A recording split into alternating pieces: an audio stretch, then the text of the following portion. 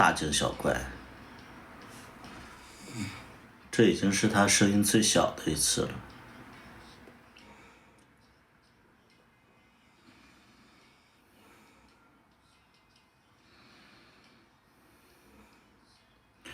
给他整个呼吸机，啥玩意儿都整个呼吸机，你懂啥呀？打个呼噜就呼吸机。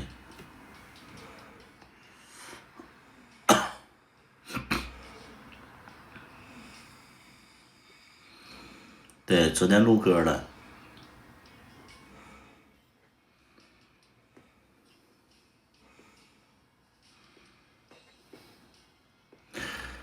声音就打了，是因为我戴耳机吗？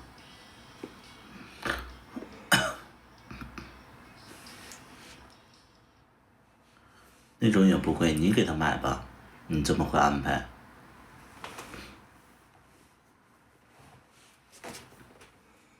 你这么安排，你给我转3000块钱，你给他买一个。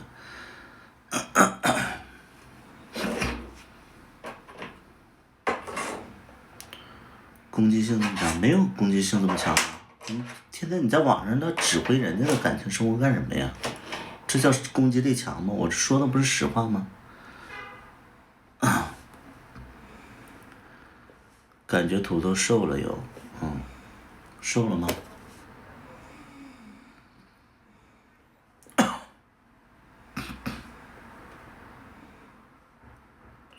你只是说一嘴，我也只是回一嘴啊。别人说，你说你就随便说，完了别人说就是那个攻击性比较强，好多打呼噜都这么扔。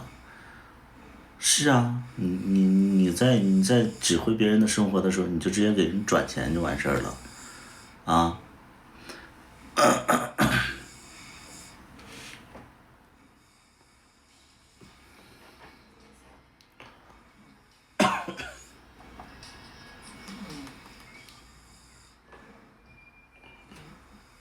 没啥事儿，下午我睡不着。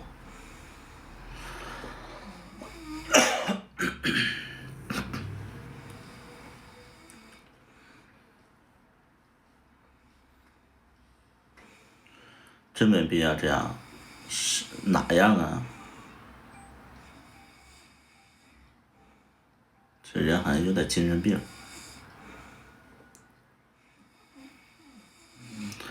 对，昨天录完了。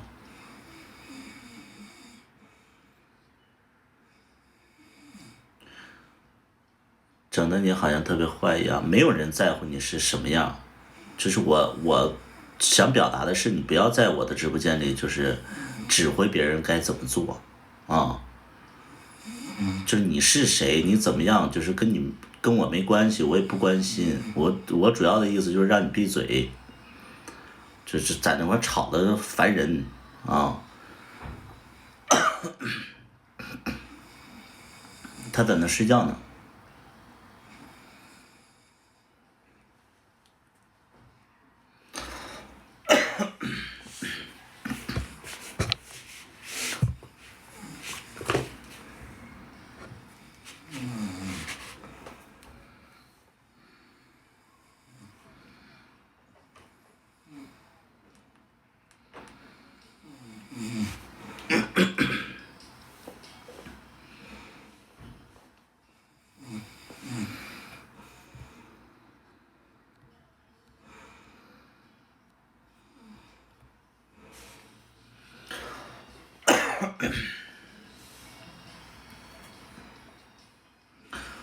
染了，上午染的。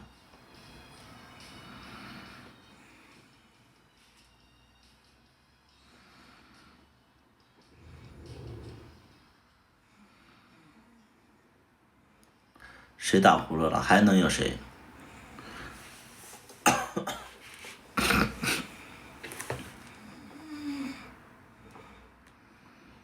终于刷到我了。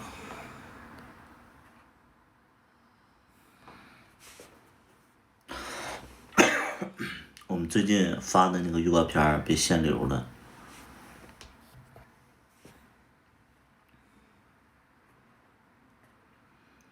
这么大声，在旁边能睡着吗？有啊。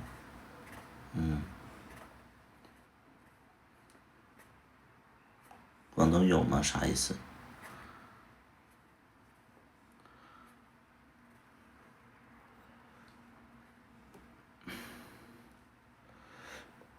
变化好大呀，瘦了，哪有好大呀？就是有一天你想打扮一下自己，大多数时间你不想打扮，仅此而已啊。因为我不太关注自己，也不太在意自己的外在。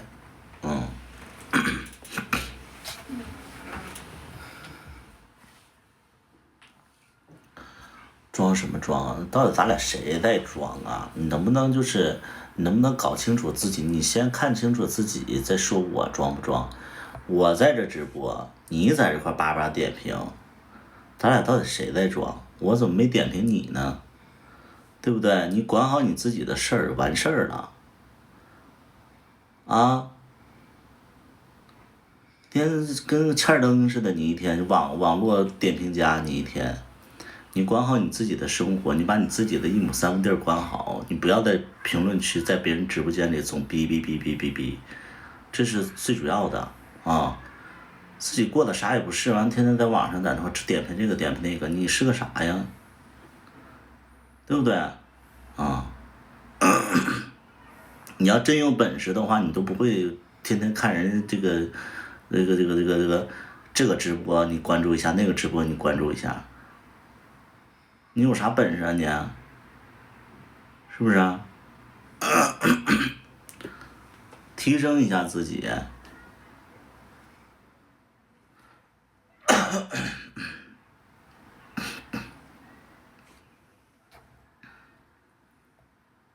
PUA 大师，PUA 谁是 PUA 大师？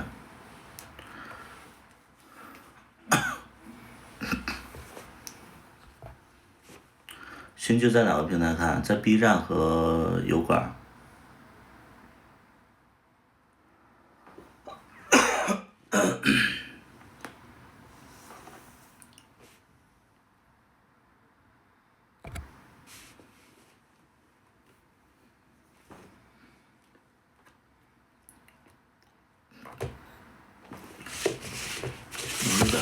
我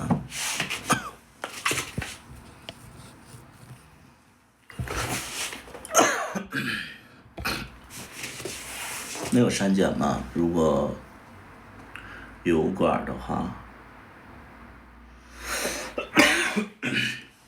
我们的剧情主要就是什么呢？我们剧情主要就是它是属于吻戏比较多，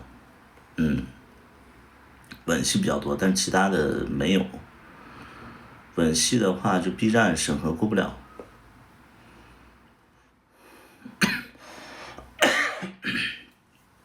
对 ，B 站过不了。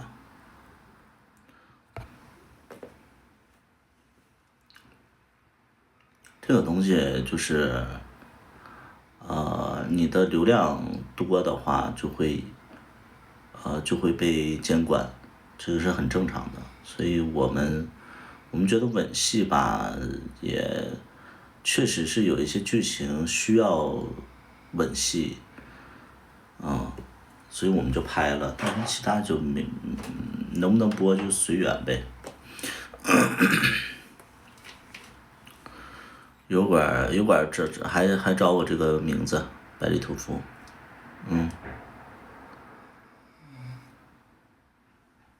还找我这个名字。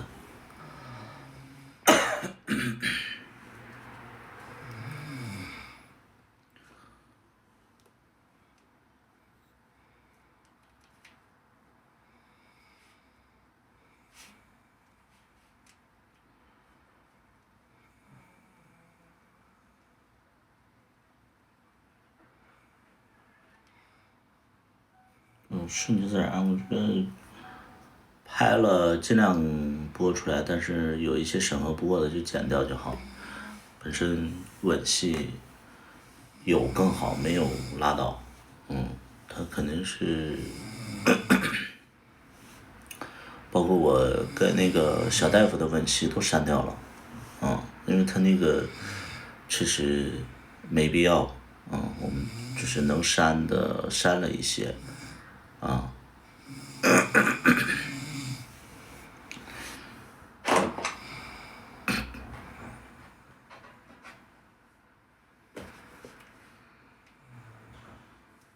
什么声音？打呼噜声。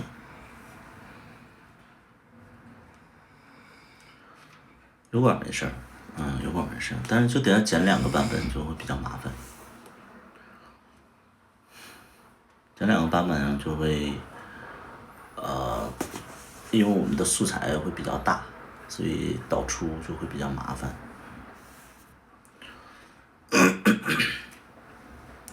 后期是一个特别头疼的事。有个帅哥在你床上，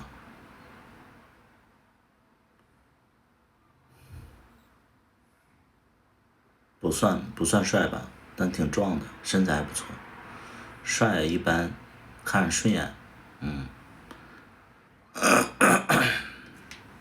挺爷们儿的。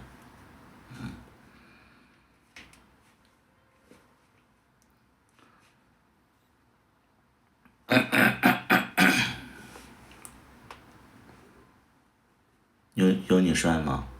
那你去先去看我那个抖音，然后再发言，啊，你先去补课，然后你再发言，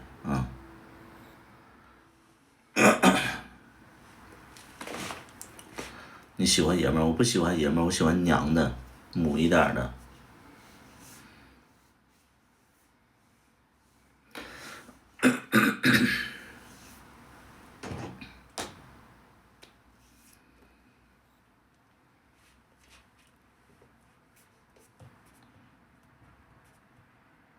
喜欢我，那你就先去了解一下，然后再来看直播，要不然你跟不上节奏，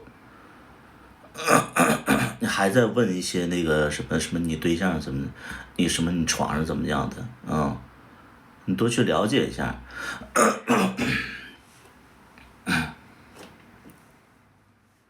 谢谢有风来的那个粉丝灯牌。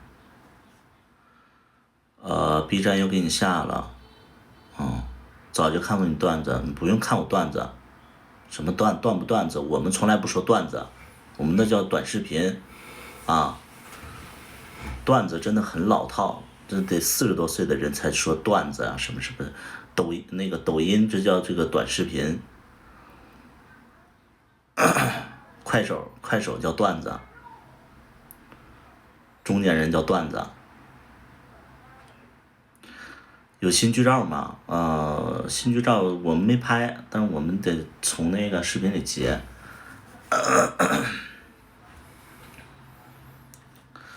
有新剧了吗？有。主要怕 B 站又给你下了，是随缘，就是下不下的无所谓，反正我们拍了，我们有些东西就没办法啊。新剧什么时候上？看主页。剧组还要人吗？剧组要人，这什么剧组？我们没有剧组，我们不是说长期做那个影视的，我们的剧组都是临时组的。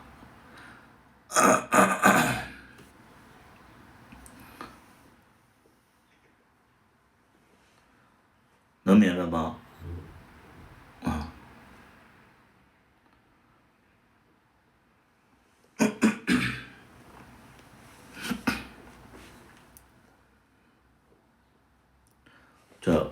就你们可能就不明白，就是说什么，这个片子啊播出的时候，其实都已经拍了将近半年之后才播的，所以你们看见我们正在播，其实这个剧已经拍完了，拍完半年了，它什么事情它都会有一个周期，你看到的时候它已经来不及了，就好比就是说你看到了一个明星他火了。你看到这个明星你觉得他非常喜欢他，但是他已经努力了很多年，他才能被你看见，跟剧是一回事儿。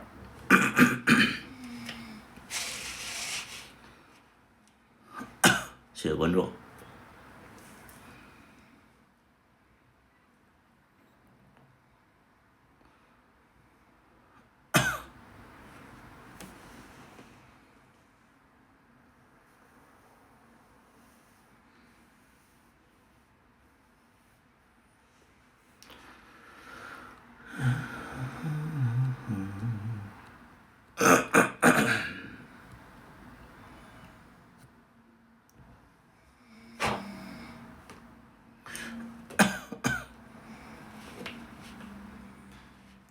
好想看各种滑雪，没怎么拍。那现场可能拍摄的进度比较快，然后也不是那种特别轻松的那种氛围。我一喊咔的时候，可能工作人员就觉得说好像出了什么问题一样，所以他们就赶紧把那个镜头就咔掉了，所以他就没有太多的花絮。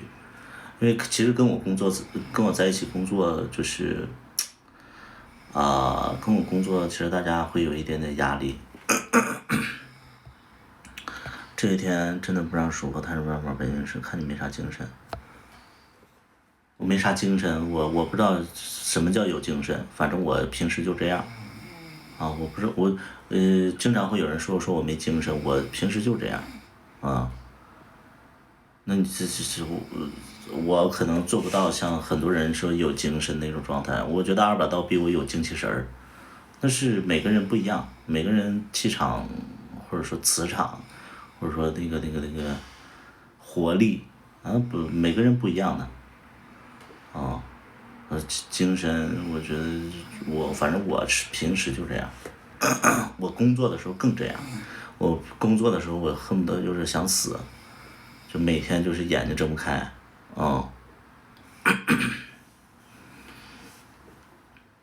所以就经常会有人说你没精神。我不知道啥叫有精神。有精神的意思就是每天做有氧。我觉得我不是那种人。对，我就是这样。我平时我干嘛我眼睛就是要睁那么大？我不会。就我觉得能让我发呆，放空，我偷偷懒儿，精神方面就不那么集中，我觉得挺好。有的人是非常有精气神儿的，我挺羡慕他，但是我不是。我之前没做直播的时候，我眼睛非常小，我眼睛就是一条缝儿。然后后来是因为我做直播了，因为字特别小，所以我就得看。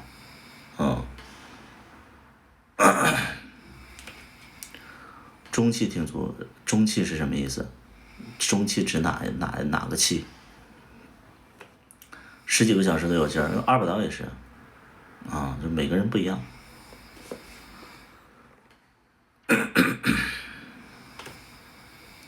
中气是指说话声音。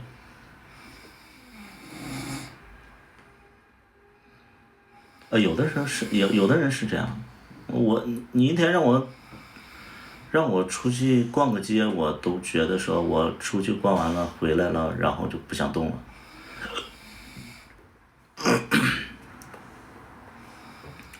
谁在打呼噜？室友。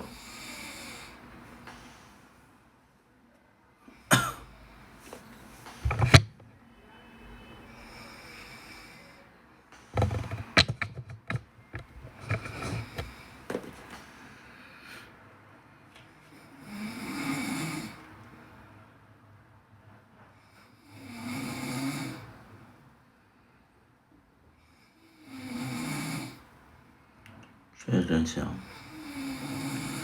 没有，我们早上呢去健身去了，然后我们一起去泡了个澡。是2点睡的，睡到现在。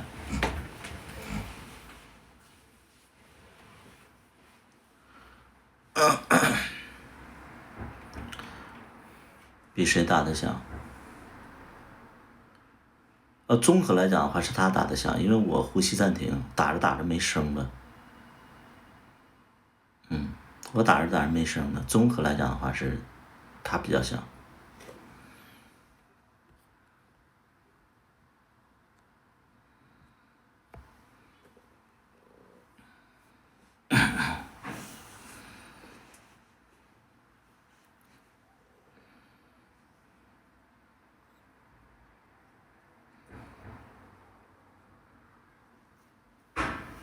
谢谢关注，谢谢梦想成真的关注。对，就是新剧要播了，大家点点关注。不点关注的话，在直播间里问我也不回答，太麻烦了。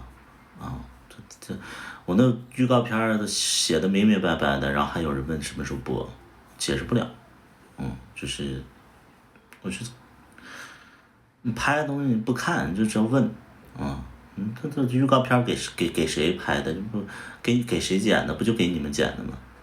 完了不看，这气人他。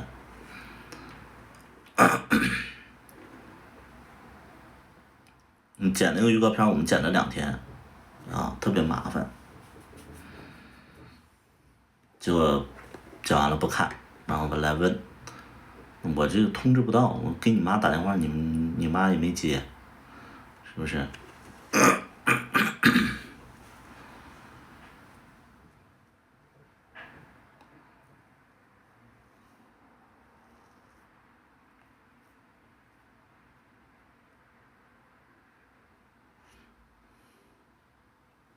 有人私信我说，你怎么跟你前任和现任处理的这么好的？完事儿，我这个东西我就没办法解释，因为我觉得这个是年龄的问题。就很简单的一个道理，就是我之前就是，其实我分个手，其实很多人都不联系之类的，但是年纪越大，可能这个东西它就会处理的非常的柔和，就不太会有那种闹掰的那种情况，特别是前任的关系，我觉得很少有前任会恨我不联系我之类的，那可能是年轻的时候，就是可能大家分寸感拿捏不好。现在我感觉就是，我前任提起我的话，其实还都还行吧，对我的评价还行。在小破站，对，在小破站，在那个小破站油管。然后就说那个我看那个 B 站上有人说什么那个他那个什么分手之前拍的什么怎么样，这一点都不重要。对我来讲一点都不重要，是体体面面分手。你喜欢过的人怎么可能会闹掰呢？就吃亏点儿，或者说就是有一些不统一的一些认知，我觉得其实是遗憾的。遗憾的话就不会有激烈的争吵啊。我不太懂大家的理解，有的人就说分手一定会闹掰，什么天天就看网络上的那些那个什么什么心灵鸡汤，说真正相爱的人分开一定会做仇人，要不然就不是真心相爱，怎么样？你就少看着这些东西，多去生活，多去体验，天天听这些狗屁，一个人的人生，他不可能跟别人都一样，你不可能用一句话去总结了他的人生，对吧？那每个人都性格不一样，然后生活状态不一样，那怎么能分手都是一样的结果呢？对的，特别是我觉得年纪越大，对待感情的处理方式会越柔和。我年轻的时候确实是，对，可能会，呃，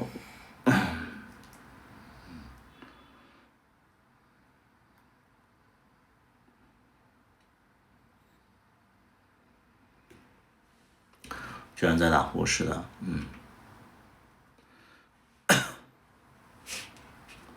我年轻的时候，我记得我第3任跟我分手的时候，然后我还追到人家的家里边，然后去求复合。但其实这个行为其实表面上是专情的一个表现，但其实挺极端的，对吧？就挺极端的，就是我不知道这个行为对于你们这个年纪来讲的话，是不是会能理解，反正我现在我已经理解不了了。比如说就是，别人不跟我打招呼，然后来我家的话，我觉得我会有一点点觉得奇怪了，年轻就要冲动，所以说年轻会冲动嘛，现在不会了，现在不会了。我无法共情，我觉得以前还蛮奇怪的，不录歌吗？我录完了，昨天录的。就我那个时候就是跟我第三任分手的时候，然后我就觉得说我要就求复合嘛，然后那个时候就深受那些就是韩国偶像剧的那种，然后就一个人去他家，然后就敲他门，然后就去就是告白呀，然后复合呀之类的。我之前就爱做那种事情，现在不会，那就会觉得说，反正现在也没有说那个，也没有说就是被甩了，现在也不会被甩了。对，现在不会被甩了，之前可能会，之前可能会选择一些就是，选择一些自己驾驭不了的感情。现在 OK，现在就是知道这个，现在可能会，对，保险一点，人家不爱就是不爱了。就在那种情况下，我觉得就是，哪怕就是你俩复合了，可能也是，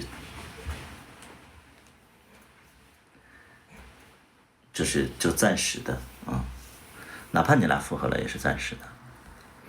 你是不是找个十几个了？不止，我跟你不太一样，就是可能我自身条件可能还可以，所以我恋爱的机会会比较多，这个人和人是比不了的。我可能不止十几个，我是那种就主动出击型，然后也有在生活当中也会有人喜欢我的，所以就感情的枝枝蔓蔓会比较多，所以我不止，但是可能会，跟你也不太一样，就是你可能一个感情你处个10年8年的可能最后那个怎么样，我可能是就是处一处我觉得不太合适，那我就不会再继续接触了，每个人不一样，是不是达达？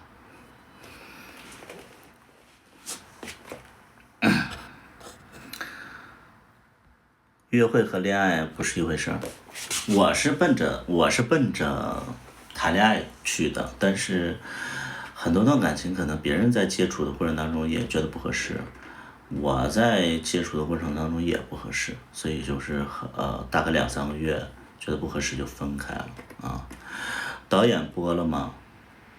现在看我主页，然后有一个这个预告片儿，去看一看，我们花了2天剪的，上面啥都有。自己去那个主页去看一看，我觉得剪的还不错，挺唬人的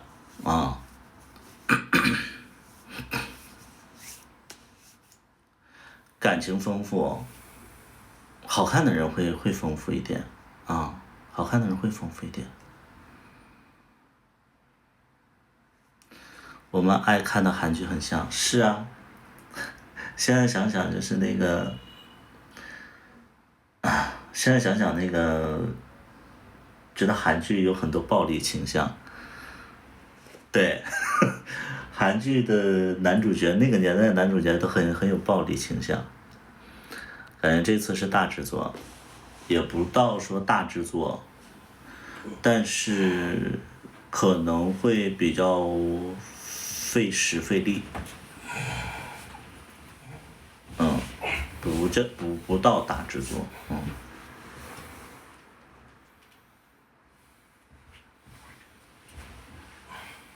吵醒你了？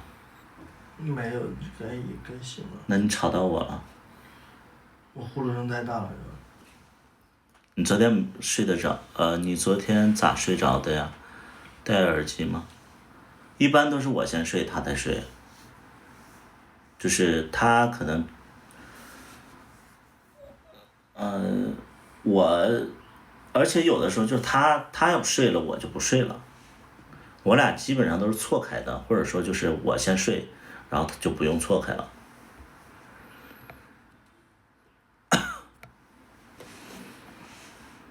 其实我也打呼噜嘛，但是我睡眠特别浅，我就去沙发上睡了。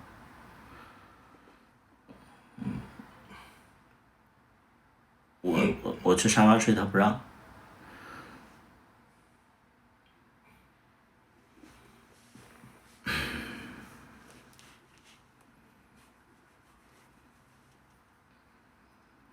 现在就会觉得说，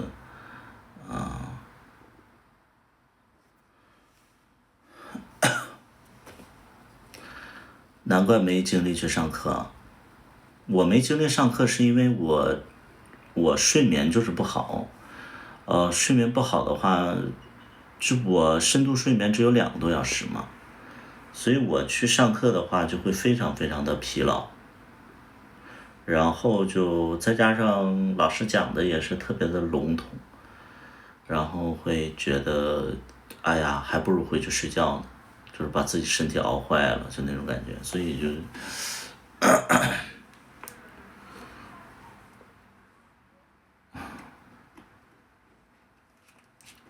深度睡眠达到2个小时已经很多了，我每天就睡4个小时。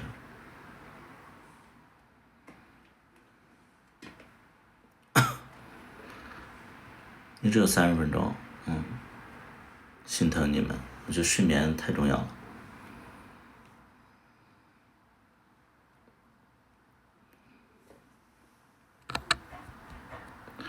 老师的内容就选择去听。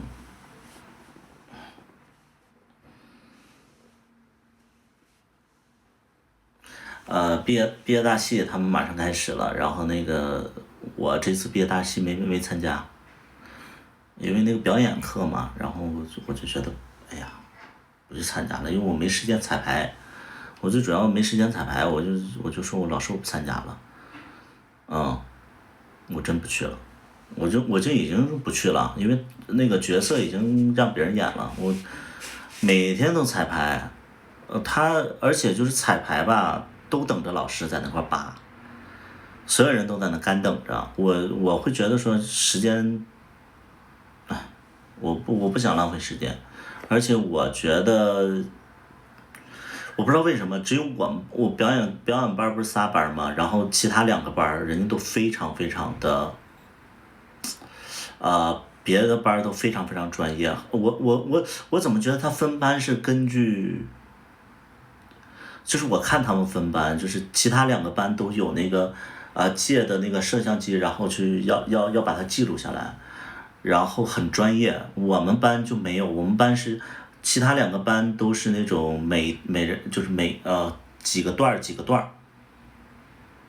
儿，几个段儿几个段儿的，我们是一场大戏嘛，所以我们的人员也不够，然后排练时间也不够，然后老师讲的时间也来不及，反正我就觉得非常匆忙。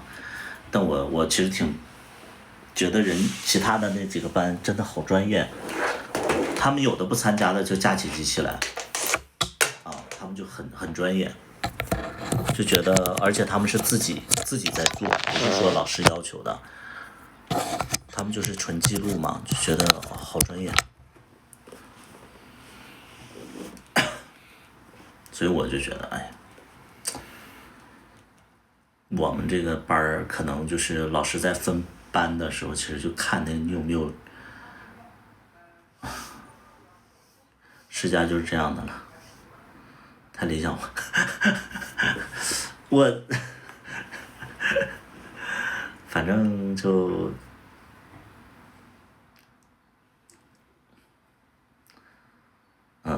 反正我就干脆不参加了，因为我剪辑也事儿也太多了。其他班也是进修，都是进修班。我们是一个班80个学生，然后会分成3个班，然后因为我们第一学期毕业设计是那个表演嘛，对，所以说80个人分成3个班，一个班20多个人，我们班20多个。你在家剪吗？对，我在家剪，但我这2天我都剪不下去，我就已经达到一个崩溃的边缘，就现在就没有心情再剪，现在剪到第4集啊，剪到第4集，前2集是剪完了，但是还没有细化呢，这调色呀、收音呐、然后包括配音呐、都没弄呢，去找你理一理吧，明天吧，今天我不想动，今天我没睡好，明天你过来吧。今天家里也太乱了，明天你可以来家里，就是今天晚上有保洁，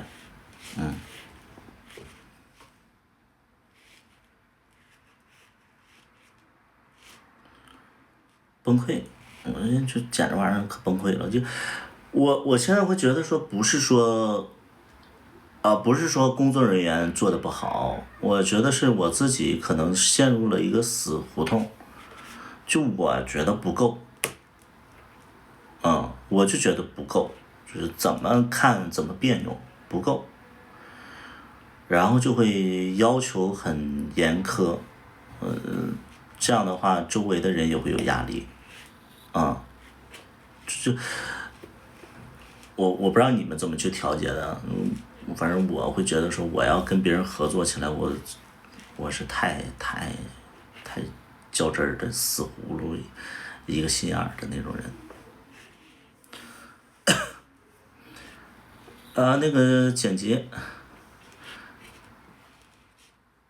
你俩可以，你家没有电视机，你家没有电视机，为什么要有电视机？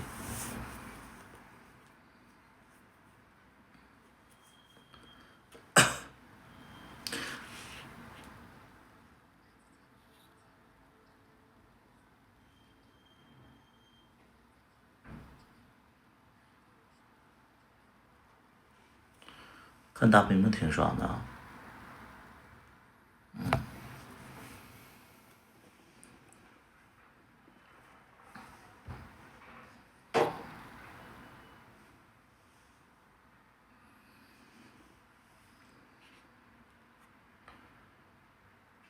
崩溃，我觉得这行可能会让自己就是心里有问题。做这行是不是阳光不了啊？我其实挺佩服一谈的啊，我觉得一谈算是一个阳光的人，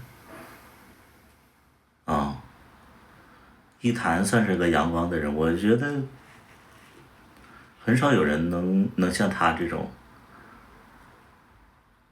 一个小女孩还挺阳光的，牛逼。我是不行，我一工作就陷入到那种，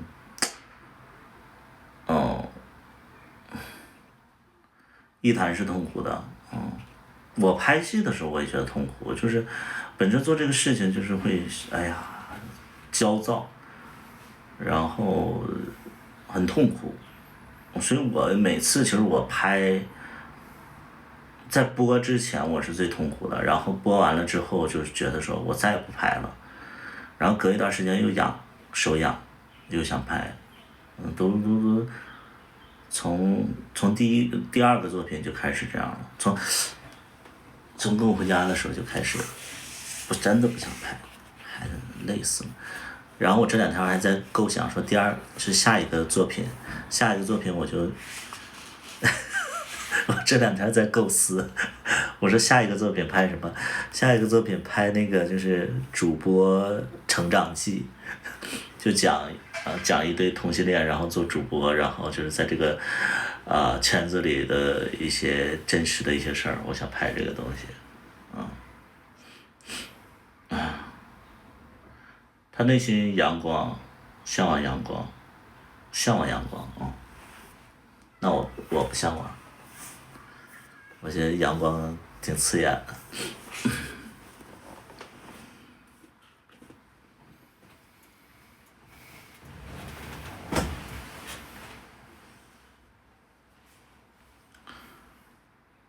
还有就是其实我最近我就在想一个话题啊，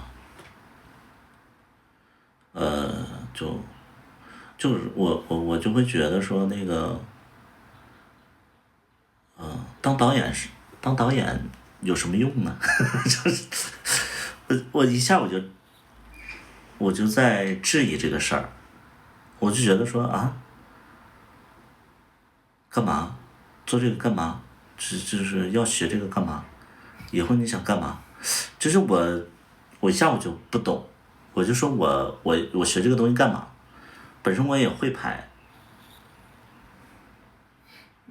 啊，就是我也会拍，那我要干嘛呢？嗯，就其实我一开始我学导演，其实就是想着说，啊，可能不想在这个圈子里去做一些东西，然后，嗯，所以我想有更大的平台去做一些事情。但我仔细想，其他的平台也不太好啊。就你能懂吗？就是其实，就我就在思考一个问题，就是说什么呢？就我其实来学导演，我其实就是想在其他的机会啊，就是其他的领域、其他的机会里边去让自己多一条路走。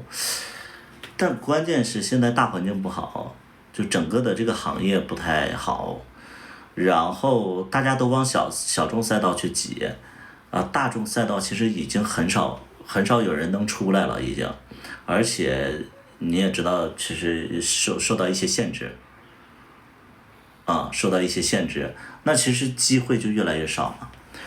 那我还往这边挤，然后我就在质疑，我说，就算是我往这边挤了，其实我身边就是小薇，不就是个例子吗？小薇不就是个例子吗？小薇其实她就是本来她是做那个耽美这个系列的，然后她来了那个，她来了这个就正常的市场里边去，但是小薇你看，我承认小薇很努力，然后小薇也能创造成绩，然后怎么样，但是小薇的收入其实支撑她的生活还是会很吃力，哪怕她是一个公司的一个，她是有一家公司的，依然是不太乐观的一个状态，所以我真的要舍近求远的去就是走那条路吗？我为什么要花这么多精力和金钱、时间，然后在未知的道路上？所以，那我为什么不能在我本来的赛道上？就是我是不是有点多此一举？我其实就会有这种冲击，能懂吗？就是对你，其实我能看到你们就是，我其实跟小薇比来讲的话，我其实可能比小薇有一点点天赋，但是我绝对没有小薇的那种持之以恒的那种状态。那小薇那么持之以恒，包括小薇浑身都是病，她在这个行业里坚守着，然后她也仅能创造这点成绩。可能我步入这个行业，我不如小薇呢。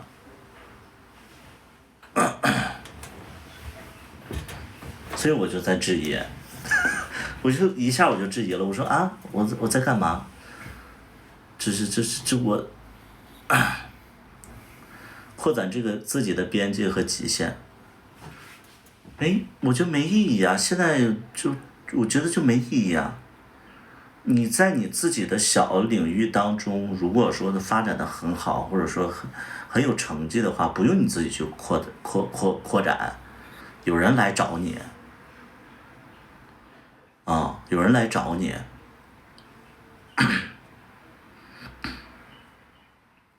就为什么我们要去别的赛道里边去证明自己呢？啊，我觉得我这条路其实好奇怪啊！我这一下午就回忆或者是反思，我觉得好奇怪。偷偷考虑一下短剧导演，能挺吃香的。你一个外行的人，你不要就是看别人做什么就是什么，我们才是这个行业里的人。你不用一个外行的人给我们一些建议，你觉得我有什么信服力吗？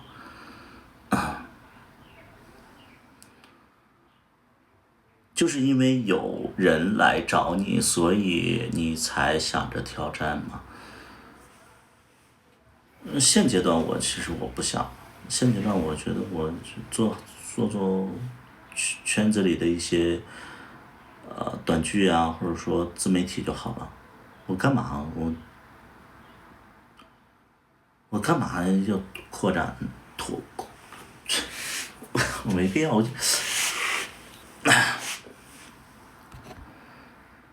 就像一谈他觉得自己完成自己的，所以我觉得，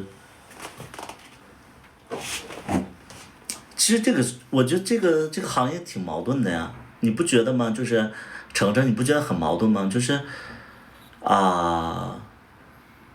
先开始我们要证明自己，然后拍一些观众看不懂的一些东西来证明自己，然后去获取一些经历、一些奖项、履历。但是因为你有了这些所谓的文艺片，或者说概念，包括一些就是一些国际上的一些奖项之后，大家反而不会去看你拍的东西了，因为你就是文艺片导演，你拍的东西吧，就是大家能懂不？这是我们老师跟我们讲的啊。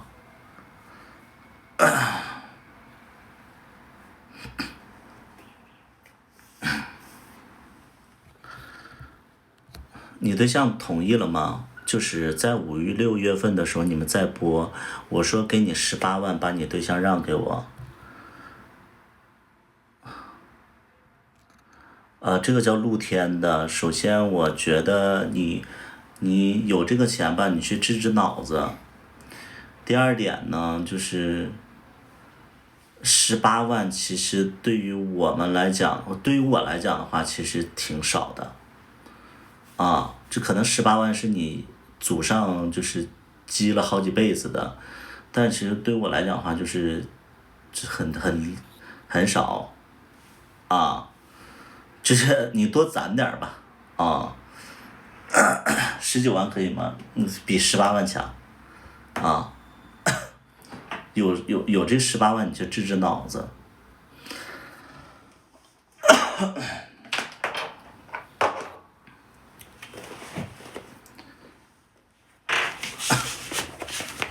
开个灯。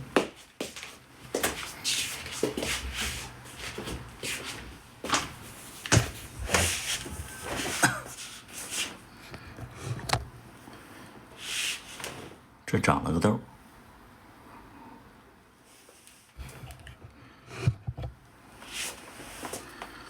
可以好好讨论一下。没啥讨论的，哎呀。我现在的计划就是说，就拍一些自己想拍的东西，拍自己想拍的东西，然后找一个消费没那么高的城市，然后去让自己的心静下来，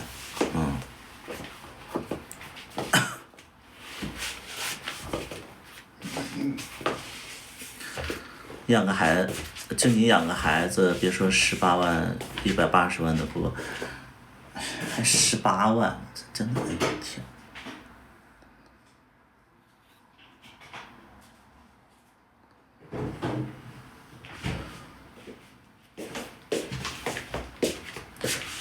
程程，你知道吗？就是我后期我会觉得我们班级里的那个风气非常不好。啊、我觉得你上学的时候也有这种感觉吧，就是80个人，有十几个是好像有一些经历和资历的一些人，有十几个是小白，有十几个是安安静静上学上课的，啊、剩下一些人就是没有存在感的一些人，大家就好像在想通过这个学习的这个班级也好，这个氛围也好，去找到，去获取。但我觉得，我看到的是一个不好的风气，就是大家互相在恭维，互相在吹捧，互相在探底。一年过去了，对，一年过去了，就是大家也没有找到对自己有用的人、有用的人脉，很好的这个认识进步没有，就是通过一年的时间，大家其实都在一个这个过程其实是挺虚的。我不喜欢这种感觉啊，对，我不喜欢这种感觉。其实我真的能感觉到我们那帮同学就是彼此都在觉得你挺厉害的，跟你接触一段时间，发现你也觉得我挺厉害的啊，就大家都觉得对方挺厉害的，然后想从对方身上去获取一些东西，这就好比就是说同性恋。一帮同性恋想找个金主，然后因为同性恋，找金主的话，也不希望就是说，也希望把自己打扮的很洋气，然后很优秀，然后呢，让别的同性恋就会就让在找金主的同性恋觉得他可能是个金主，但是他其实就是在打扮自己想找金主的金主。每个人都觉得对方是金主，但是其实大家都是在找金主的一个人，所以我不喜欢这种感觉。你知道这个感觉就是特别明显。我在gay 圈这么多年，我其实最讨厌的就是这种感觉，就是你有这个时间，你提高一下自己，就你不要把心思放在找金主这身上啊！就是我真的陷入到那种恶心的那种状态了，厌恶。不是恶心，是厌恶，我就会觉得跟同性恋这个圈是一样的。你能听懂我的形容吗？每个人都在装，每个人都在演，每个人都在就是打肿脸充胖子，我就觉得好奇怪呀，好奇怪呀。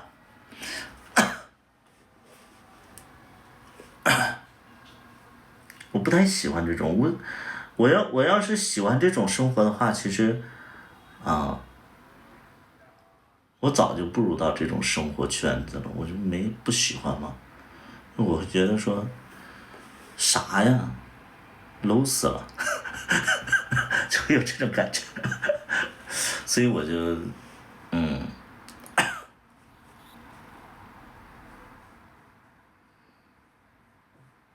能分辨哪些是一辈子，我叫就是挺恶俗的。你知道同性恋圈跟直男圈还不一样，直男圈的那种恶俗可能，我不是说对女性的恶俗，是对这个人情世故的那种恶俗更夸张。你能体会这种感觉吗？就是直男。在影视圈的直男对人情世故的那种恶俗的那种习惯相处方式，可能比对女性的那种恶俗的习惯方式还要恶心。哎呀，就会觉得，我的妈呀，这他们真的好假，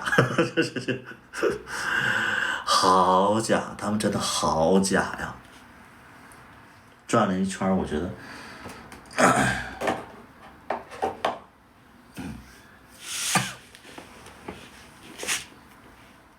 就有这个时间，包括我连毕业设计我都不想做了，程程，我连毕业设计我都不想做了，就是毕业大戏都不想做了。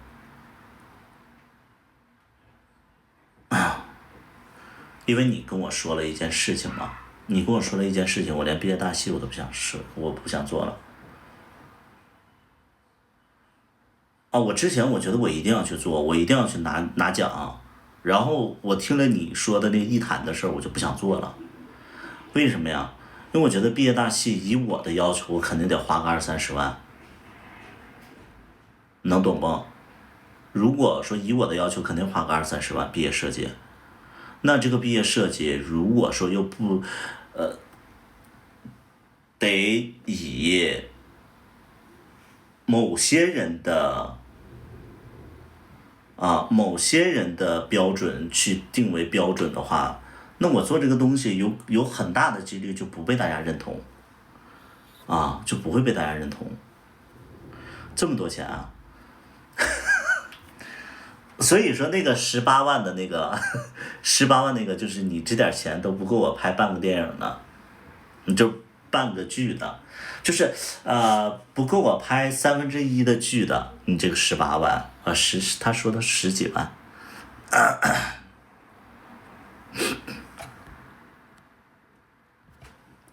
所以我就会觉得说，我花这个钱也不一定会被大家认同。那我拍这个东西干嘛呀？我还不如拿这个钱我自己拍我自己想做的东西，这不更好吗？我为什么要去证明？我要在别的圈子去证明自己呢？我图什么呢？而且，我觉得大概率，我觉得大概率是不想去迎合那个圈子的，就是一切都没有意义，我觉得都没有意义啊。20万，自己拍个短剧不香呗，是不是？对呀，对呀，对呀，是这样的。我就会觉得原来是。其实我之前我没有觉得，就是你跟我说一谈的事儿，我就觉得原来是这样的，他有这样的操作，那我就不喜欢，因为就是我会觉得不确定性，我不太喜欢把自己的就是热血的东西变成不确定的东西，就是会有被辜负的感觉。你说一谈的那个，就是因为那个女班长的事儿，然后没被选。你说你们女班长那个没被选，她的作品没被选这个事儿，我觉得太扯了，我觉得太扯了。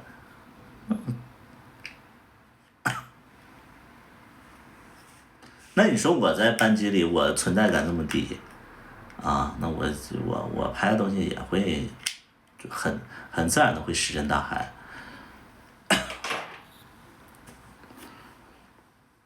对，也很自然会石沉大海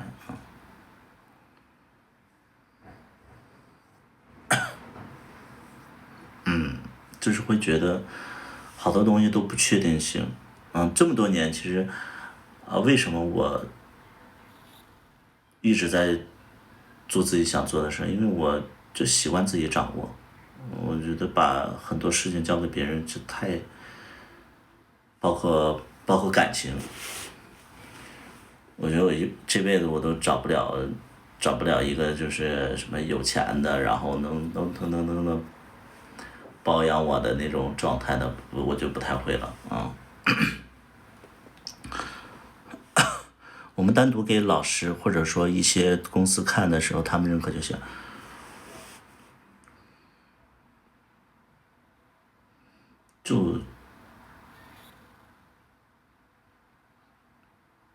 做自己想做的事儿啊，自己想做的事儿。我觉得有钱，有钱，有钱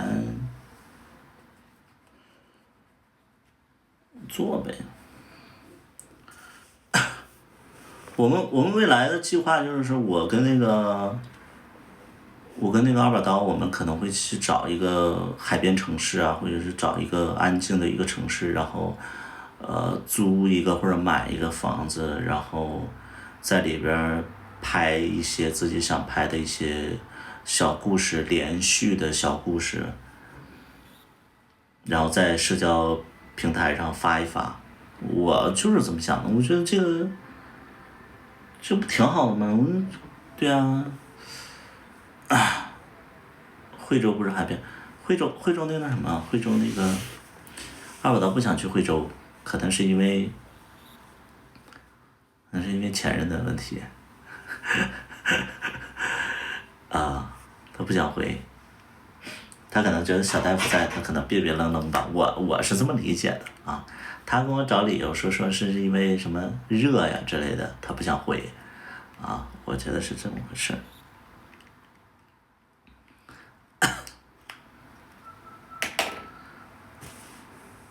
他可能觉得别别愣愣吧。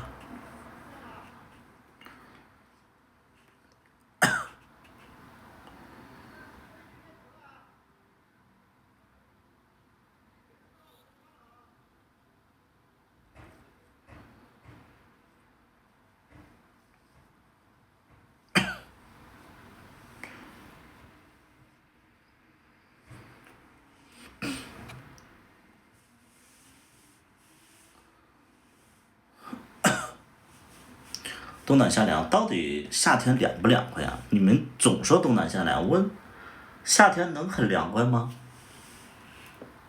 啊，就你们真的，你们发誓，云南夏天很凉快？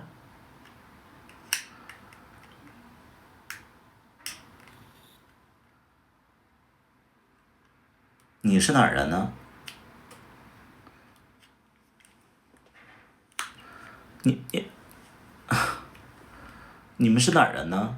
你们说的靠谱吗？广东的你说什么呀？广东的，我觉得夏天能凉快吗？我们东北夏天也不太凉快啊。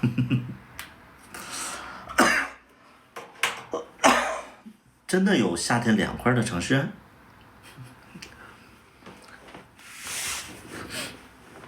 海拔有关系啊，很冷是吧？哦，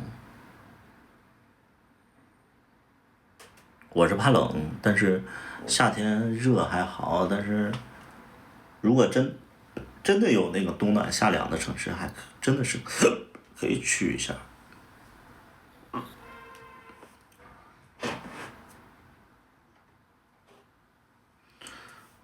夏天没去过。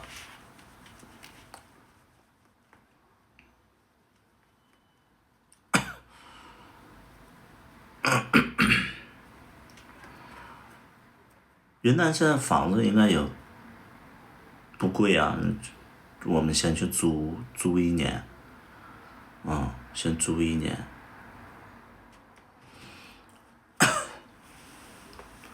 贵阳吃的东西不太顺口，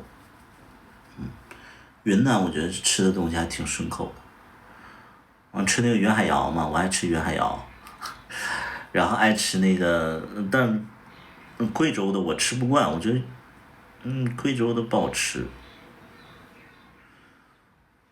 云海肴就是菌类啊，然后包括那个傣族的那个味儿啊，我觉得我都还行啊。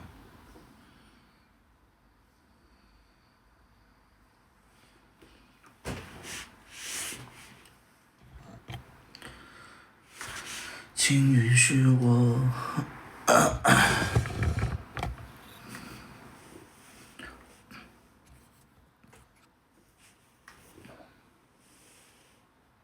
西双版纳会暖和点吧？哦，西双版纳会暖，还好啦。反正我现在就觉得说，我真的会觉得说什么，我现在就是最大的感受就是说，你30岁之后，你心气儿散了。我真的不夸张，我之前25岁到30岁的时候，我觉得我浑身充满了力量，我是创造者，然后我要让全世界能看到我的能量。但是我30岁之后，可能是因为做了生意喝酒元气可能伤到了之类的，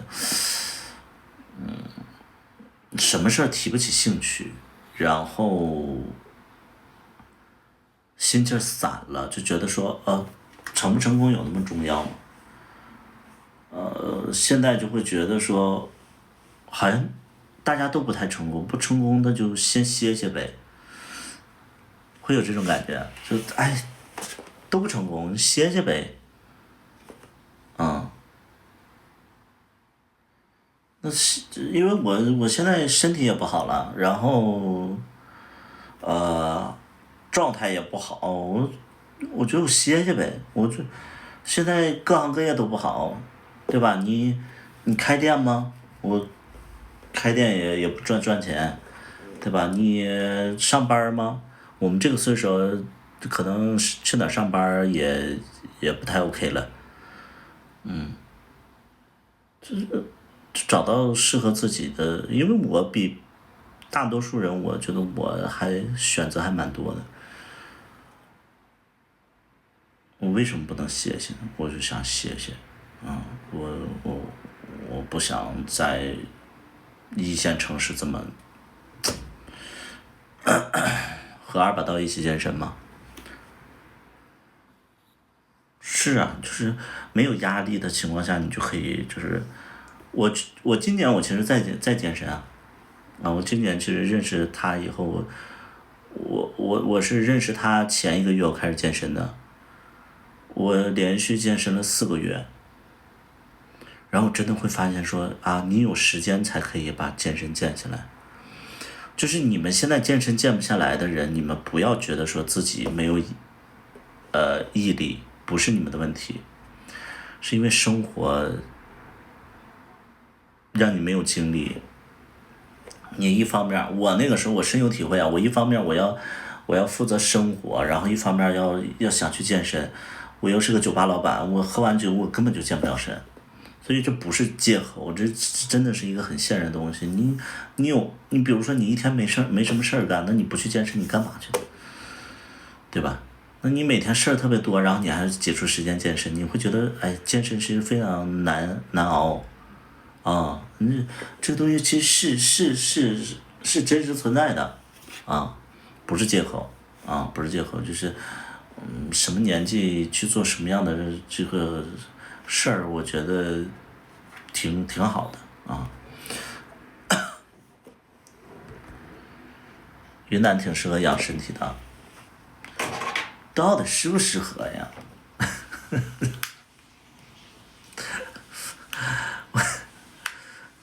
因为我没那么大冲劲儿了就是一个新的一个城市，试错成本其实比较高，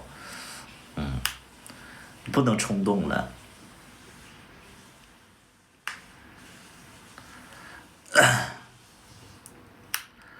现在就不能冲动了。我之前可能就是说一冲动在那儿买个房买个车之类的，租1个月我觉得都不够。买个房买个车了，然后就怎么样的？我之前特冲动，现在我觉得，包括谈恋爱也是这样。我就觉得之前挺冲动的谈恋爱，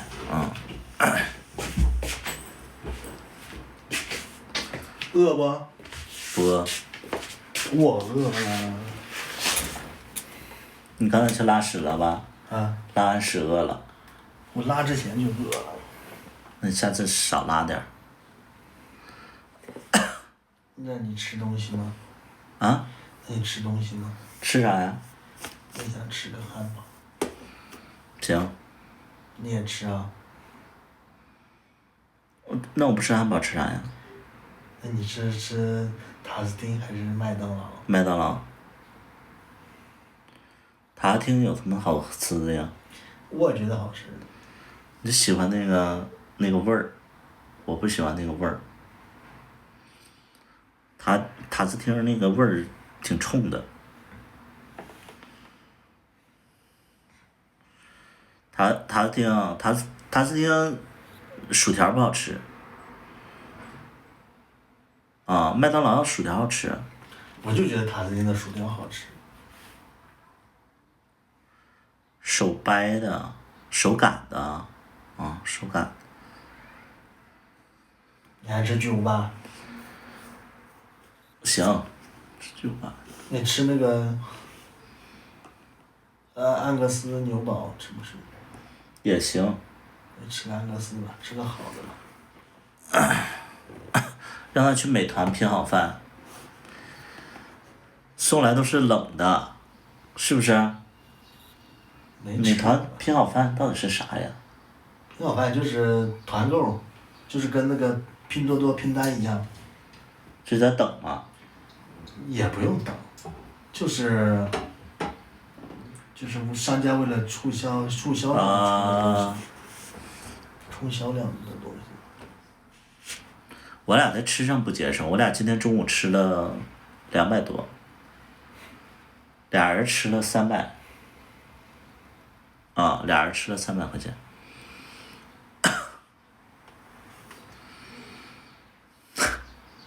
然后我俩吃的啥？吃的那个日料，一点儿都不节省，我俩。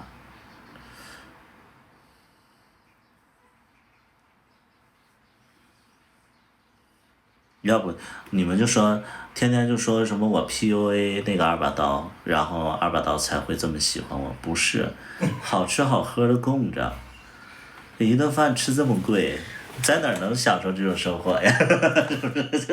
我是变态啊！我喜欢 PUA 啊！我神经病哦！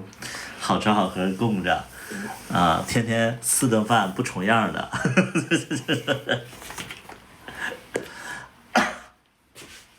哎，那你之前也这么能吃吗？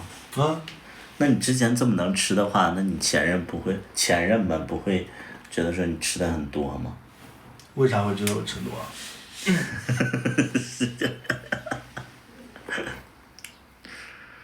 因为感觉他们其实还蛮节省的。我们不一定会一起吃饭，就是各吃各的。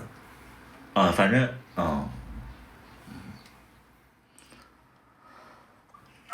这不分手了吗？因为吃的多才分手的，是。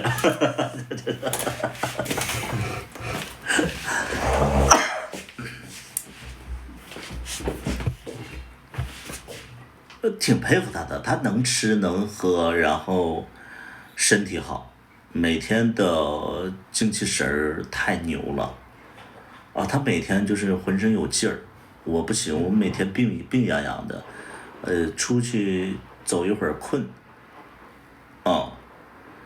然后想躺着，去哪儿都想躺着，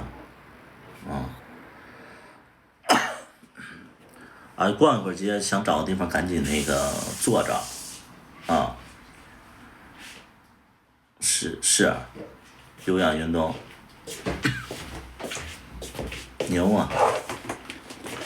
我也不爱逛街。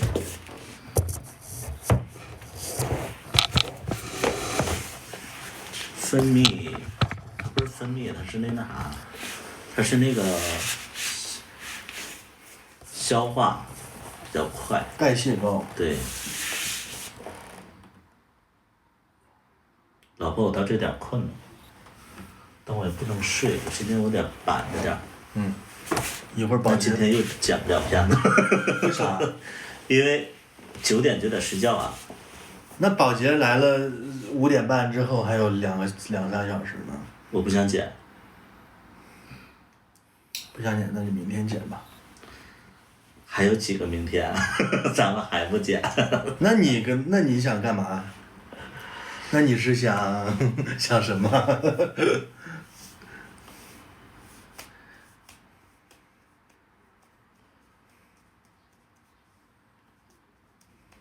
30分钟的什么？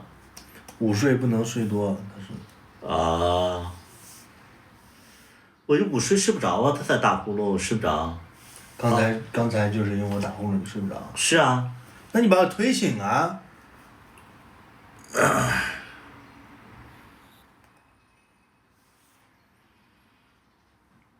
那你就强撑着吧，你要不晚上又睡不着了。对啊，我就在撑着呀，我觉得我好不容易今天撑到这儿了。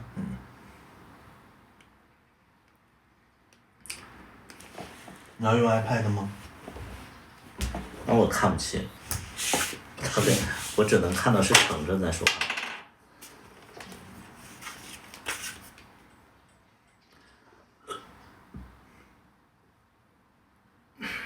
谢谢北极熊的关注。谢谢北极熊的关注。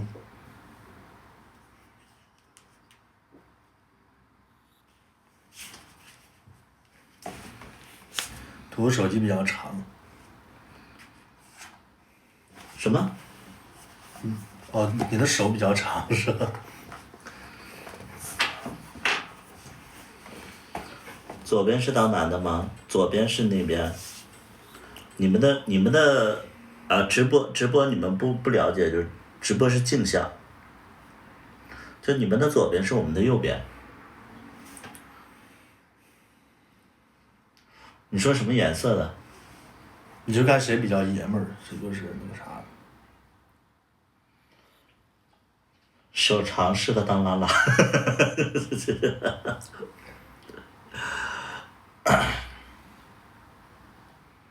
肌肉零，你现在对肌肉零这种词你还会特别反感吗？反正不是说的我。那说谁啊？反正不是我。肯定反感啊。你是对肌肉反感还是零反感？就是对这个组合反感。那你是不是肌肉吧？是啊。你是不是零？那反正我就是对这个组合就反感。那人说的没错呀。你干嘛反感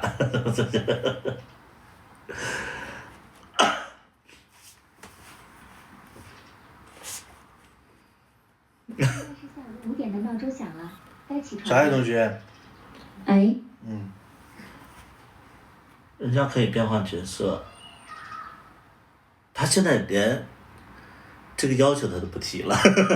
哎，我提了有什么用呢？我就感觉你一点都没有这方面想法了。不会，不是，就是我觉得没用，我就不会提了。就是被拒绝过几次之后就不会再提了。不是，我觉得你现在完全的那个心里已经认同了现在自己的角色了。是认同了，但是也会想。还在逞强。我逞强什么？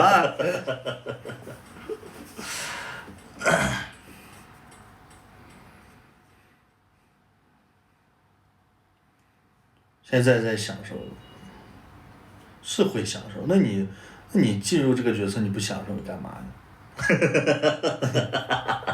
干一行爱一行。对呀，那就是啊，你干一行爱一行。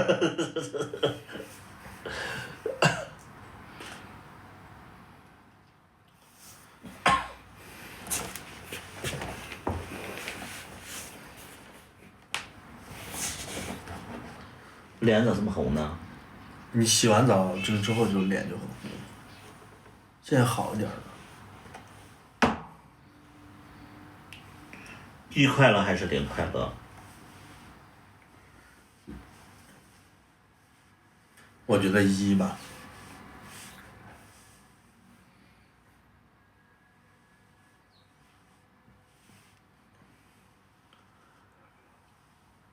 你跟图图谁在家说了算？在家说的算，啥意思？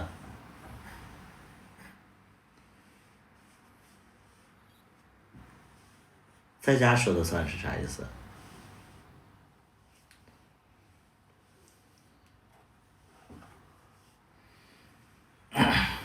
你觉得你问刀刀快乐吗？我是觉得做1比做0要爽谁管事儿的？啥叫事儿啊？这家里也没啥事儿啊，我们家。我是管事儿的，我是当家的。谢谢东方的20个小心心。真没啥事儿啊，你这钱这一块都是他把着。大事他来定，还是？没事儿啊，咱俩有啥事儿啊？你不是在看房子吗？啊，就是房车什么的，我来定，因为他不懂嘛。但是那个就是，不知道吃什么呀？吃什么也是你的。钱都在他手里啊。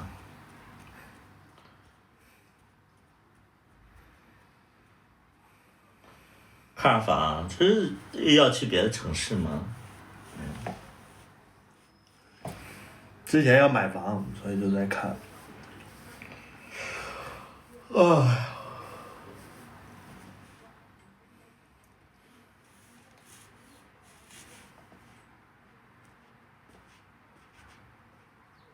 还有半年的别买了。半年啥呀？我4月份就到期了，4月份我就走了。哎，你成都的房子卖了吗？成成。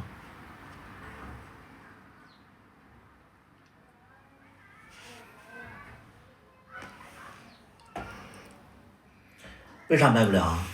有契税啊？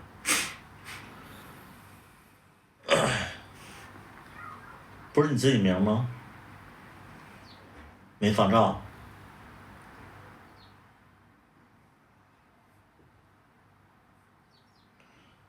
限价房？啥叫限价房？没听过。必须5年哦。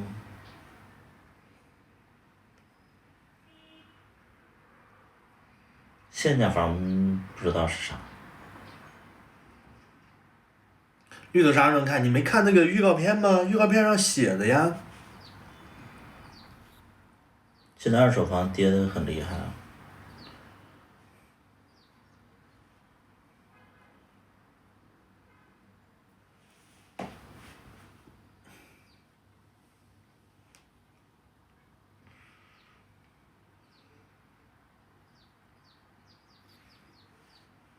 当时房价比周边便宜。房价比周边便宜。你是在哪儿买的房啊？是什么地方买的呀？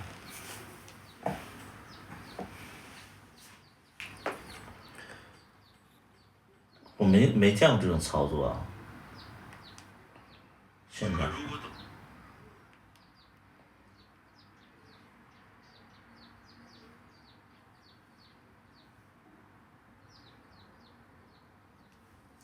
你为啥才18000呀？你是法拍吗？还是什么呀？就可能会有一个渠道嘛之类的啊。拆迁房。哦。OK。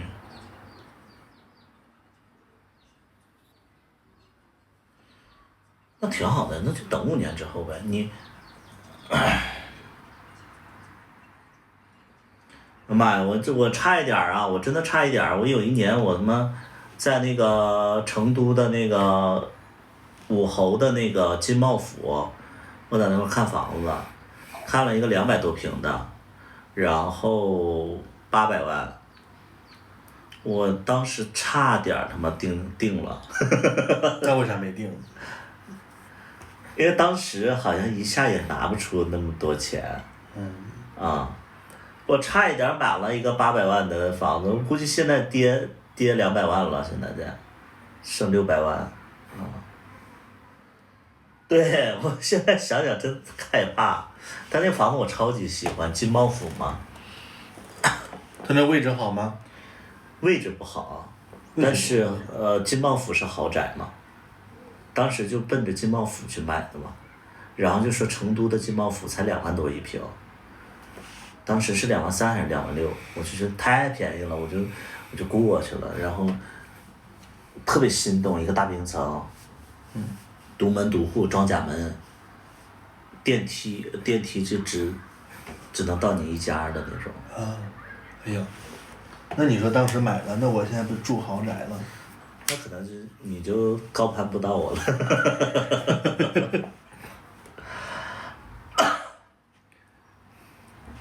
业主维权肯定的，他那个房价现在跌得蛮严重的，但是也还好。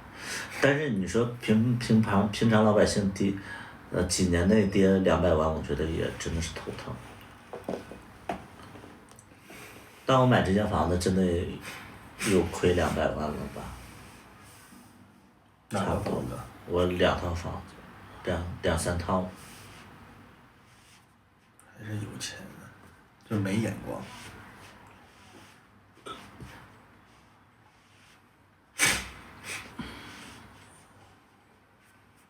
留着钱带着叨去云南旅居，就是有这个打算，现在就是有这个打算。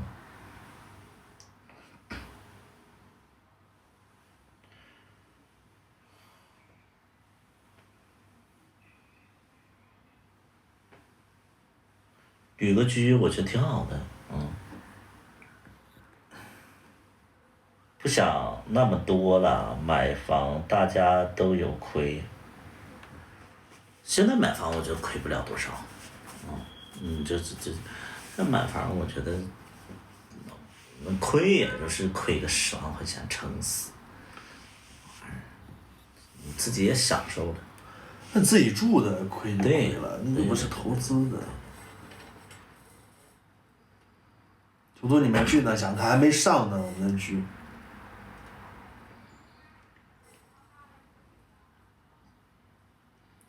现在有碰到真的喜欢的房子就买吧，没事儿，干嘛在乎一些？我感觉买房子真的比租房子要好多。你租的房子你养个狗啥的你特别麻烦，你自己买房子你愿意咋养咋养，你房子里你愿意咋整咋整，你装修你想刷个墙啥的你都不会觉得说怎么样，你比如说那个墙的颜色不好你就换了，你也不会就想着说那个到时候那个租主。我还真的没有怎么住过自己买的房子，因为我们家买房买的很晚，买房之后我都上大学了，上大学在家里待着就只剩寒暑假了，所以有自己的房子很爽。是，就我那个时候我那个公寓我每个月还2.2万，然后我都住的津津有阿表的家在哪儿？家在河南的。津津有味儿。然后说什么怎么自己捯饬家里这种感觉从来就没有过。那天没酒好吧？还好。你要请我吃饭吗？今天我们正好有时间。宝洁要来了，我们要出去了。哎，宝洁怎么还没来？5点半就过来。哦，5点半。宝洁来我们能走吗？干嘛不能走啊？宝洁就让他收拾呗。家里有什么东西啊？家里有贵重东西吗？我贵重东西都卖了呀。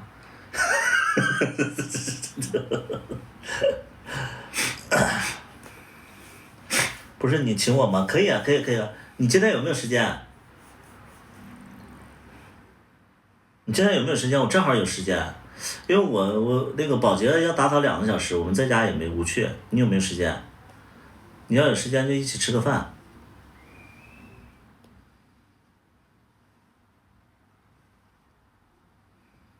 人那天请咱们喝酒花了好几千呢。那个香槟咱们去了，虽然说就是没喝几口就没了，但那3瓶香槟得1万块钱吧，差不多吧。哎，你好。好。啥呀？麦当劳。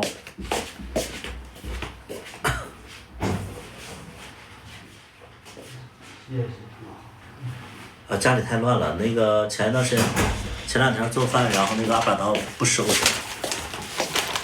啊？等会儿再吃。是不是要一起吃？是只牛。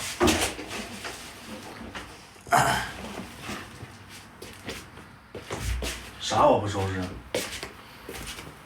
吃吧，在哪儿吃？去那个良金大厦行吗？你现在哪儿呢？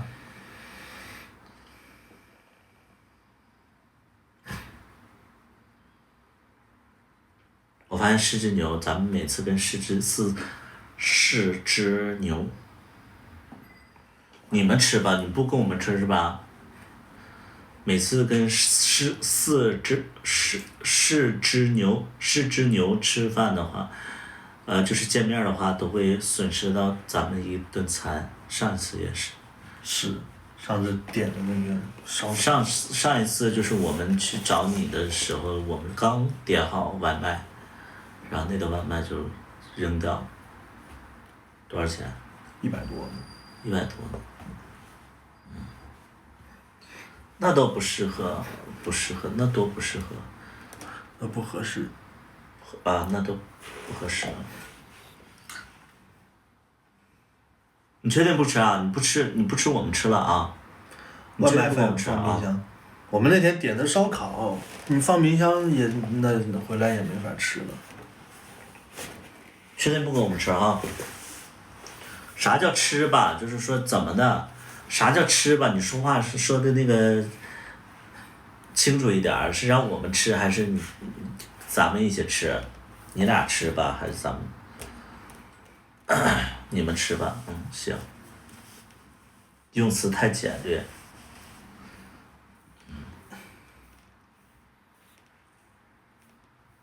都买了外卖了。我听到有一个传言，你知道吧？柿之牛。我听到柿之牛的传言，就是说柿之牛非常喜欢二把刀。你得了吧你，又开始了。然后他看到那个咱俩走到一起，他心里特别不舒服。那他还喜欢你呢？没有喜欢我，他对我可能就是那种就是好哥们儿的那种感觉。然后因为其实他认识我的时候，确实是就是他想跟我接触到好哥们儿那种。然后他还跟我说那个我说我们最近要拍戏，然后说那个二把刀啊，我那个看着挺好的之类的。然后那个时候咱俩没在一起啊，结果后来咱俩拍着拍着就在一起了嘛。从那以后柿之牛就没有再约过喝酒了。那说明人家很有分寸感，知道你有对象了。那如果说是好哥们儿的话，知道别人就是有对象了的话，那其实会庆祝啊，会吃饭啊之类的。但他从此以后就不约我吃饭喝酒了。然后一直我也是就我俩就在微信上就互相就是闪对方，就是说哎，要不要一起吃饭啊之类的。他说啊有机会的吧。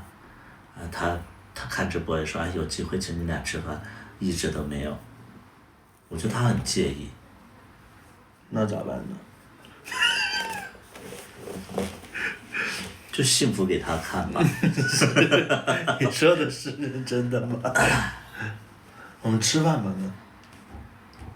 吃什么呀？把手机拿回去吃。你吃得下吗？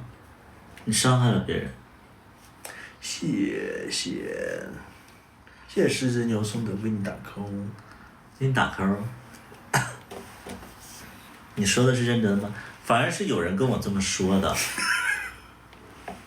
这不是我自己说的啊，是有人跟我说的。他是这么说的。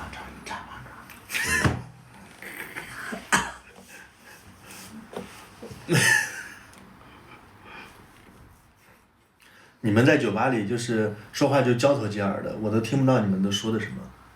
不交头接耳的话，我们也听不到。我是总能听到我的名字，但是我不知道你们在说的什么。他那天不就这么说的吗？他说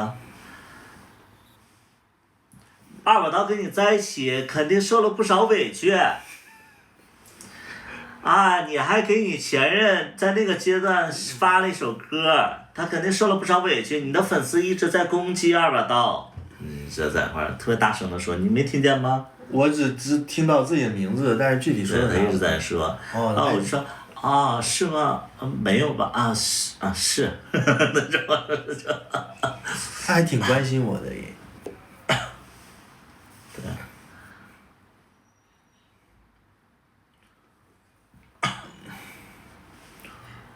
是不是发福了一点？没有，体重完全没有变化。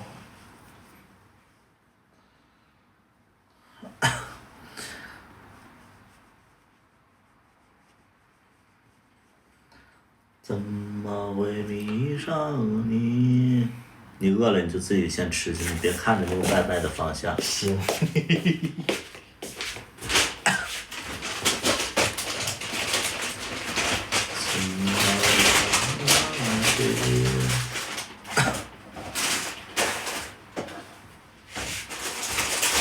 你请他吃饭去，我觉得狮之牛你能说出这些话，我其实蛮意外的。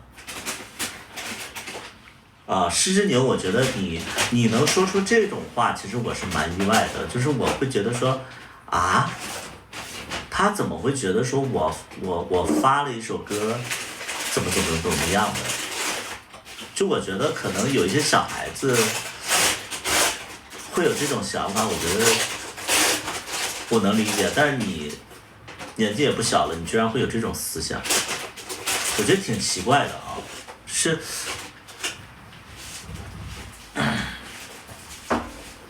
因为很多人都在关注你们啊，我是主要会觉得说你对我在我们谈恋爱过程当中给前任写了一首歌并发表出来，你会觉得很奇怪。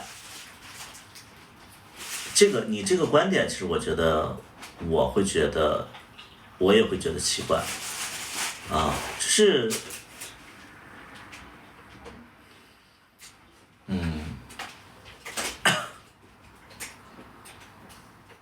我只是周边有人跟我说，对呀，就是我觉得这年纪小的人可能会有一些不理解，那年纪大的人怎么会不理解呢？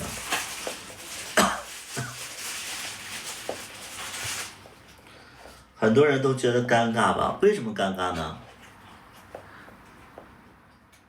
你们跟我说一下尴尬的理由，为什么会觉得尴尬？就是我不太懂你们说的尴尬是什么。你们拍视频小大夫跟叨叨现实中聊天吗？你们拍视频小大夫和叨叨现实中聊天，他俩没见过。吃着碗里看着锅里的，啊，这是你觉得？这也是我自己的感觉，谁说的？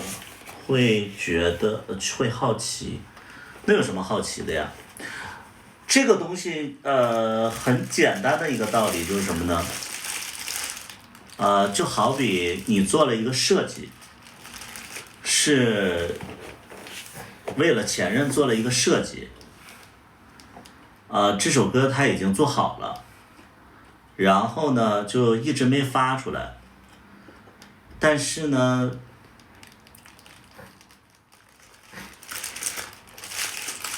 你就会觉得说该发了，那你就发了，因为它是事先做好的，他又不是说我跟二把刀在一起，然后我又突然给那个前任写了一首歌，那这个东西有什么不好理解的吗？就是你就是一个创作者，因为你谈个恋爱，然后你把你的作品都不要了。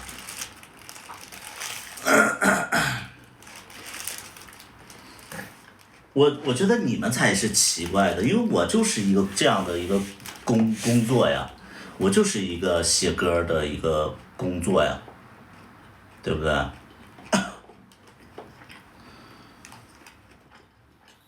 那天我喝了，所以我就说了，要没喝我就不会问他。就是所以我会觉得说，就是有一些。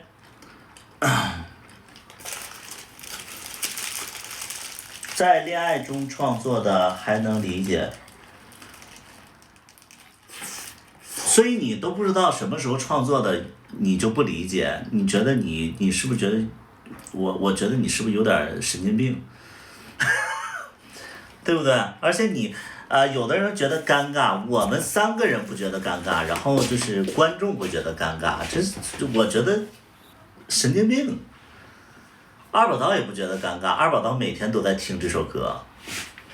没有每天听。哇，你真的还蛮夸张的。我是有一段时间每天在听。而且你还告诉我说，哎，这个发歌，然后就我帮你注册就是版权之类的，啊。你倒没觉得尴尬，所以我觉得就是你像这个清风烟雨，他可能是一个，比较边缘的一个人，他可能是一个眼界比较窄的一个人，但我觉得你是1线城市，而且你周围又会有这么多的，艺术工作者，你怎么会觉得这个是奇怪的呢？这是只牛，我觉得你问这个问题就是。我是真的觉得奇怪，可能有的人有精神洁癖吧。精神洁癖啊，精神洁癖，我觉得，我能理解你想表达的东西，但我觉得精神洁癖对于。有一些人来讲的话，其实他可以去坚守，但是可能对1线城市的人很少能去，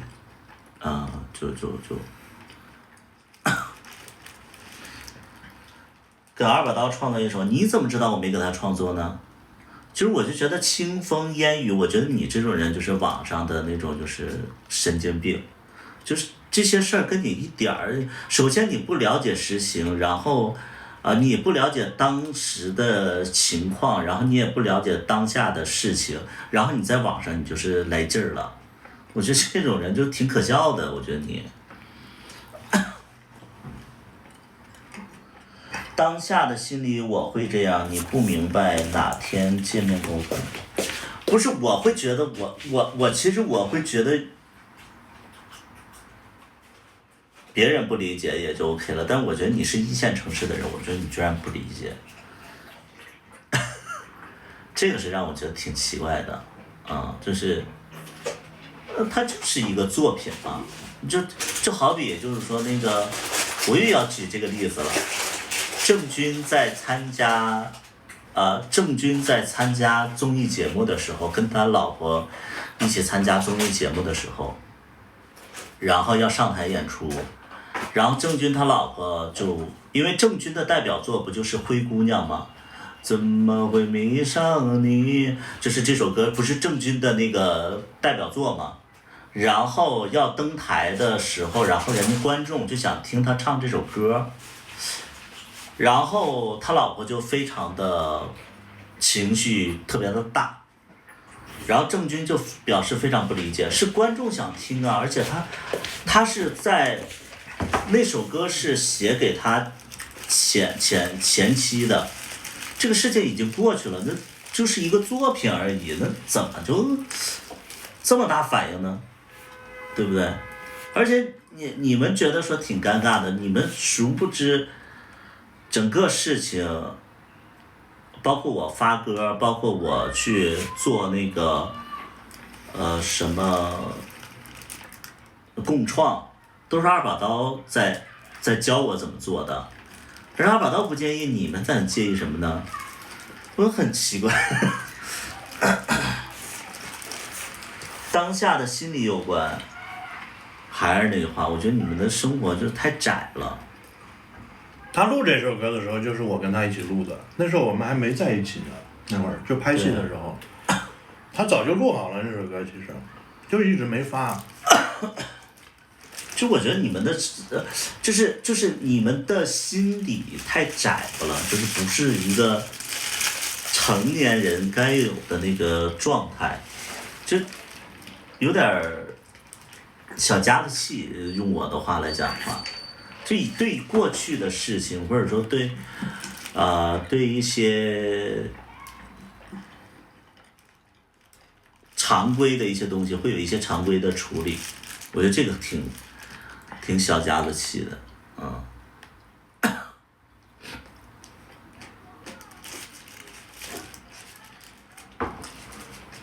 这只是发了一首歌，又不是说我跟小大夫怎么着了啊。要不然把手机挪过去。不用，我不想，现在不想吃。薯条都凉了，一会儿。薯条你也不想吃？薯条也不想吃。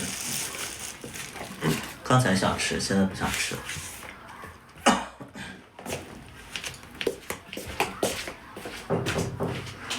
保洁来了。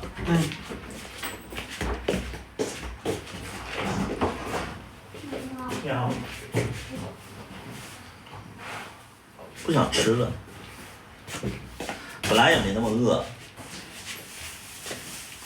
中国有自己的泰勒斯威夫特啊。看着搞这些。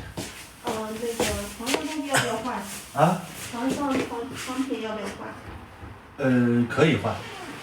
就是如果要换的话，你先拿那个人先换那个。我只能说就少见那换这个床上的用品，那要不咱自己换？换也行，先让他收拾厨房呗。他说要先换这个。换吧。只能说少见多怪。那你们，我觉得你们的生活就是很窄，没有什么可能性，挺俗的一帮人啊。没事，你进吧。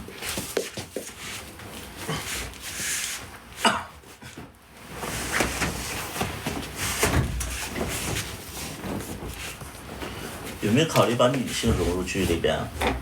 这一看就是没看那个预告片儿。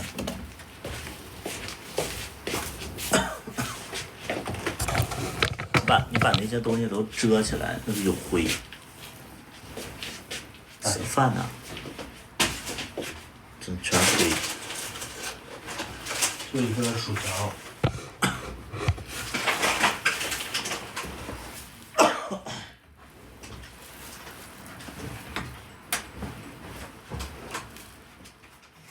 那我觉得有些人就嫌吃萝卜淡操心，人家二把刀和小大夫，人家啥事儿都没有，就有一些网友真的就在那块儿，哎呀，在那块儿臭矫情，啊，就是网络判官，你们知道个屁呀！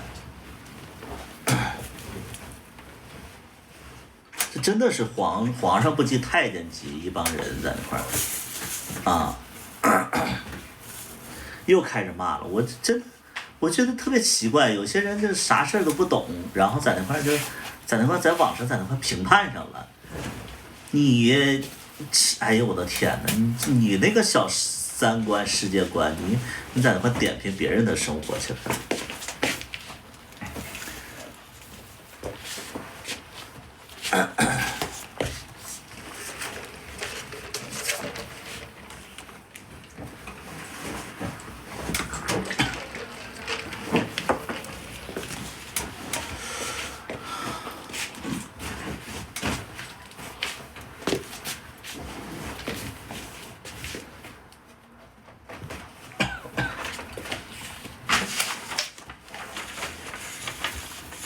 新剧在哪里看？新剧你别看了，你看不懂。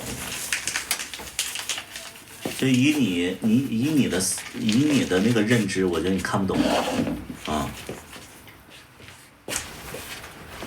你把失之牛说懵了，我没说失之牛，失之牛我不会说的。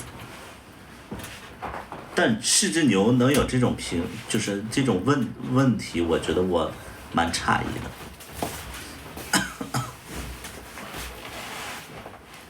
因为失之牛周边的人那个都算是比较，我觉得比较有能力的人吧，没想到他会对事情的理解这么窄吧，啊。芝麻你看几遍都怎么看不懂，所以你就悄悄的看就行啊。看不懂，看看人家的那个解析，要不就治一下子。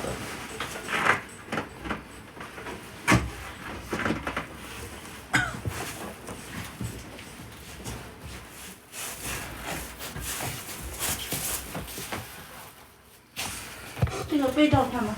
啊，不用，被罩不用换。就是扔床上。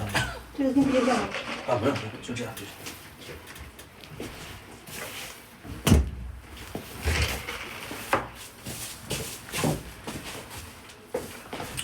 理解不到你这个境界，有啥？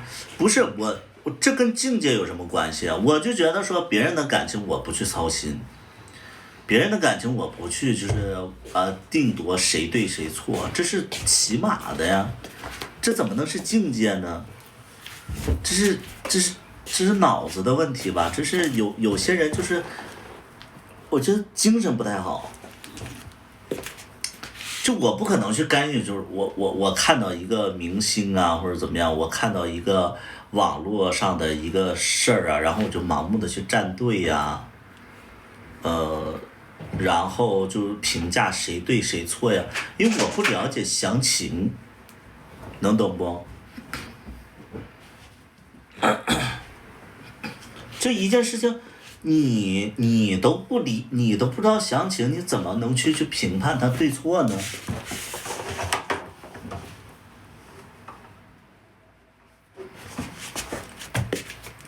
粉丝就是喜欢讨论这些呗，啥精神病？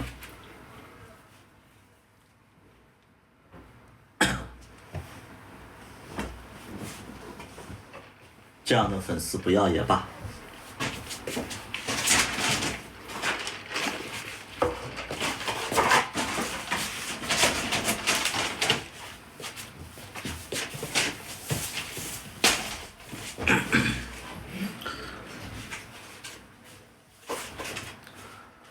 通讯录都会有抓马的时刻吧。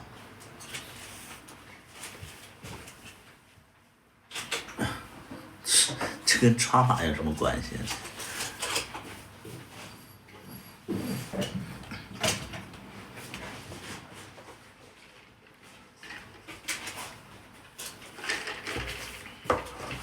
就像前2天那个什么张韶涵，我不知道你们看不看这个新闻，说什么张韶涵把自己的裁员，把自己的造型师裁掉了。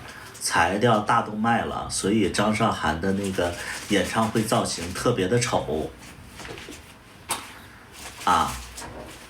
就是特别的丑，就那意思，就是张韶涵嘚瑟大了，然后把自己的造型师给裁掉了，所以，这一下子那个造型都特别丑了，她再也不是那个百变精灵了，然后在网上就在这块铺天盖地的说，结果呢？人造型师自己出来辟谣了，说从来他妈没被裁。然后有些人他就是，真的造谣。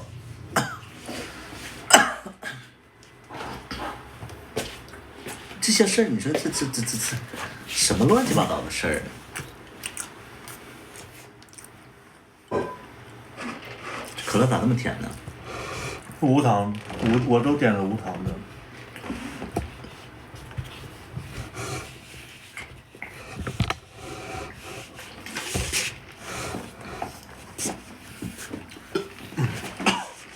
没人关心简单的幸福。我觉得是大家戾气太重了，就什么事儿他们都想嘲讽一下，这是一个网络风气的问题。就是，如果说有人过得不好，或者说有什么事儿，就是让他们可以落井下石一下，他们赶紧就过来了。我也会这样，就是我也会在网上就是嘲讽别人。天。就是一个话题，我看到之后肯定会评论。我不会。就是有跟这个话题有关的东西，就是跟女权有关的东西，我看到一定会嘲讽他们。所以你也是俗人，我觉得你要提高一下自己，要不然咱俩真的是人鬼殊途。我觉得你比我还要俗。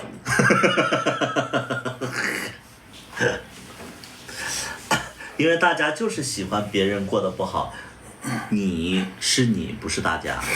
我没有觉得说我希望别人比我过得不好，可能是你这是种病态。啊，你这种人可能就是早晚你可能会出点什么事儿，也让大家笑话一下，就回过来了，能明白不？啊，你可能一直在期盼着别人出什么事儿，有一天你出什么事儿，大家也踩你一脚，这就是报应。笑死，你可能真的会笑死，见笑了吗？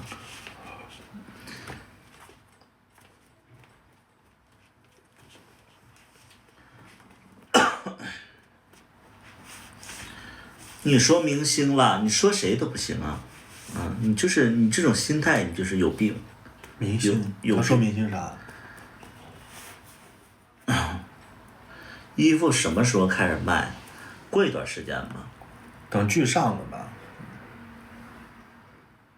大多数人都不喜欢自己身边人过得比自己好，这是人性。我觉得这不是人性，就反正我没有，你有吗？你希望身边的人比自己过得不好？没有。对呀，我觉得这是病态呀，这怎么能是人性呢？你要说宣泄口我能理解，但这不是人性，这是没人性。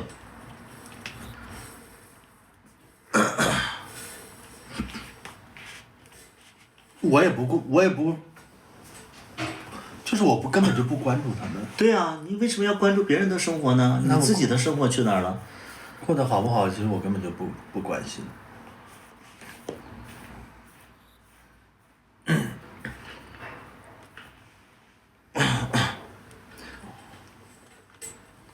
那是你们不了解人性，那是期待你的身边人你能早点脱离你身边的圈子。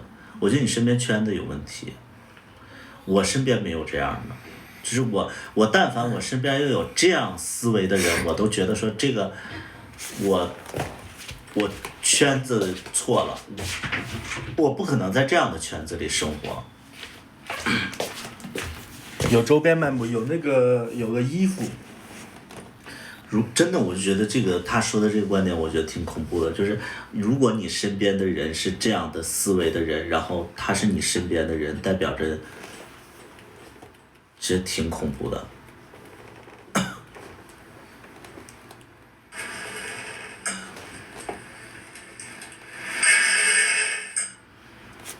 1月1号几点更新？我身边的人都是盼对方好，是的，我身边的人也没有这样表达自己的。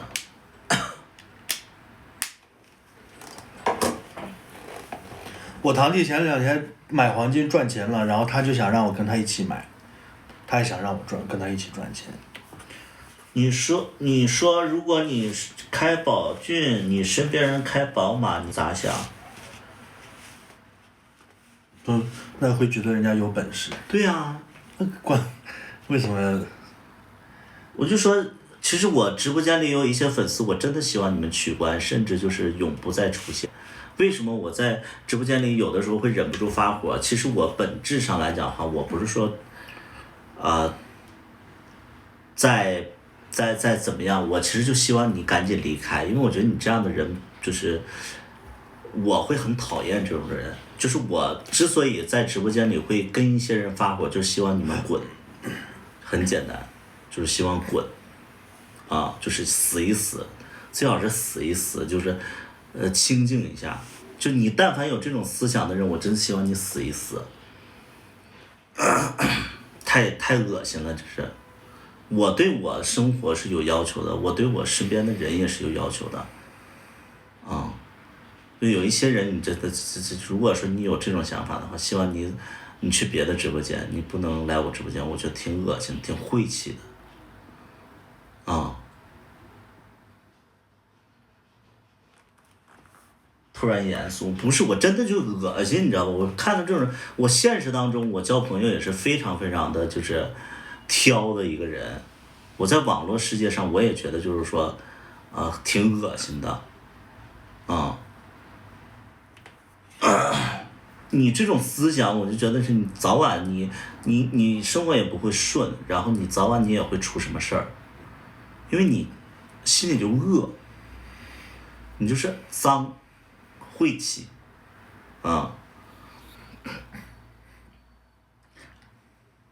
爱上直男怎么办？不要爱上，不要爱上，爱上直男就是不理解，也不尊重，因为我没有过。只是讨论人性的问题，不代表自己。我没说你，我没说你。会不会拍彩虹团综？想拍来着，但是会觉得很麻烦，那个剪辑的量更大。那么多人你咋剪啊？要不我咋是说佩服大梅他们呢？这大梅这个剪辑呀，真他妈能整啊！他们拍过团综恋综吗？ B 站上不都是吗？那他们顶多要双机位吧？双机位你不觉得也很难剪吗？就是咱们剧本是有个大概，他们说的东西是没大概，你要听他们的重点，然后听他们的梗，你要把他们抓出来，我觉得那个更难。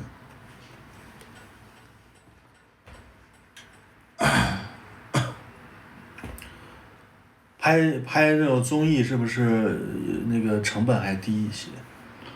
成本低，但是你剪辑的时候你会疯掉的。嘉宾都是即兴的，找人剪，咱不是找人剪了吗？你觉得剪的怎么样？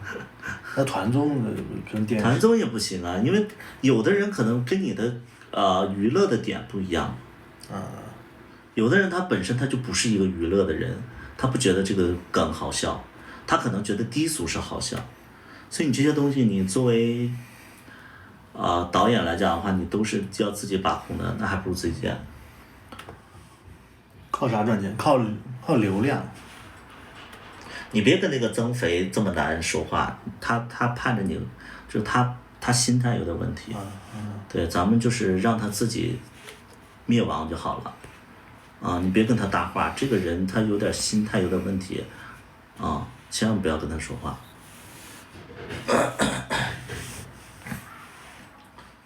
欧然做综艺的，他很搞笑的点。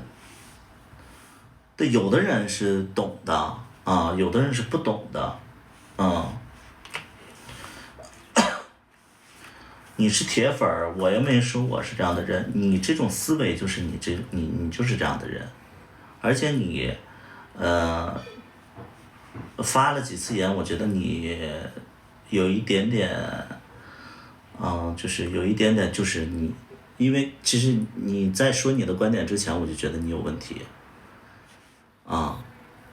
所以你这个观点更证实了你有问题。你可正常了，你别说话了。你要是再说话的话，我就把你踢出去。你要是不想被我踢出去，你要看我不拦着你，我也不就是剥夺你这个权利。但你要总去发言的话，我看着恶心，膈应。起码在我的直播间里，我能做我自己的这个决定。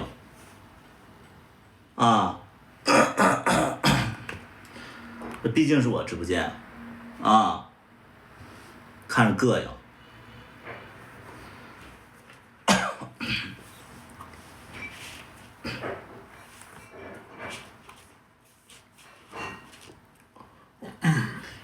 因为我现在最讨厌的就是网络键盘侠、喷子之类的。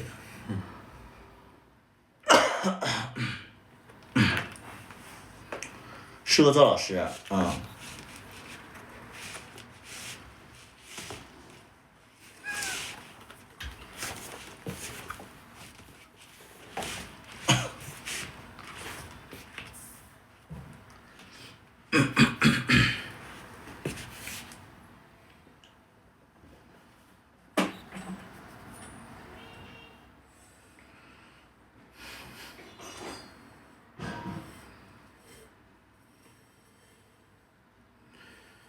我会一直等，我会一直顺。拍剧有盈利吗？我不普及这方面的知识了，因为这些知识吧，很多人不理解，能明白不？就是不理解，就这个东西吧，它我就得跟你讲网红是怎么赚钱的。对这些东西不理解你，我就得讲课，能明白不？我就得告诉你，就是网红是怎么赚钱的，就是这个很累，因为网红赚钱的方式吧，它也不是说一个统一的方式，它会有很多种，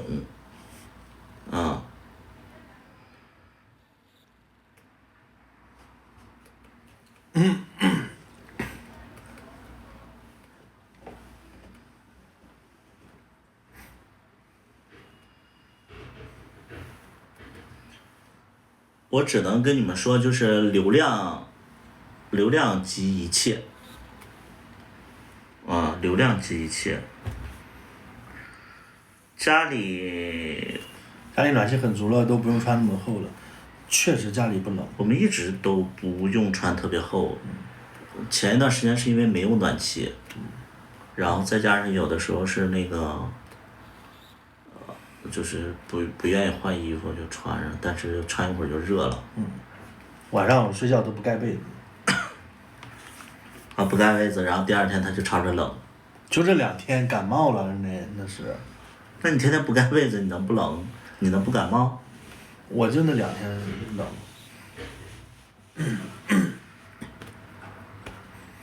谢谢东东的为你闪耀。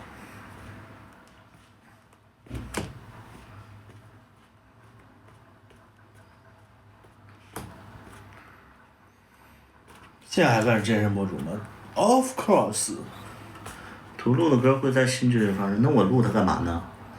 会，就是会录，一定会放啊。那我们着急录它干嘛呢？对，要是不放的话，不会这么着急录了。不是，那我录的歌干嘛呢？那肯定我是要放的呀。谢谢东东的跑跑卡丁车。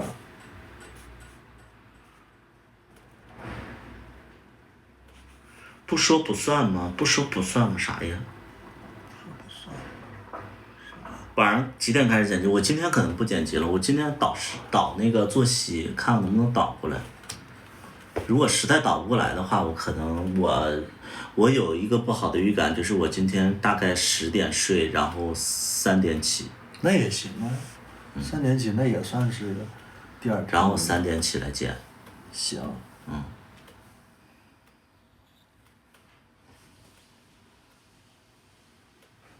不算健身博主吗？他3天没健身。2天。3天。中间2天。3天。2天。无所谓了。我的账号标签就是健身博主，你的账号标签你知道是啥吗？生活随拍。是吗？你咋看见的？我搜到的，给你搜一下看看。我不懂。这我都不懂。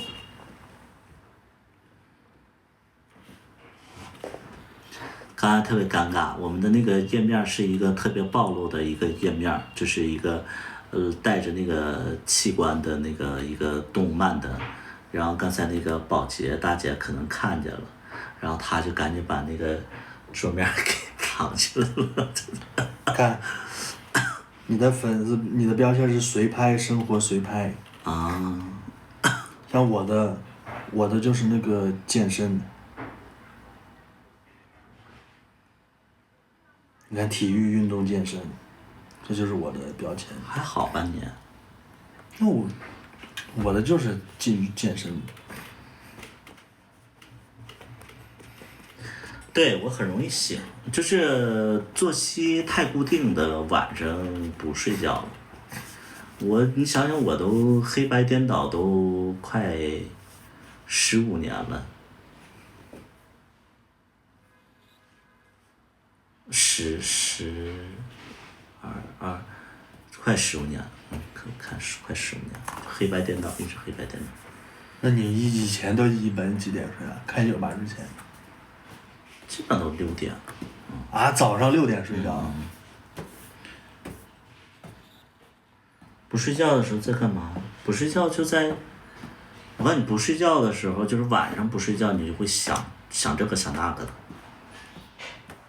就是你会有很多的想法嘛，比如说你想写歌啊，写剧啊，对事情有规划呀，有分析啊，总结上半年呢，就是会做好的事情。那你不去上个班写个什么报告，真是可惜了。你对人生没有就是没有那个回顾的时候吗？因为我记忆力很差，就是你不会回忆说我今年做了什么事儿，然后那个明年我想再做什么事儿，然后会对自己没有，我就只想着你也不会觉得说过去什么事儿可能自己处理的不是特别好，下次我要注意之类的。有时候会这样想，就是我大多数想这个的时候是跟别人对话，我想我这句话说的不太好。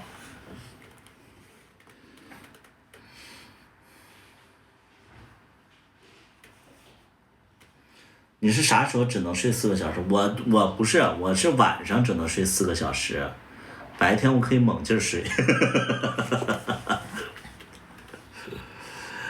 我一闭眼，生活就像电影回放一样。就我听到一种说法是什么？就是一个人能够去回顾、总结、反思。其实是比他去经历要更好，就是会迅速的成长。我觉得我之所以能够就是生活能有这么大的跨度，就是因为自己的分析和总结。我觉得这个对我太重要了，就是你比如说。我到现在我都会觉得，人脉其实不是特别重要。我到现在我都觉得说，自媒体这行业人脉不是特别重要，包括电影行业人脉可能后期你正规化会重要，但前期真不重要。你之所以就是做影视啊，做这个艺术行业。首先你得先去做，你什么事儿你别想那么复杂，你先去做，做错了不怕，你得先去做，你得让别人看到你就是得行动起来，这个行业是这样。但是我身边有好多人就是不行动，他们就觉得说我得准备好了我再行动，但他们永远准备不好，永远没在做。你包括我电影学院这个事儿，我都觉得说大家我觉得都是没有天赋的人，然后在其他方面去找捷径。我觉得真正有天赋的人就不用去结交人脉之类的，就很奇怪大家的观点，特别是北京的这种风气啊。那肯定不是所有人都有那个天赋呀。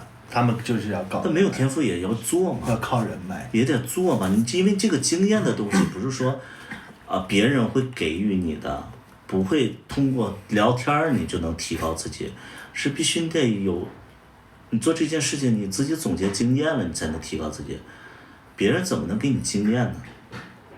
对吧？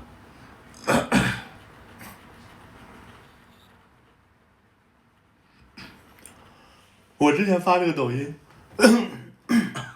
我不是配了音吗？我就看数据，就是跟以前，哎呦，然后哪一个？就最近发的跟关于我们俩，就是我会看数据，感觉跟以前，就是也没什么区别。然后不一样的就是你没有点推荐，然后我就想这个费力做这么大的事儿，还不如直接写字儿，感觉那个不是我对你的账号其实我没有太多的，就是太多的想法，但是我对你现在做的一些事情，我有一些自己的理解，就是你做什么事儿吧，因为现在的观众其实是浮躁的，你不能总做一个事情，能懂不？虽然说你这是你自己的账号，你可能会有标签，会有风格，但是其实你要多变，这就是快节奏嘛。你比如说贾樟柯，他的那个电影之类的，你可能觉得说他在某种程度他是成功的。你多变也得看数据啊，你变得不好的话，你肯定还是感觉还不。所以我觉得你现在应该看的是什么呀？就是看怎么跳个舞啊，对吧？我觉得你跳舞大家会想看，你这文字其实说实在的，你那些文字大家会觉得百里屠夫逼他写的。那我肯定不会跳舞。为什么呀？因为我不想跳，我不喜欢这个东西。为什么？就是不想跳，不喜欢。我觉得大家会喜欢看啊。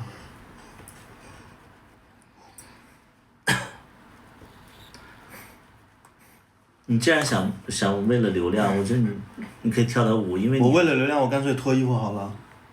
你脱衣服，大家可能不想看了。那不一定。哦，但是我不想跳舞。因为你的优势是什么？你觉得你的优势是什么？我的优势就是长得好看。不是，你其实长得一般。就是身材好。对，身材好。那身材好，你除了你身材好，我们就要展示自己的那个身材嘛。但是你不能就是脱衣服展示，很低俗，我也不喜欢。跳舞我也觉得很低俗。不会，跳舞其实你跳可爱一点，然后又让大家看到你的身材，你的。我不会走这个方向的。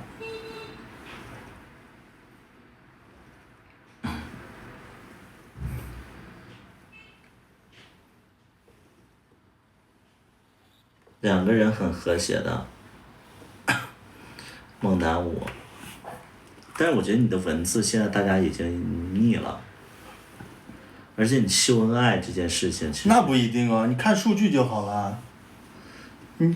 而且人家也没有谁表达腻了，是你自己腻了，只是你对这个账号，就是这个账号不符合你的预期，你就觉得做的不好。好，那你问一下大家嘛，你觉得腻不腻嘛？看数据就好了呀，根本就不需要问这个东西。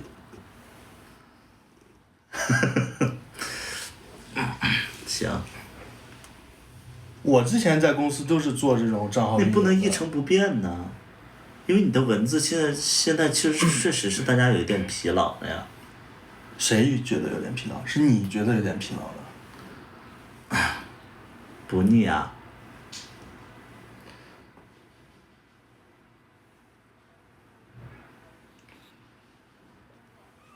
没有疲劳，那你们为什么不点赞不评论了呢？之前还会点赞评论呢。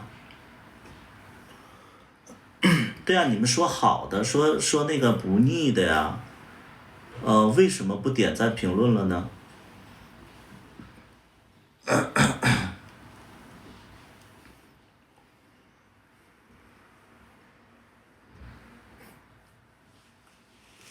现在数据明显不好。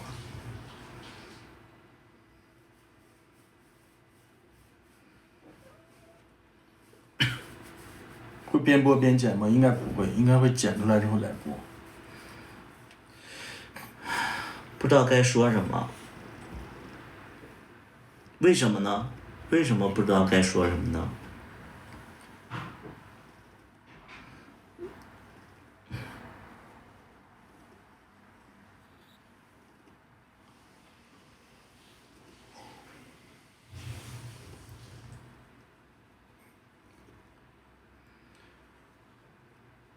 怕被我骂。确实好多评论我都骂了，骂了之后他们就不评论了。你觉得他们本身喜欢评论的就那么多人。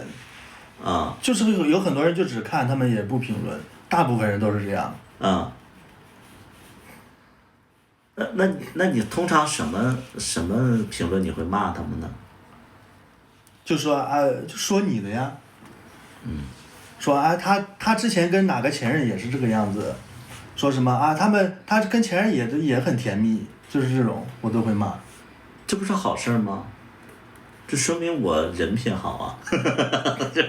我根本就是有的人，你知道有的人就是总会说一些特别，就是在你评论区里会说特别酸的话，就是说他对他前任也好。我看到我就觉得说这不是在挑事儿吗？但是我转念一想说，哎，这也是在认同我呀。我真的像刀说那样，从来不评论，因为评论的人永远都是少数。叨叨老骂人。就是我都能想象，就是说，如果说我给你买房这件事儿啊，我就是你拿到你肯定你会拍个视频然后炫耀嘛，底下的评论肯定就是说啊那个白得给他前任也买一个，你这个肯定没那个好之类的。然后我就觉得说啊，这个宣传出去就是那种我觉得还挺，就反正就是我对每人都好啊，对吧？那这从某种意义上说，我就是一个大方的人，或者说就是一个对前任们都很好的人，我觉得没有太怎么样。所以这种评论就很多人会说，但是我就会骂他们，骂完他们就以后就不评论了，这很正常啊，我觉得。你为什么骂他们？他们就在说一个事实啊！我确实对那个前任们都挺好啊。行，以后我不骂了。其实我骂的大部分也都是做给你看的。拉倒。他拉黑你了，该。我为啥拉黑你了？你肯定是留了什么不该留的言。有的人他欠儿，你知道吧？向我道歉。有的人他贼欠，你知道吗？就那些评论吧，就是故意的，他就是啊想那个就是惹一下欠儿。但你不是因为你跟人家不熟嘛，你说这种话，人家就自然而然会把你拉黑。这就是二把刀把你们拉黑了。这要是我的话，我单拉出一个那个号，我骂你们几句，然后再把你们拉黑。我一般不拉黑人，我真的一般不拉黑人，除非他反复的就是我回复他之后，他反复还要再回复我，然后我才会把他拉黑。人家只是想抖个机灵。谁给他不熟？老粉丝了。你真的不要，你不要总说这种话，什么老粉丝了。老粉丝，我知道你家金树脂吗？我知道你月收入多少吗？我知道你是什么行业吗？我知道你年纪有多大吗？我知道你的自拍的那个私照吗？我都不知道，你怎么能谁跟你熟？我这熟什么呀？对不对？只说粉丝一直3.7万，怎么没涨？我的意思是你那么帅的没涨，不应该。好像有点印象。只是说，我的意思，这么帅怎么不涨粉丝？应该，你知道刚才有一个直播间里的人就在那块儿，就是听着你打呼噜，他就在那说那个，你给他买一个那个呼吸机，我说那你给他买呗。他说你这人怎么这什么？大概的意思就是觉得我说话冲。我说我没说话冲，我说你给他买呀，你这么会安排，你给他买呀。他都不知道咱家有呼吸机，然后他就在那边瞎安排，你知道吧？而且不是说所有的病都应该安排一个呼吸机，就这一个打呼噜为什么要安排呼吸机？我家里有呼吸机，然后我就说了一句，我说那个那你给他买呗，呼吸机。他说我就是那个为你好说了一句话，我说我也没怎么着，我就是让你给他买个呼吸机，你知道吧？这很多人他就是我也很烦谁在那指挥你在干啥干啥。对呀，你这很奇怪啊，那你这么会指挥，那你就买呗。对呀，用你在那块说呀，你这好像谁亏待谁了似的。你这个人家俩人过日子，那怎么的，就是让你安排一下子？你要看不惯，你要觉得怎么样的，你自己买就好了呀。你这不神经病吗？然后他就觉得说我态度不好，那我怎么个态度？我不明白我这个怎么态度。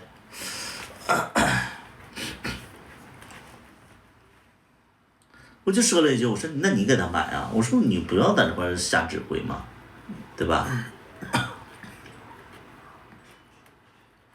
把你放出来呗。看一下。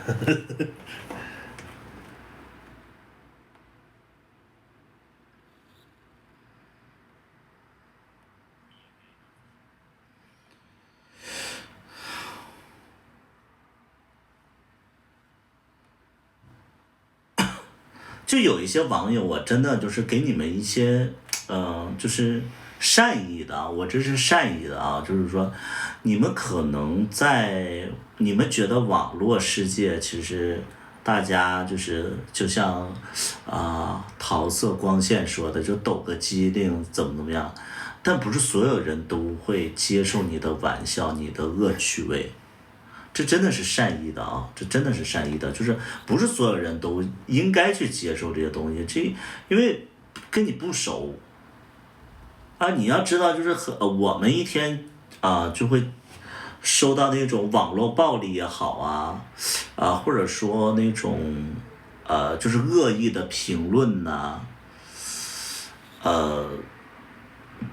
就是会有，所以你可能想简简单单开个玩笑，但是因为我们生活当中有很多网络暴力的人，所以我们可能很自然的就觉得说你跟那帮人是一伙的，你们也是网络暴力所以就是可能没有花时间或者精力去解读你们的开玩笑，就只是会觉得说你们就是在讨人厌，所以就是开玩笑，我觉得是熟一点吧，我们现实当中的人开个玩笑可以，那网络世界人家都不认识你，开什么玩笑啊，对不对？没找到带着星星远航的。那不用找了，让他那个换个号，反正感觉粉丝也没有多少，也没粉丝，30个粉丝。但是人家有将近8000个关注呢。8000个关注应该让他清一清了。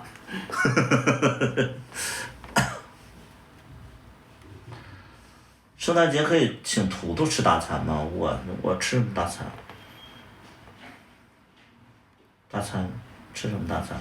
我们圣诞节在剪片子。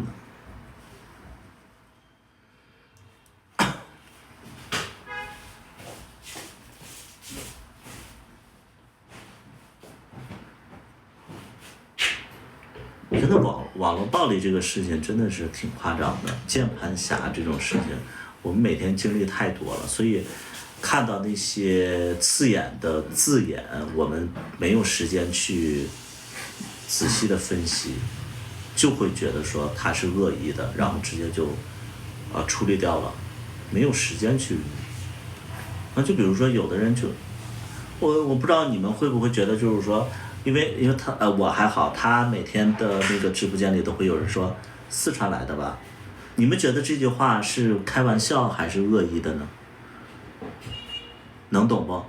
就是他的直播间里总会有人说，哎，四川来的吧？四川的。成都的。成都的。成都的，你们觉得这是玩笑吗？还是恶意的？那这种玩笑我们应该怎么处理呢？谁能告诉我们？就有的时候就会处理不好，就看起来就是很反感，反正是。对，有的人可能就是玩笑嘛，可能他也是成都的，但是他就爱开这种玩笑，然后就被处理掉了，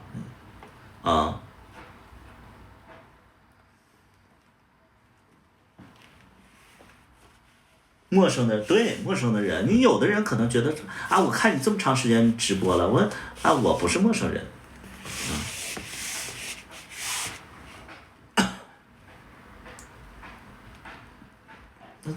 都不互相都不了解，我这么说，我们现在都不知道全都长啥样，我现在对天奥也不知道长啥样。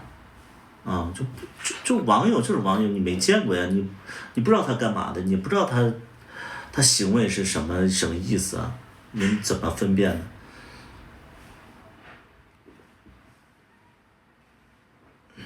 所以有的时候就是确实是误伤，但是这情况得跟你们说明一下。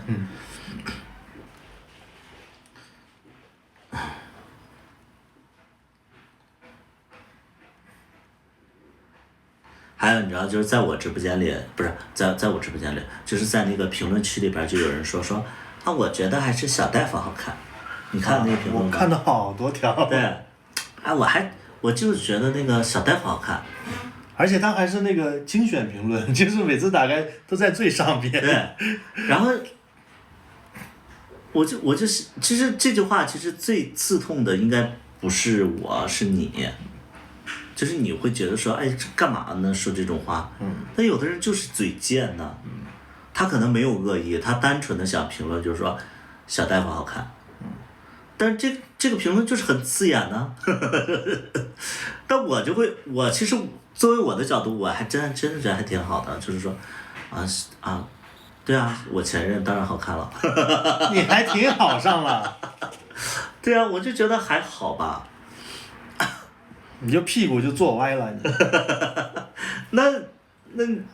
那总不能说就是哎你小大夫真丑，你前任真丑这种，我觉得挺好看的，是挺好看的。但是你知道，就是我那个干什么来着？今天我点这小大夫那个抖音里边，然后有几个人有几个人那个就是那个在小大夫评论区里就在那块儿说，大概的意思就是小大夫不是那个拍了自己那个好像那个出去玩的视频之类的，然后就有人在评论说百里一定会后悔的，你知道就是，而且那个评论的那个人我对他有印象，他看了我直播看了很多年然后他现在就是说百里一定会后悔的，我心想这又是哪儿跟哪儿啊？这是后悔什么呢？然后有的人就说哎那个你还会翻他的评论呢？会看，刚才你好在意啊，感觉。刚才我就看了一眼然后那个就是大概的意思就是说那个那个小大夫就是比那个二把刀好看，然后那个百里会后悔的之类的，就大概是表达这种东西。我心想，小大夫好不好看跟我后不后悔跟分不分手这是两个概念，因为有的人就会觉得说找对象一定要找好看的，那好看跟找对象有什么关系呢？跟分手有什么关系呢？他就再好看，他不合适，他也会分手啊。那感情它跟外表没关系，它是跟性格适不适合有关系。对，而且就是我真心说一句话，就是长得好不好看没什么用，就好看真的没什么用。好看还没用啊？对，没用。你做自媒体不就是要好看吗？做什么？做自媒体。做自媒体什么？不就要好看吗？啥呀？做自媒体是内容要好看，跟长相好看有什么关系？你长相好看总是个加分项，怎么会没用呢？所以长相好看不是必要的吗？就比如说林志玲，她再好看，我不会去看她的电影。刘亦菲她再好看，我也不会去看她，就是你不要钻牛角尖。这一样的呀，我看电影，我是喜欢看那些有表演能力的人，他们在飙演技。我不会去看一个就是长得只花瓶，然后在那块就是在那块演一些尴尬的东西。你看刘亦菲演的那个《花千骨》了吗？没有。老尴尬了。从乐条件下好看肯定是有用啊。但你要知道，好看的人他演戏不一定就好看了，因为好看的人他在演戏的时候，他就会在意，就是说自己好不好看这件事情。相反的是，你看那些就是长得比较大众的，或者说就是甚至没那么好看的人，你会觉得他表演反而让他好看了。那电影不就是看演技吗？看故事吗？谁看脸去了？看脸那你就看。我就看脸，你就看综艺，综艺也看不了脸，综艺看的是娱乐效果嘛。那长得好看的你应该看什么呢？看抖音吧，看抖音就好了，好看更加引起别人的注意，更加引起别人注意，所以呢，为什么要引起别人的注意呢？就是可能这些东西在你们身上，可能你们比较薄弱，就是在我们的认知里边，就是被关注之类的，也不是一个特别紧要的一个事情。就我觉得是有成绩被关注还好，就是你因为好看被关注，我觉得，反正我没那么大的需求。加分项，我不觉得是加分项。长得好看，你为什么会有很多人会被骂呢？因为他光长得好看，他不配。比如说，就是那你这个跟长得好看没用其实没什么关系，这个观点。就是没用啊。当你一个人，你比如说王源儿，你比如说那些就是现在就是顶流的一些小花们，他们为什么被骂呢？为什么他们的作品大家不看，反而去看那些85花、80后花呢？70花呢？为什么呢？为什么这些小花的剧没有人看了呢？因为他们觉得说德不配位，就是会觉得说，哎，只是好看而已，他们演的东西我不想看。那这些小花怎么脱颖而出的？所以被骂呀。那怎么能说没用呢？有人推着他走啊，但是他迎接的是谩骂呀。那他们如果把演技锻炼好了，那不就是更会演技？我告诉你，年轻他就是注定了他演戏就是很差，他只有阅历，他演技才好嘛。所以这是一定的，你一定会把他推上去，反而对他不好啊。我觉得王源，我觉得他这算是承受能力强的了。这王源要经受这么大的挫折的话，他很容易他站不起来。那蔡徐坤也是承受能力很强啊。蔡徐坤人家是真的有实力啊。那还有那个谁，那李宇春呢？李宇春人家也是有实力啊。他。对啊，干嘛没有实力啊？他什么实力？人李宇春没有实力吗？人家唱歌吗？人家是一个偶像，人家不是唱歌的。为什么王源被骂呢？因为王源他在标榜自己是伯克利，他就想唱歌，他一直坚定自己想唱歌，所以他被骂。鞠婧祎为什么会被骂呢？因为他长期霸占的就是各种电视剧，但是他演的又是面瘫脸，然后又演技又不行，然后他又当主角，这是最大的问题。你一个人能力不行的时候，你推到那个位置的话，反而是会得到反噬的。很多流量就是靠脸。对，确实是这样。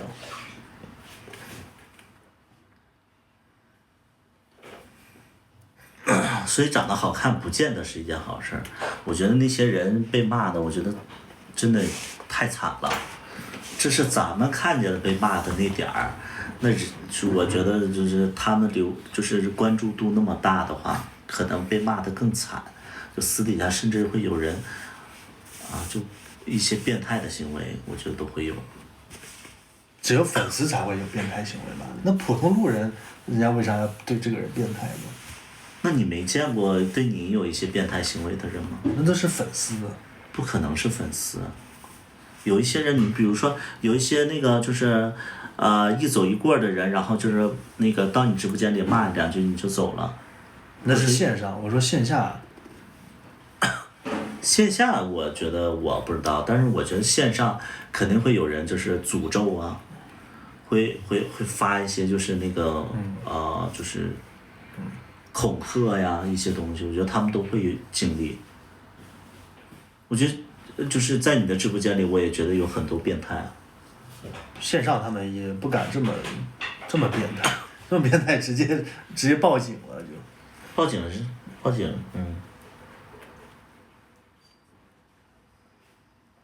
有的人会这样，世界大多了去了，我经历过呀。有的人就是在恐吓你啊，我被经历过呀，我经历过这种事儿，我被恐吓过。恐吓什么？有一个人就能定到我的位置，他说无论你在哪，我都能定到你的位置，他真的能定到。是网警吧？不知道，他能定到我的位置，你不会恐惧吗？是只牛小号。这是私生饭。对。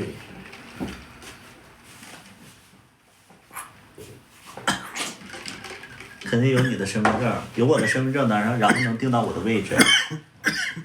你这个智商啊！有身份证就能定到位吗？你这个智商啊，你别，你放弃学习这件事情。这个是要扔的吗？这个拉出来的。哦，对，扔的。反正警察会知道你的位置，这个我知道。因为之前我跟我那个一个朋友出去旅游，他到哪里警察都会打电话给他。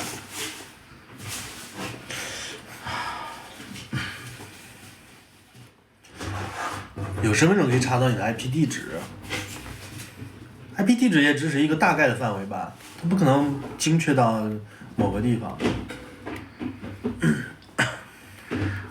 咱俩说的都不是一回事儿，你知道吧？就是有些评论区啊，就是他们梦到哪句说哪句，你不用回复。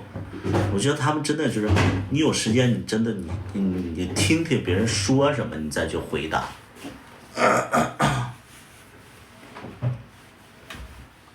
脸怎么这么红？因为我那什么，我今天搓澡。对搓澡了，搓脸了，精神焕发。我那个角质层特别薄，我角质层特别薄，搓就红了。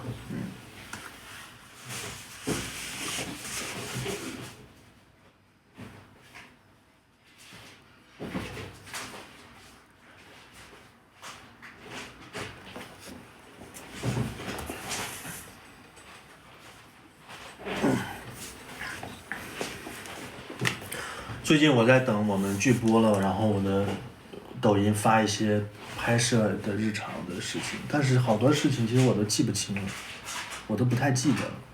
你不用啊，你这里有花絮啊，咱们那个素材库里有花絮啊，你就总那个弄出来啊，然后配字幕啊，就是幕后花絮啊。就是我都记不得了。不是啊，你视频里边不有一些花絮吗？我知道，我知道。你还记啥呀？你就直接把那些花絮放。那些细节啊什么之类的，我们在。不用你解释，你就把视频发上去，然后让他们自己看就行了。你就这些东西你发之前你给我看一眼，看哪个能发。这样你现在其实都可以发呀。你现在都可以发。行。但你调个色。行。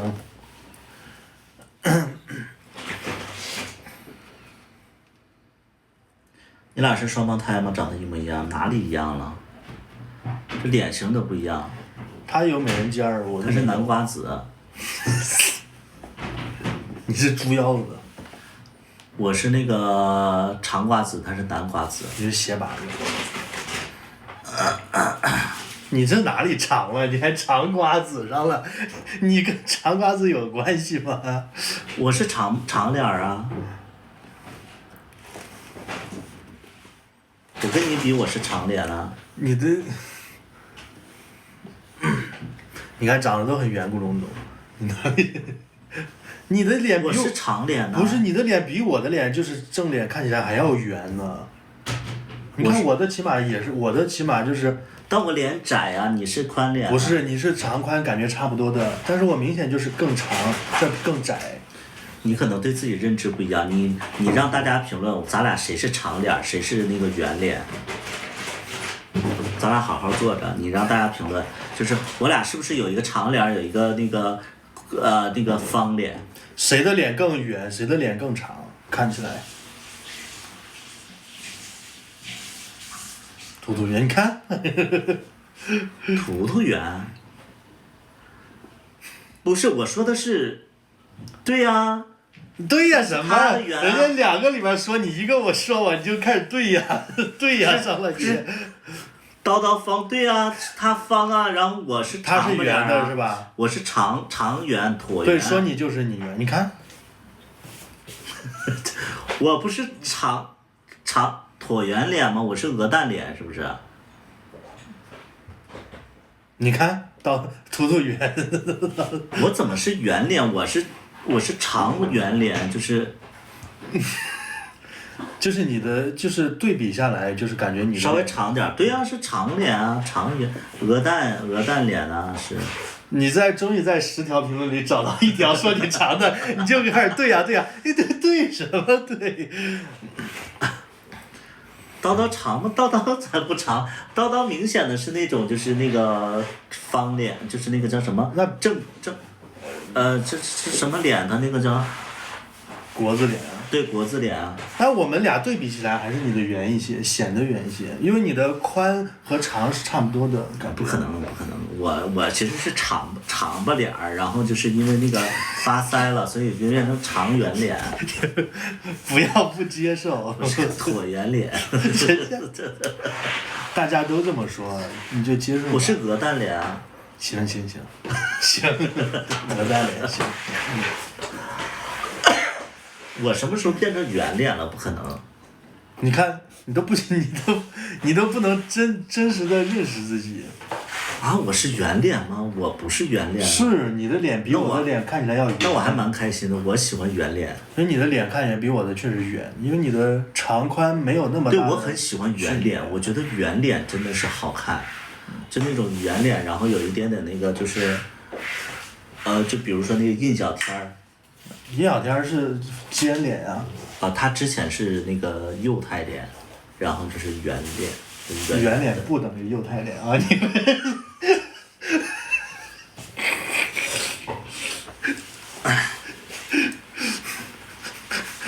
没下颌线，但是我上边是圆的，对吧？不是上边是长的，是不是？干什么？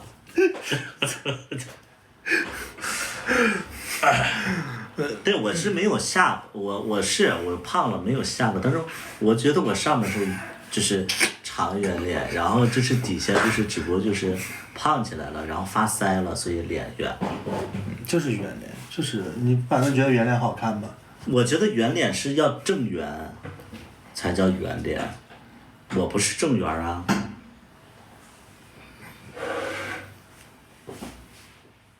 我觉得正圆是圆脸。哪有可能是正圆啊？就有的人是正圆。樱桃小丸子的爷爷是。就是你知道，我刚去深圳的时候，我就发现那帮人都是圆脸，然后戴个小眼镜，然后个儿不高，我就觉得我到了天堂一样。后来发现大家都长一样，就觉得那个捅了那个小胖子窝那种，后来就不喜欢了。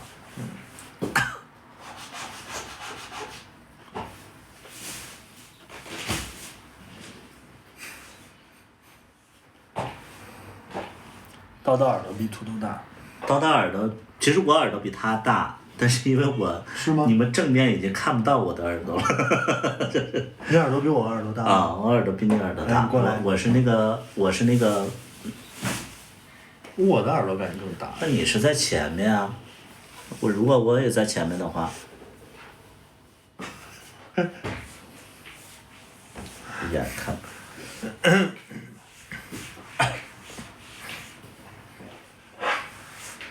对，就是广东人，广东的那种小孩儿，还有那个长沙那帮小孩儿。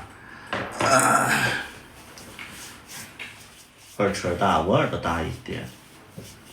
为什么不喜欢了？喜好还能改变？我是宽带，我蛮宽的吧。其实也没有，你的类型还挺固定的，我觉得。就是那个纸包鸡。纸包鸡其实。你喜欢小鸡。不是，我喜欢小狒狒。都是，对他不喜欢那种壮的。我不喜欢熊啊，我不喜欢熊。对，他不喜欢。我是非常不喜欢熊。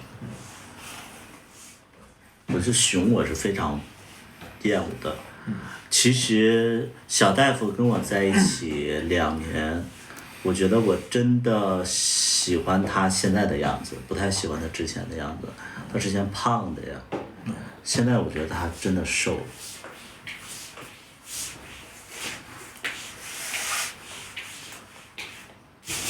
我不喜欢。他不喜欢熊，他喜欢那种稍微有点肌肉的薄肌，他喜欢薄肌。叨叨还不壮，所以我就跟叨叨就一直想把自己练得更壮嘛。我说我不喜欢比我壮。我之所以现在就喜欢叨叨，是因为叨叨就是变母了，我喜欢就是那种可爱母，然后好驾驭的那种状态。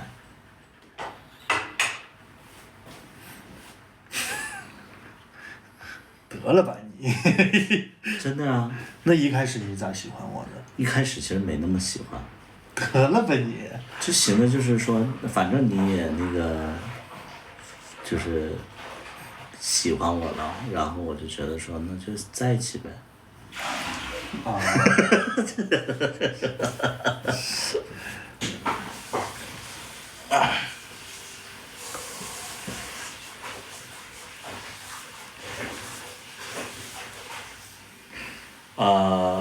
叨叨的张力特别强。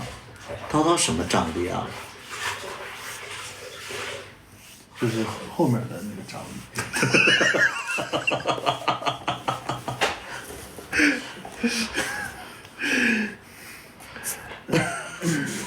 叨叨什么张力我不知道啊，我没有觉得他有张力啊。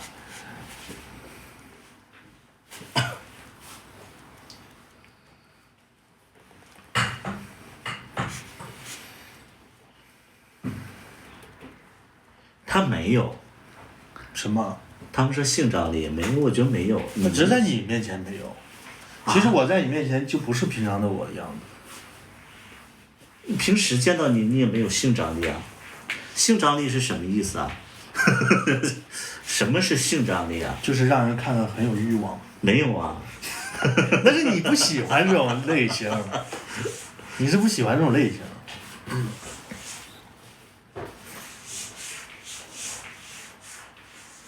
没有啊，我真的没有觉得呀。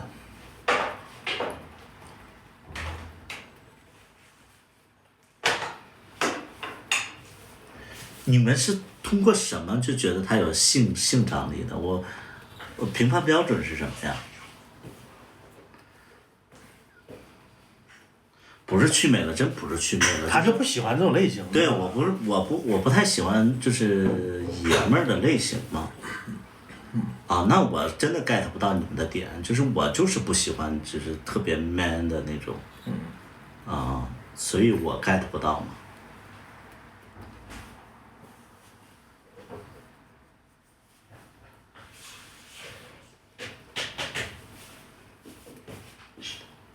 我觉得性张力是什么？就是他在那个就是在聚会里边，他就是特别活泼，我觉得会有性张力。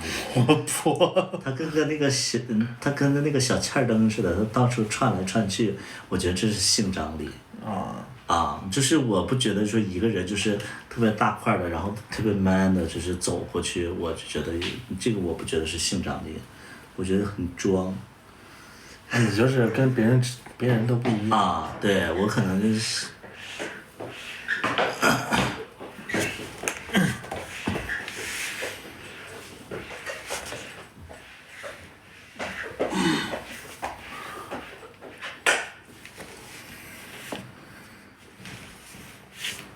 那你完全 get 不到性张力的人，竟然拥有了这么有性张力的对象。所以我心里在想，我就说，先站着吧。先站着吧。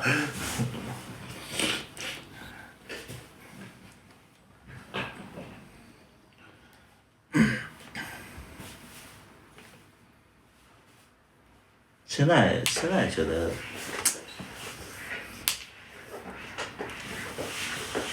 你比如说我，你看这个人啊，我没事我就看他。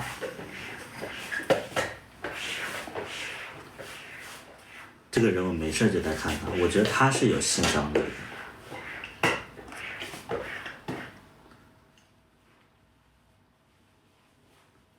就我觉得他骚骚的。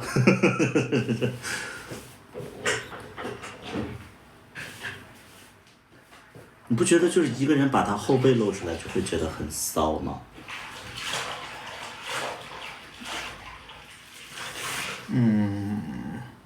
性张力在。你 get 不到，因为真的没有。你 get 不到。我感觉是性缩力吧，可能是。给他们看一下。不是，我就说嘛，如果说一个圈子里的人，然后把自己的后背露出来，然后他的那个背就是那个颈椎又特别好看，后脑勺也特别好看，就是我觉得这是性张力啊。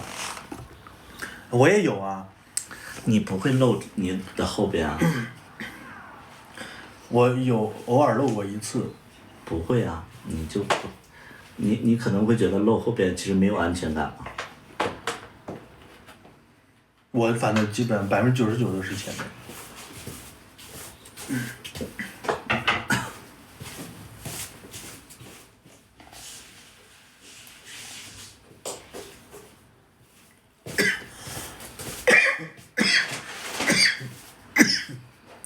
我记得我有一个是，因为我背后晒伤了，所以我发了个抖音。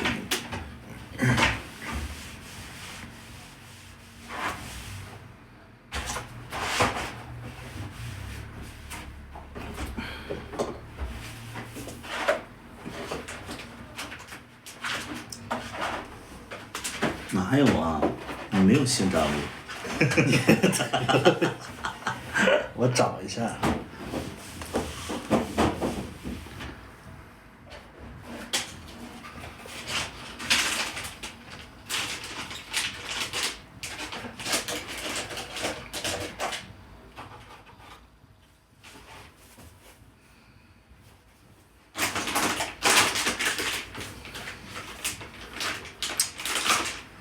家里有其他人吗？那个叫了保洁。有这么一张。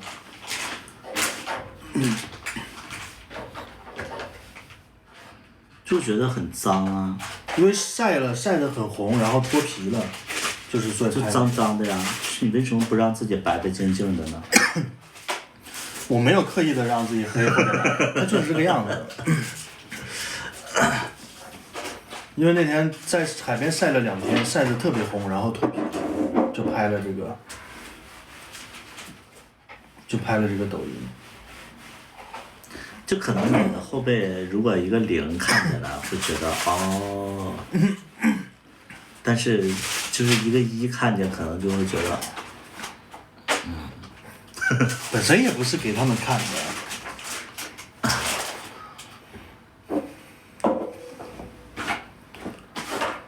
所以性张力真的每个人看不见。为什么我直播间里就是都在为你说话？因为我直播间里0多，都是0，所以都是0，他们就会觉得说，你抢了，你不光抢了2把刀，你还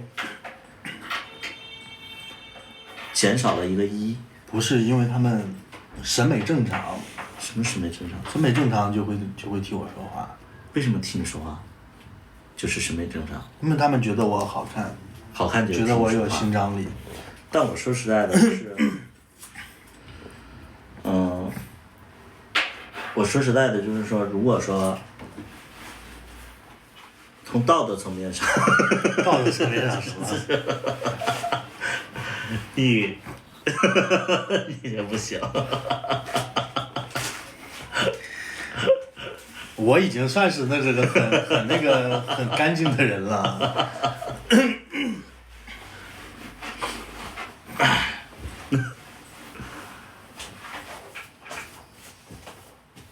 我是圈子里少有的特别干净的，特别干净。你会愧疚吗？愧。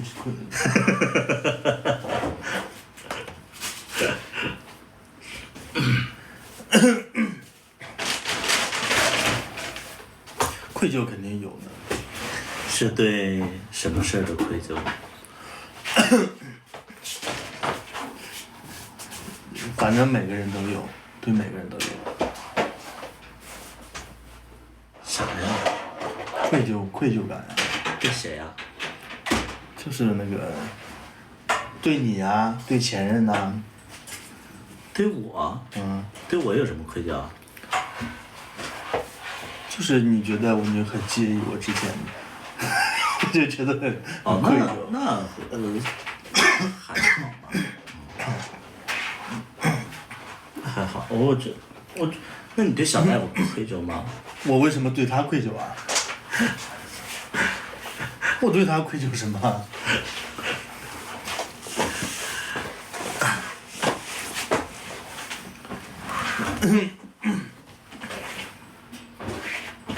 所以你觉得小大夫比你长得好看吗？没有。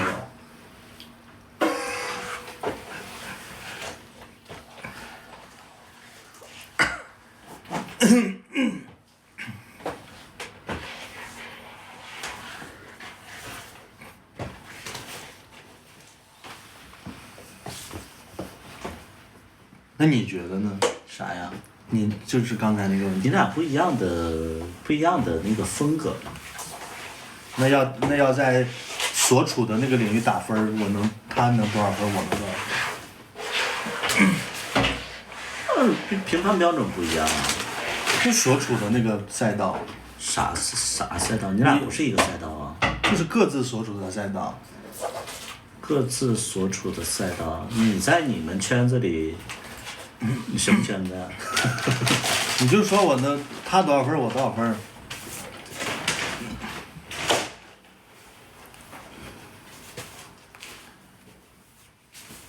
我不知道怎么评判。行。对，就是领域不同嘛，就是像你说的。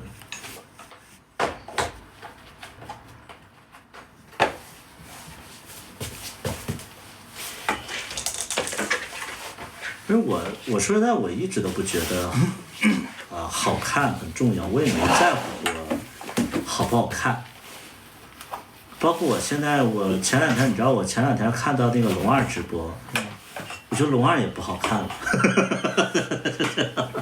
就是我当时会觉得一个人好看，是因为他人格魅力。你时间长跟这个人不接触了，你就会觉得说他好像没有你想象的那么优秀或者好看了。所以我的好看的定义不是因为一个人颜值好不好看，是因为他在我心里的那个状态好不好看。我们到这边。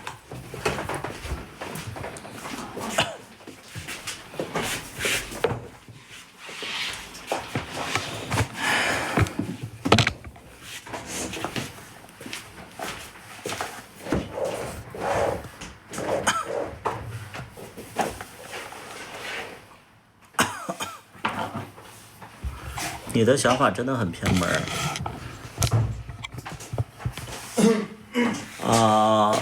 跟你不一样是不是？那就对了。如果跟你一样的话，你也能拍电影啊。对。这灯光感觉更好了。对，这边更好。肯定是不一样的。跟你们一样的话，那我咋拍电影？我咋拍电视剧呢？对不对？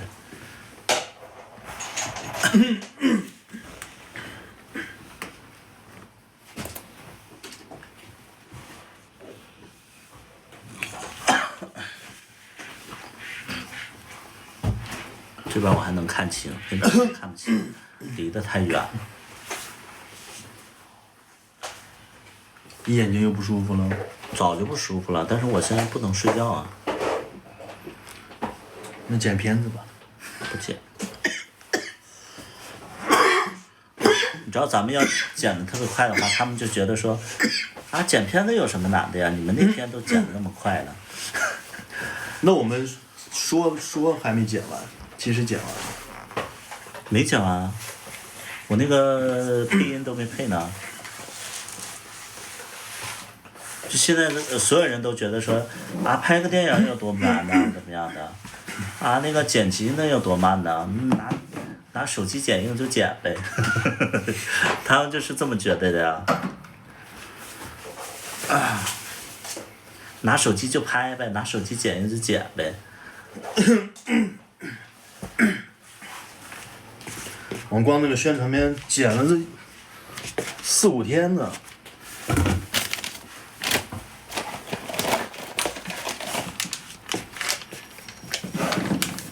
初剪了2天，又精修了2天。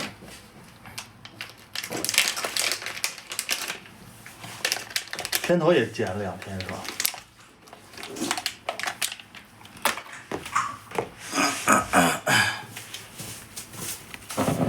这种也能直播宣扬什么？傻逼呀！拉黑。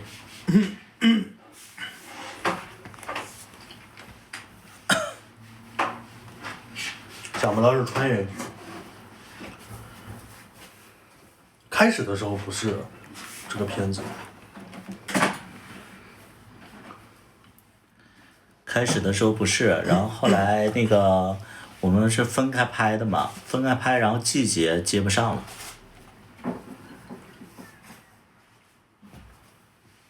后来就没办法整了一个穿越。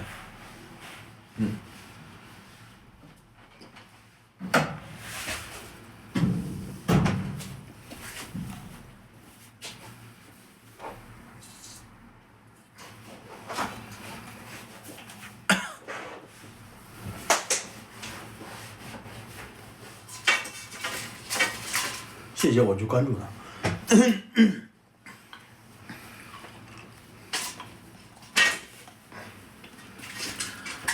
给我你的爱。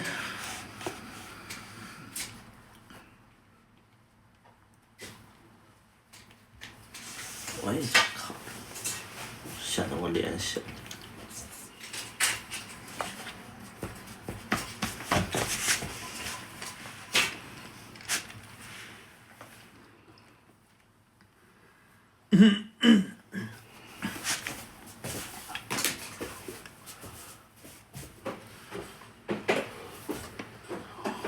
才6点，我感觉播了好久了。你我是要坚持到9点。你是4点开始直播的，我记得。你要是坚持到9点，睡个8个小时，就是6点，8小时5点，早上5点。哦，这边会显示啊，我把谁拉黑会显示啊。它会在上面飘一下，然后就没了。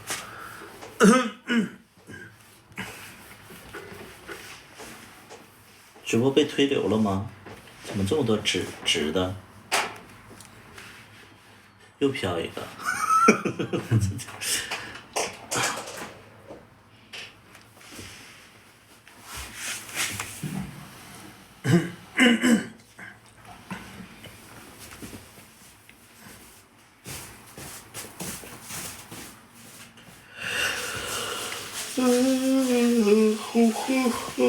那点眼药水吗？我是困的。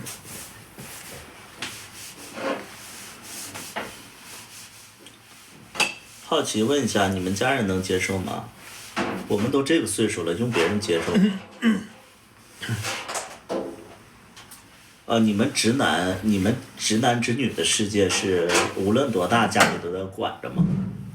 就我们其实比较独立，啊，自己赚钱自己花，思想也比较独立，然后生活也比较独立。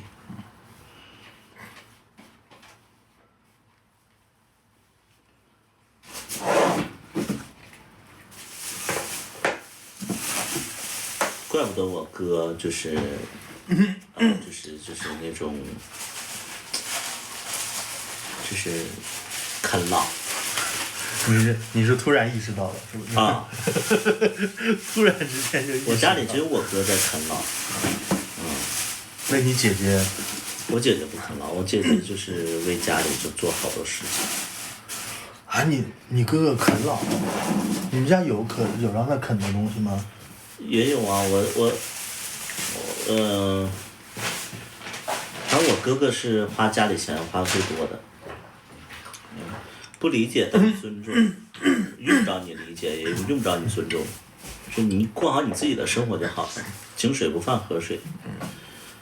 你不要什么用，就是你是谁，是你代表了谁，就是别人的圈子你评论什么？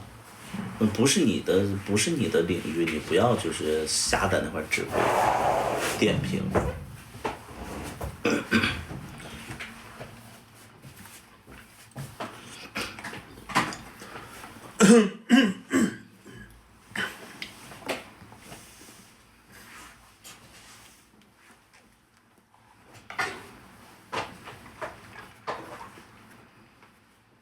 正面刚，我为什么不能正面刚啊？就我觉得很，就是很讽刺的一点是什么？就是，总会有一些陌生人来指点你的生活，你陌生人，你在生活当中你就是个过客。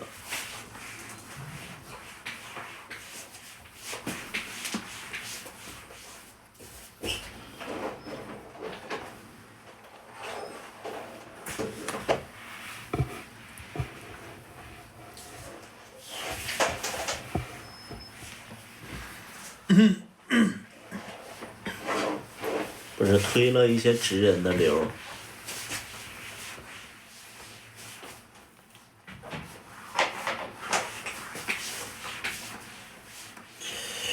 给我你的爱。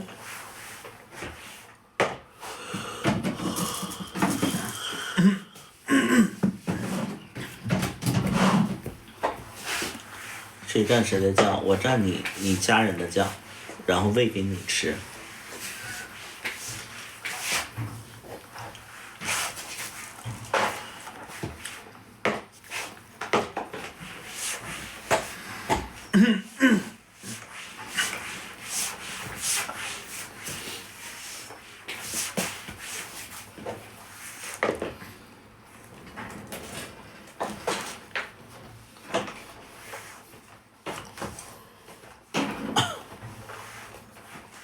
啥时候去健身？今天应该不去了。不都去过了吗？哦，对，今天都去过了。我以为你今天没去。早上不都去过？早上去的呀。早上都去过了。手臂上蕾丝不是，手臂上是个是个海浪纹，虽然看着像蕾丝。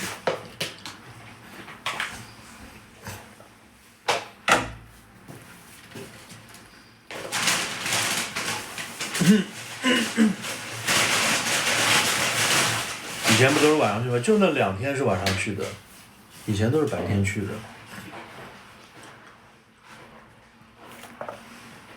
我也是9月发现2个关注的博主居然在一起了。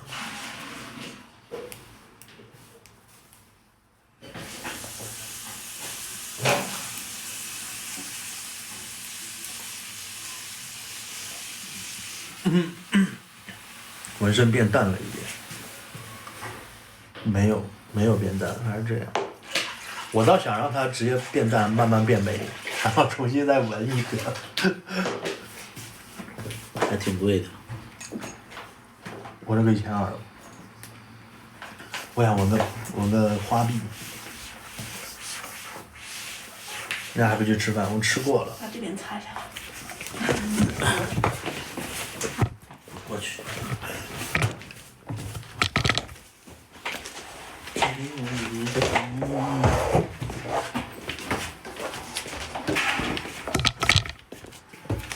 你要喝水吗？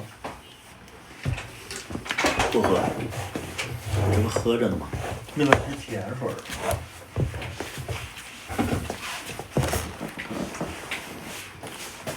YouTube在哪儿能看？还没上线呢。你看这个直播间的主页的那个片子上面有上线的时间，那个预告片。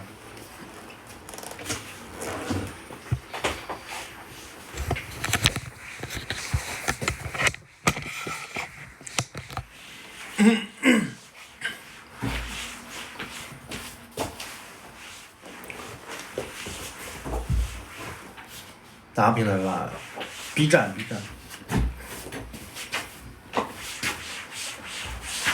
抖音上应该不会发，你们可以自己搬到抖音上来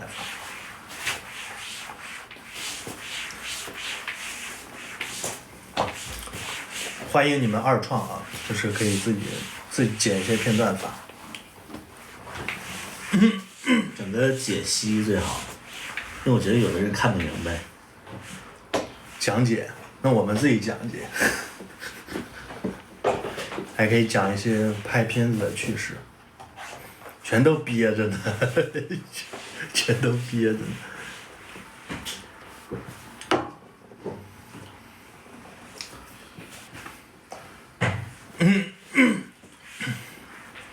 芝麻看的你都不行了。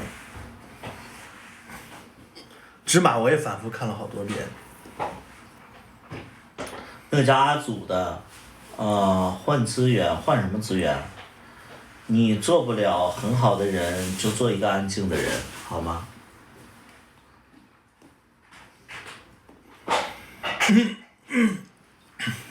那傻嘚儿，不行，拉黑。这种我觉得是精神有问题，赶紧拉黑。看的我都想处对象了，跟我一样经历很像，很喜欢，跟我的一些经历很像，很喜欢。啥叫换资源？现在看跟我回家呢，我也是看完芝麻之后就把他的作品都看了一个遍儿。这对我，这对你啥？你真的是你真的很好解释了那个成语啥？蓄谋已久。啊，对，那段时间我还看你直播，但是看着看着就不想看了。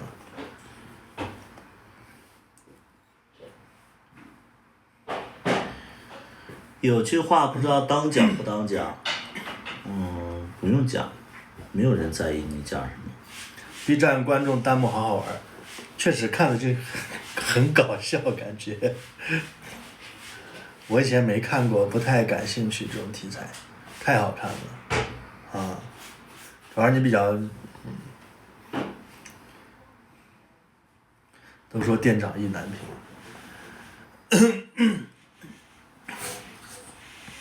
我最开始看他直播的时候，他就讲了店长那一段儿。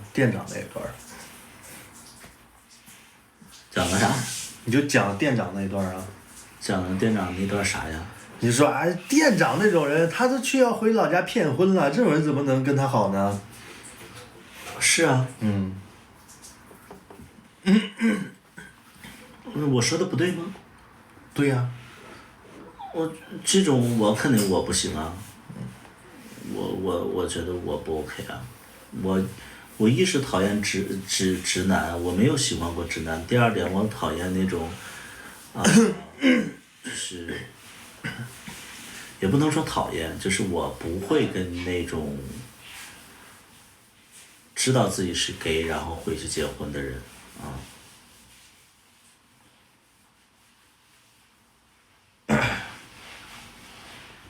你就跟店长得了，店长他就是一个店的店长，也没什么大的作为。卡爷是直男，卡爷不是。卡爷是。我也不知道他是不是。啊？卡爷，不知道。别问我啊，就是直播间里问我们自己的事儿啊。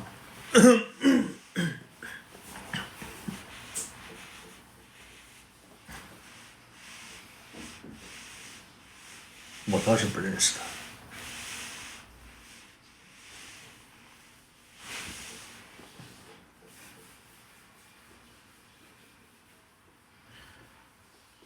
没钱了也挺好看，有的时候太油腻。觉得你们评判的标准就是好不好看，我就觉得有的时候拍这些东西吧，就真的不用太用心。找几个好看的人在那块那个就是演一些狗血的剧情，你们看比谁都欢，就没有必要就是讲剧情讲核心，啊，天天就是好看，啊这个好看那个好看。狗血大家其实也爱看。狗血其实是比较低俗嘛，就我其实我想拍的东西，我其实就是想告诉大家，就是说，哎，每段感情你没发现那个周明磊每段感情他其实。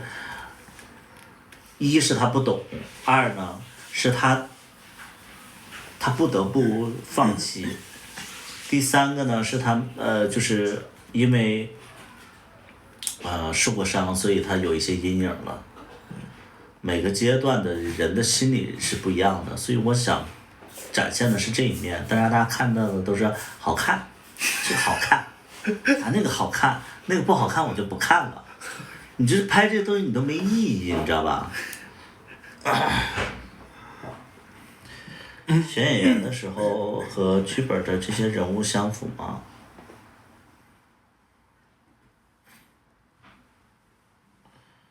选演员的这个啊，我们选不了啥演员，我们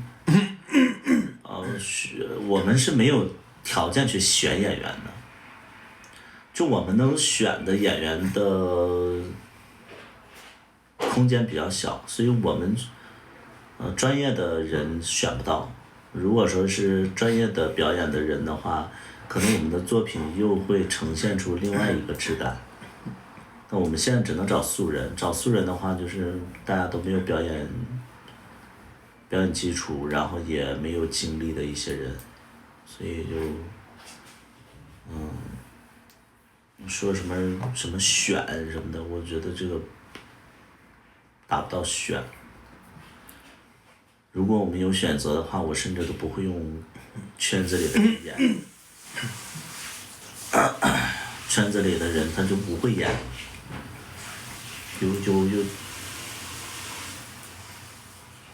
起码的就是那个直男圈学表演的人，其实他们只能演一个大概嘛。那观众对演员还是挺宽容的。其实不宽容啊，我觉得不宽容，就是他们会觉得，长得好看的都演得很好。不是啊，那你没看那个弹幕啊？你没看那个就是你看弹幕了，但是你没看那个就是影视就是豆瓣评分。我的这个片子在豆瓣也有评分，大家就会觉得说演得很垃圾啊。因为弹幕其实能发弹幕的人，不能说他很低龄，不能说他都很低龄，但是起码他心态也比较年轻的一些人，他没有太多的理解或者说鉴赏的能力。但是你上豆瓣的那些评论呢，我觉得他们就蛮中肯的，他们就能指出就是说是表演的问题，还是收音的问题，还是导演的问题，调色的问题。弹幕他们只会说好看和不好看，只会玩梗，所以表演是硬伤啊，就是骂的就是豆瓣骂的很多就说只能看脸，表演太垃圾了。所以我觉得说的蛮中肯的。弹幕你不能看弹幕说。你的作品在豆瓣都有评分吗？有啊。啊，我还没看过呢，待会儿去看一下。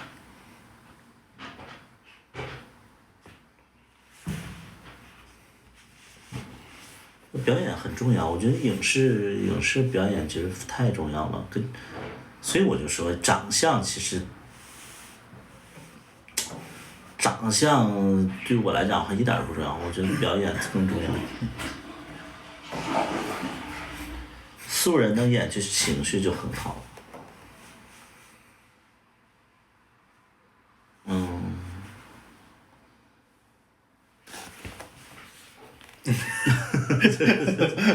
行吧。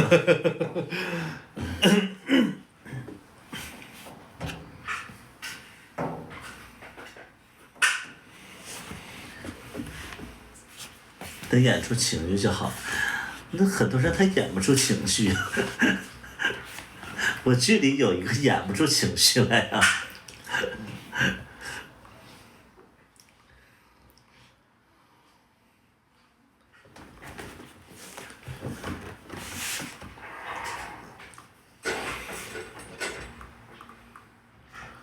你愿意听这种话吗？但是能拍出这种剧本身很难，再提各种问题有点莫名其妙吧，太刻薄了。但是虽然说是刻薄嘛，我其实也会因为这些评论会有一点点伤心，因为我会觉得说没有人在拍，只有我在拍。哦，你会伤心啊？会啊，就是我会觉得说我想丰富大家的娱乐，然后但是呢，我还以为你就完全不在意。当然会啊，就是因为我是自己自费去做这些事情的，然后反而被大家不理解，然后甚至会嘲讽。但是又说句实在话，就是就这样才会让你想证明自己没有这么差呀。就我觉得没有太多怨言，当时确实会有一些怨言，但是现在一点儿都不会。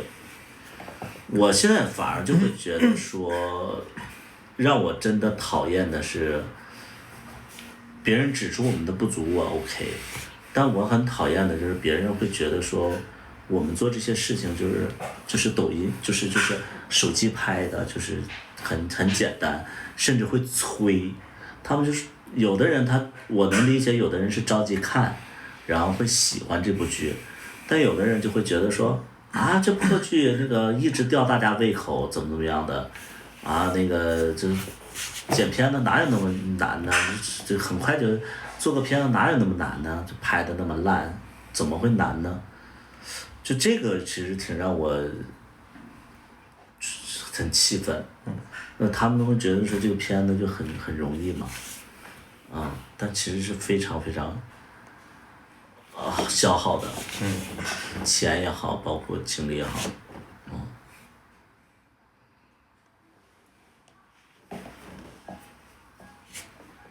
拍戏确实我觉得是很难的一件事，你要是从头到尾统筹下来很难，就要操心的事很多。难的点，我首先觉得剧本创作就很难。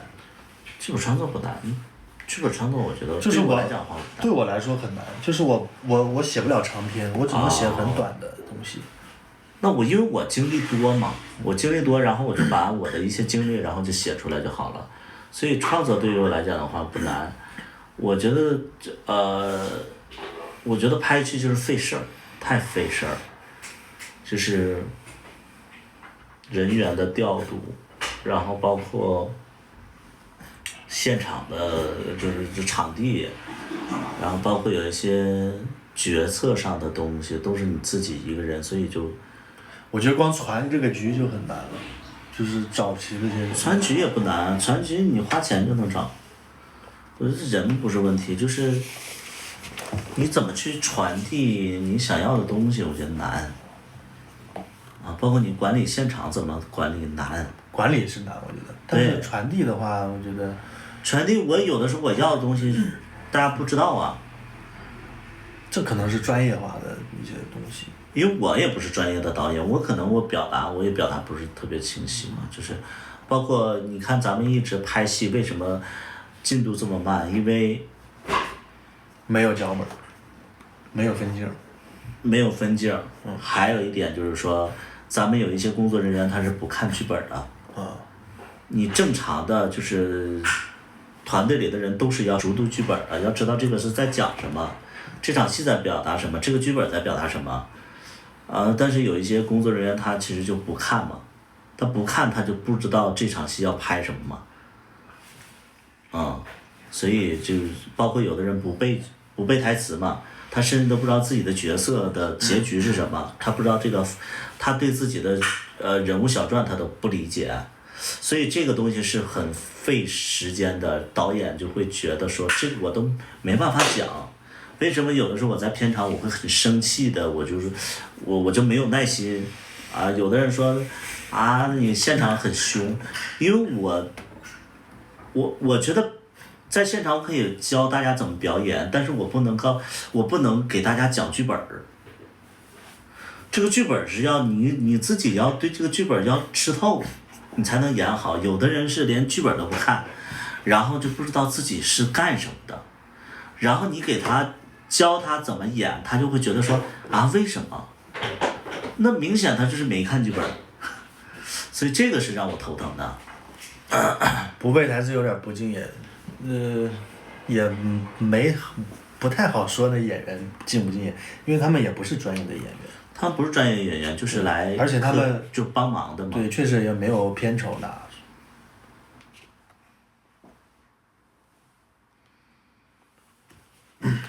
我觉得龙二店长磊磊演的都挺好，店长你也觉得演的挺好？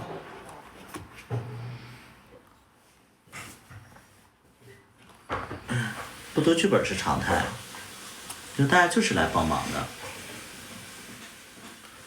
店长台词可以啊，不读剧本，我那些工作人员好像都不会去读剧本，他们就等着导演的那个指令。我也可以去帮忙，我们这个剧已经拍完了。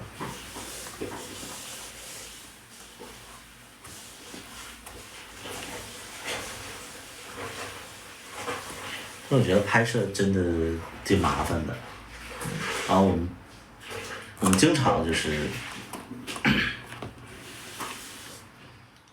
我们经常会因为演员不读剧本，然后会不想拍了。演员不读剧本，你不想拍了？啊。你知道当时我跟那谁啊，我跟那个。我跟高志鹏在演那段儿，就说那个，他给我做饭吃，然后他说那个我发誓，那个我想跟你谈恋爱之类的，我想每天都想看到你怎么给你做饭那场戏，我在现场就发火了。为啥？因为高志鹏他，就是那个川田嘛，川田他在演的时候吧，他就，不对，就台词就是他可能就是好像没背台词或者怎么样，或者说他不理解，所以在片场的时候，我就有点急躁，我就给他机会，我就告诉他怎么演，然后我就有点急了。这个时候，因为那个时候小薇是制片人，小薇在旁边说，导演停一下，我说怎么了？说我觉得你俩演的不像情侣。我说啊，我知道。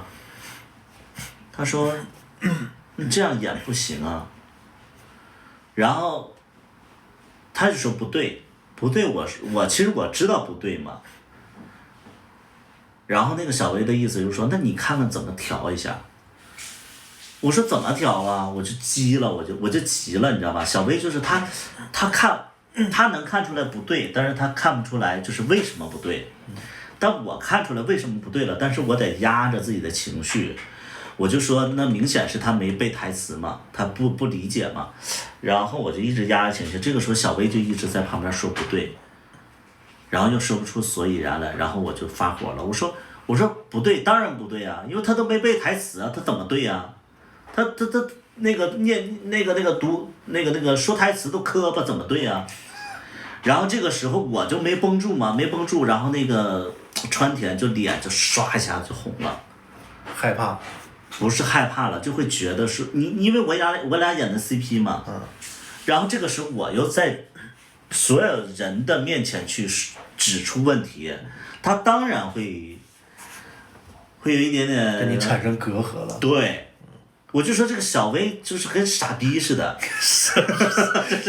那你还不是你最后说出来了？对，我就觉得其实我早就我说咱们调整一下吧，然后我就有点就我在那生闷气，你知道吧？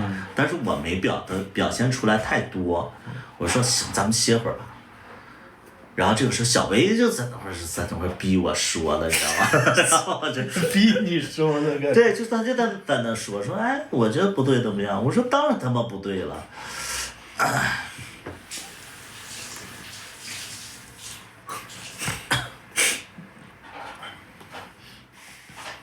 所以这就是问题。所以有的时候你包括那个我们拍《芝麻2》的时候，不跟你说了吗？那个灰灰和那个演员他俩台词就是不对，就演的特别的垃圾。最后成片里灰灰的台词我觉得也很。是啊，是我妥协了。也很是我妥协了，因为我就会觉得说，我拍了一天，一个镜头都没过。就他的台词，我觉得是最烂的，其他的人都还说得过去。然后我就真的我过不了，在我心里我就过不了嘛，我过不了，然后我就在那块就是一直不过，然后我就说怎么办？我说那个咱们停一下，我说我给你们讲讲戏，你知道开拍了，我还得给他们讲戏，讲了以后，然后我觉得他们还是理解不了，因为你知道吧，就是有的人他没有生活经历，他哪怕知道剧本在讲什么，他演的就是不对，他那个点他就演不出来嘛，因为他不是那样的人，他生活中没有那种视角嘛，所以他演的就不对嘛，他只能按照别的影视剧里边的那个模仿那种状态。那个卖假酒就是《芝麻2》里卖假酒的那个，开的新酒吧的。啊，所以我那个时候我就觉得我不拍了，我说我不拍了。那你说《芝麻2》你就直接不拍了？啊，我就说我不拍了。那后来我说我要拍综艺，然后那个，因为我剧组里的人都知道我经常搞这出。芝麻1的时候也是拍了第一天小馒头演的不行，所以我把那个小馒头的主角的戏份拆给4个人了，就是临时晚上改的剧本。原本呢是小馒头挑大梁。他演戏总伸脖子。会确实伸的脖子。所以就是其实每一次拍戏其实都有很大的问题，包括那个时候我们拍那个《跟我回家3》，也是找了一个演员，那个成都不是那个深圳的，也是特别长相特别好，而且跟我那个角色特别搭，演戏就是差。然后也没拍了。他演不出来，你逼他也演不出来，我们就拍了几集了，他都调整不了状态。后来我就不拍了。那个剧本后来拍了吗？没拍。那剧本好吗？就是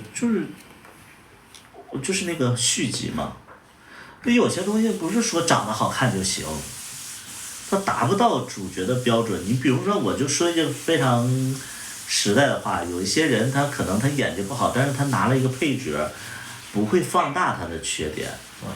但你要是你说你演技又不好，然后你又是一个主角，那根本就不行的。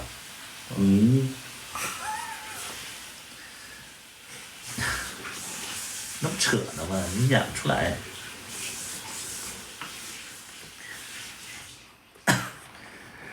这个剧我这个主角差点都被换掉。这小眼神儿。我的主角差点就换成小薇了。因为他演的特别烂那个时候。起来。拿那个抽烟。去拿瓶水。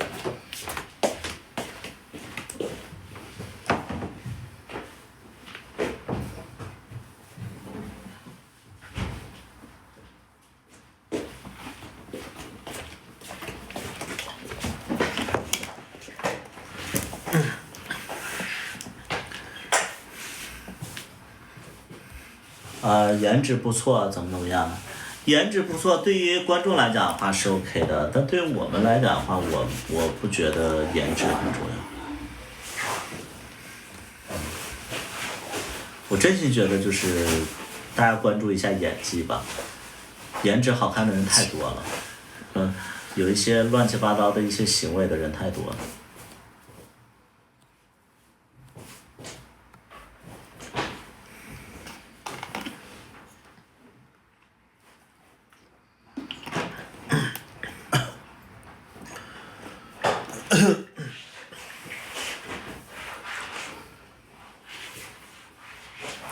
涂染头发了。对。有的人问什么时候上，你们看那个预告片嘛？预告片上面每一帧都有上线的日期。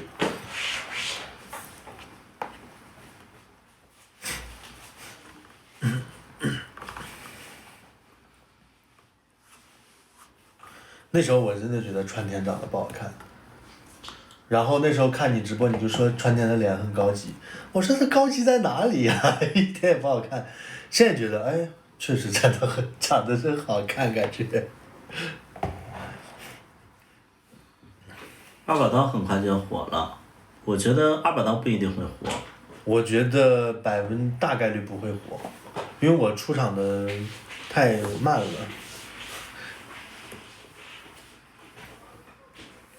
还是觉得很厉害，能做出这样的作品。我也觉得很厉害。就是故事还是很连贯的。这次不一定哦。这一次故事不，这一次你觉得故事连贯吗？我觉得可能会有人看不懂。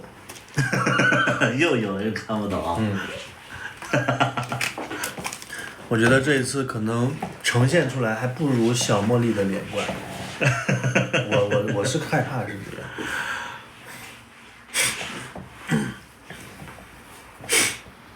你好，看完了，你看一下啊。好。行，挺好的。看不懂我就觉得，那我以后我也不拍这些东西，拍个简简单单的吧。我觉得故事大体上能看懂，但是可能有一些细节是看不懂。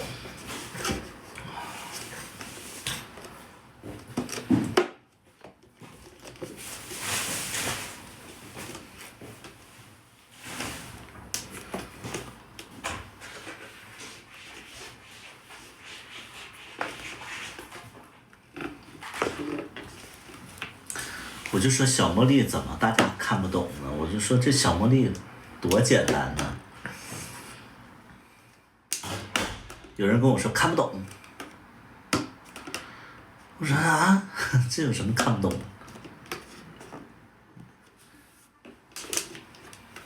可能是你的那些什么商战比较高级，就看不懂。不是，为什么看不懂呢？他们是看不懂时间线，因为他那个是跳序嘛，一会儿讲几年前，一会儿讲几年后了，啊，一会儿那个讲他的回忆了，啊，就怎么样，就是太跳了，大家就看不懂。因为你知道，就是其实这些短视频啊，其实大家看的时候一般都在干别的事儿。电视剧是这样。对呀。就是有可能很多人都是只听。是。就有的人他就看不，就是不是说全神贯注在看，所以咱们的那个内容又会比较的那个快。对。所以就看不懂，我觉得很正常。他不是说我拍的有多难，是大家没有就是把所有的精力放在这个剧上。可能是。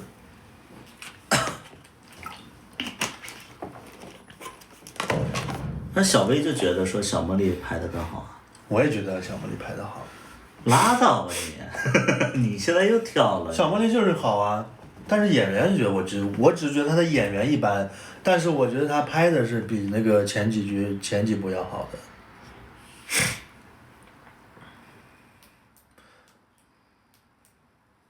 拍的就是看不懂，这不是看不懂的风格，是我觉得大部分人看也是能看懂，可能是就是把它当下饭剧那种很轻松的来看的话，就是跳着看可能就容易看漏。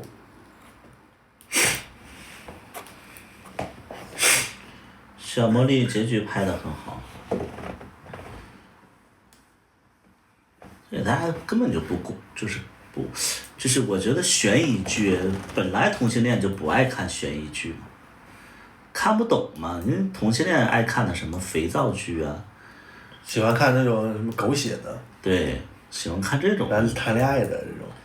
他们不喜欢看这种烧脑子的。我们爱看脸，对，爱看长得好看的两个主角谈恋爱的那种戏。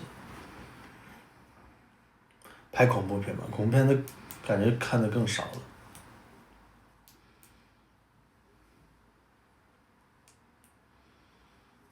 那你觉得绿豆讲的是什么呀？我啊。我觉得绿豆讲的什么？讲的就是你这。它主题是什么呀？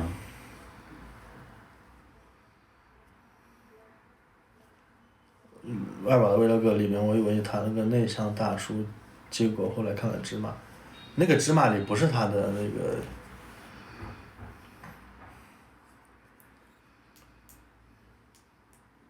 主题，你最开始的主题是那个就是好朋友出轨要不要？友情嘛。然后后来改了，我就不太那个啥了。改了可能是如果一切重新来过，是不是所有的结局都会改变？完了，这部片子铺盖了，连那个他都没看懂，我想表达的是什么？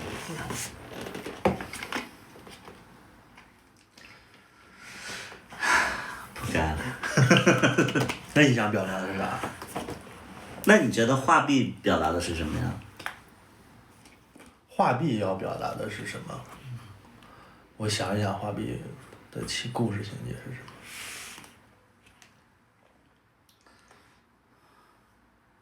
画壁表达的好像是男女之爱。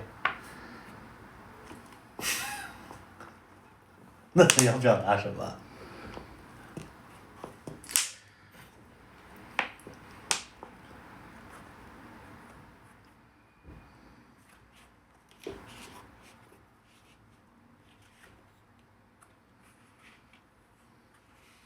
表达的是成都萝莉。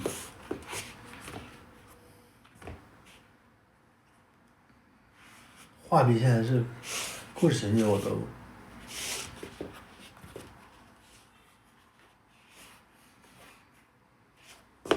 小爱和大爱，有点准。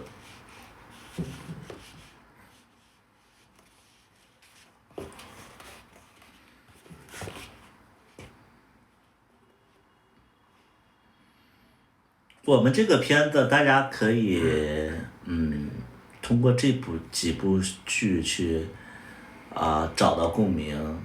首先，夏洛特烦恼，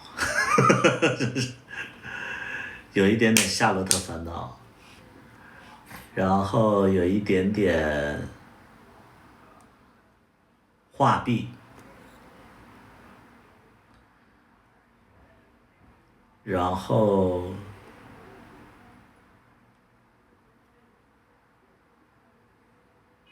有一点点将爱情进行到底。两位去成都吧，你给出机票吗？你给出机票我们就去啊，不出机票的话就别在这逼逼叨叨的。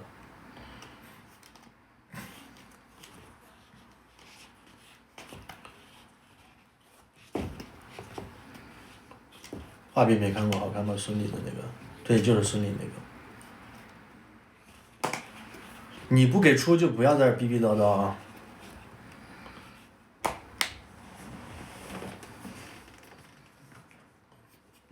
220胖了没胖，还是那么重。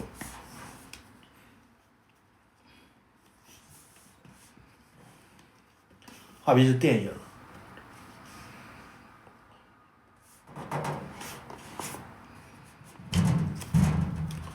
它其实跟画壁剧情有一点点像，就大家可能看不懂，就是画壁的那个收视率也非常低呀。画壁当年票房惨淡。跟无极是一样的风格。不是，跟无极不是一样。其实画壁的，画壁的风格跟这个就很像。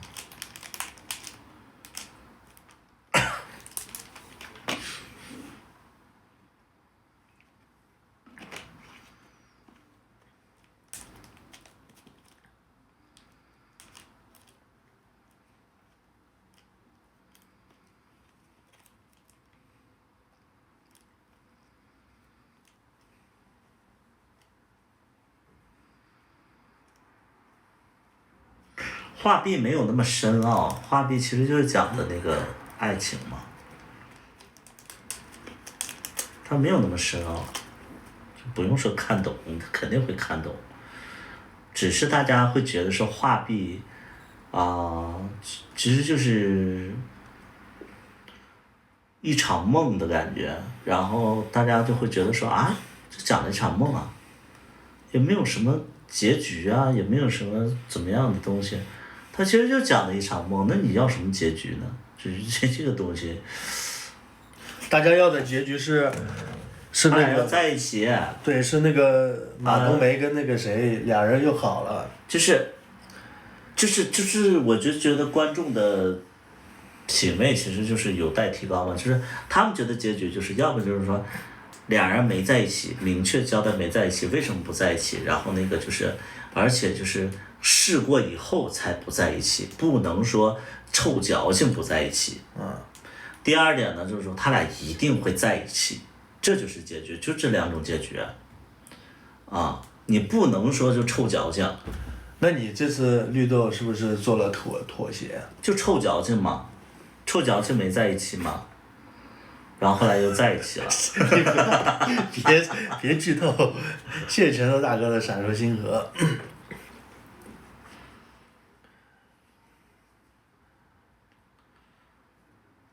这就是观众爱看的东西。不是啊，我觉得这大家也不能理解啊，就是为什么就是，我觉得这个大家也不理解，为什么？为什么要臭矫情？啊，直接在一起不就好了吗？完了，更期待了。芝麻这句我挺好，你跟龙二结局前美好生活，我就觉得没转折没劲了。芝麻二的结局。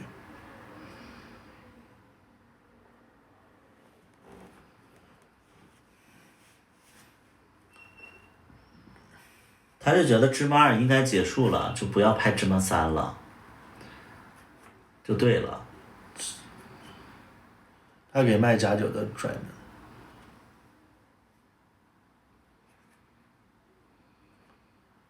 芝麻二是个大团圆的结局。我没这意思。芝麻本来也没拍三，那你以后会想着把那个什么《跟我回家三》拍了吗？或者是芝麻三拍了吗？我可能会想办法把这个所有的剧都串联在一起。那你演员找不到了。尽量找呗。那你看《还珠格格》，那不都是那个新演员吗？对吧？或者说我翻拍一部《跟我回家》，我让年轻的人来演那个《跟我回家》，然后我演那个一个配角出现就好了。那你会改编吗？不会。对。我想就是拍个新《跟我回家》之类的。拍个演技更好版的《跟我回家》。不是年轻版的嘛，然后就大家做对比。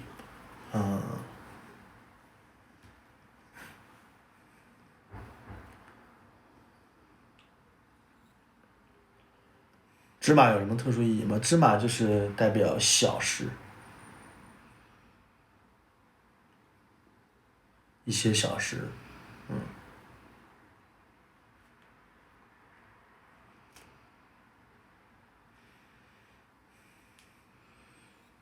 但绿豆和芝麻不是一个意思哦。绿豆你知道什么意思吗？什么？你什么都不知道啊！你整个拍，而且你是导演夫人。芝麻绿豆，人家都是说芝麻绿豆都是代表小事。那你觉得咱们剧本是小事吗？我就觉得为什么会取绿豆这个名字？真的，你让我。因为有一部香港的同志题材电影也叫绿豆，它也是就是小事的意思。绿豆是什么？就跟红豆相对的意思吗？那我觉得这个可能大家不会猜得到。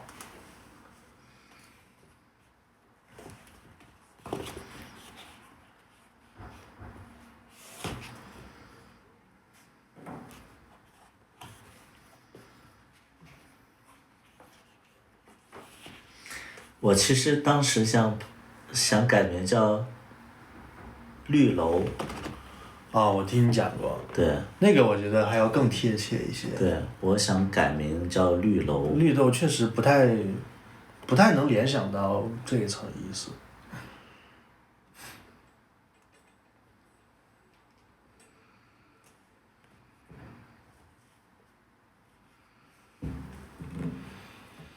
叫绿楼，大家就能明白了。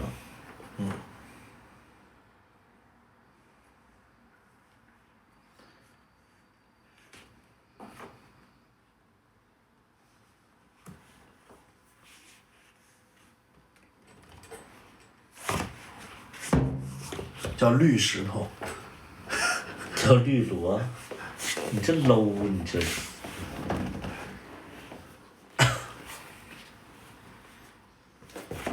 ，low 死了绿萝。绿楼，大家说不定也不能理解。绿楼应该能理解。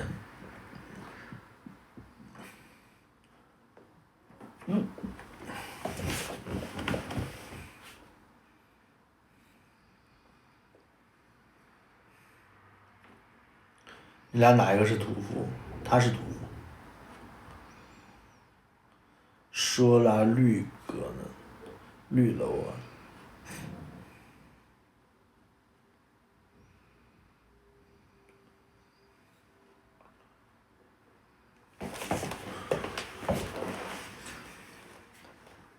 绿楼是什么？是什么？绿楼还不明白啊？你看，我就说大家不一定能明白。我的天，老爷呀！就是你懂他的意思，你就没有办法想象不懂他的意思的人的想法。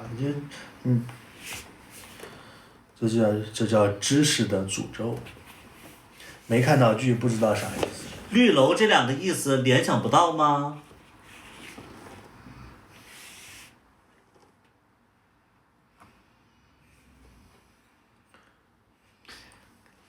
绿楼是不是觉得？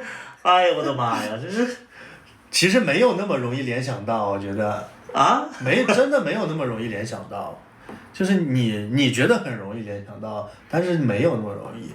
就像你说红豆跟绿豆的关系一样，因为你宣传是芝麻姐妹篇，大家会觉得芝麻绿豆这是一个意思。绿楼，哎呦我的妈！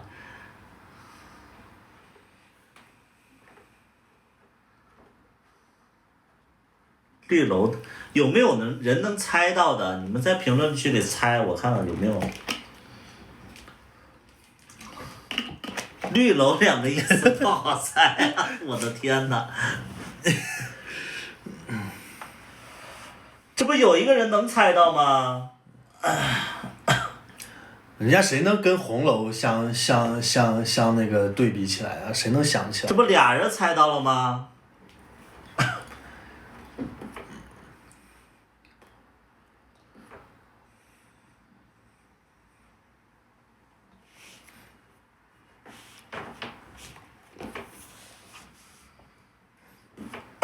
太虚幻境是啊，我们就是太虚幻境啊。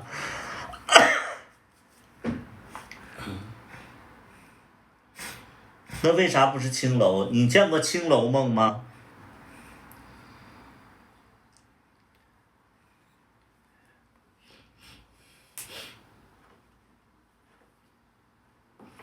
你起名叫《青楼梦》，你是想考进去啊？青楼梦，真的是。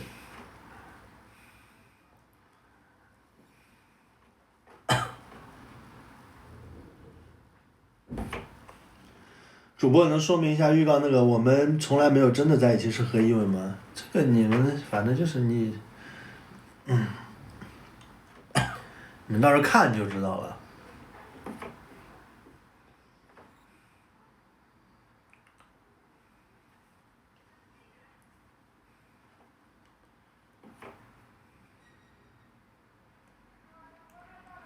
我觉得这剧大家也看不懂，反正就看个热闹。对，就看个什么，看个热闹，看个谈恋爱，反正有他们喜欢看的。中心思想大家可能看不懂，但是剧情还是蛮容易懂的。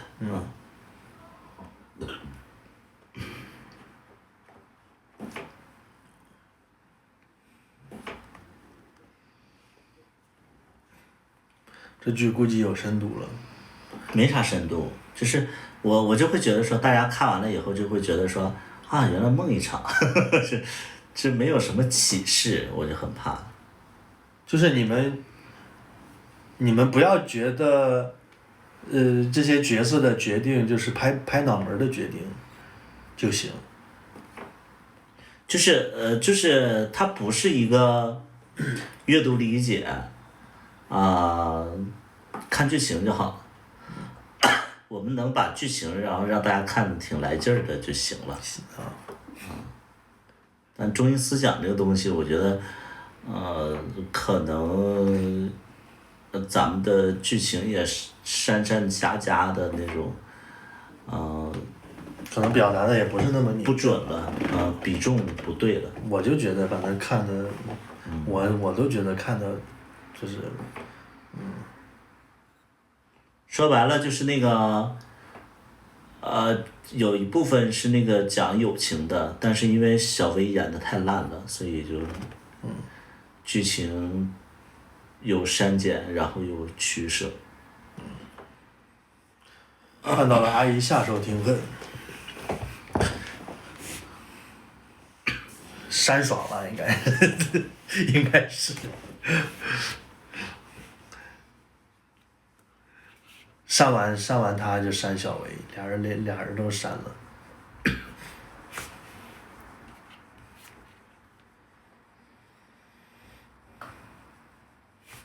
那个演员那个阿姨，我觉得演的还就是挺好的。他就是标准的演员啊。就是我就说，如果说大家不看长相的话，我们去找那个。职人圈的演员演的话，其实也花不了多少钱，而且他们演的大家还会觉得比较正规，但是就不是同性恋的审美嘛。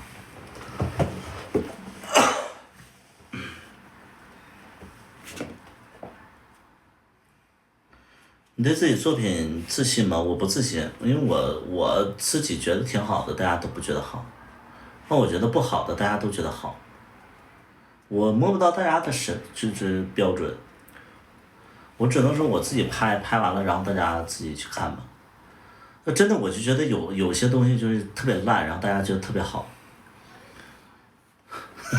你会觉得你自己拍的很烂吗？不是啊，我说有一些表达特别烂，有一些演员演的特别烂。我又说这个话了。就是我觉得有的演员演的特别好，大家看不到。大家会觉得那个演的特别烂的是好的。你说的就是那个谁。就是我不知道大家的标准，我不是说对这个演员有不好的一个东西，是我对观众我会觉得说，大家觉得这个是好，我不能理解。然后我觉得演的特别好的人，大家不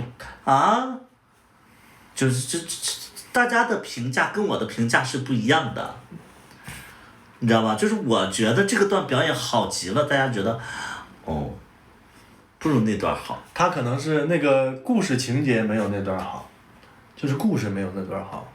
哎呀，就是不知道。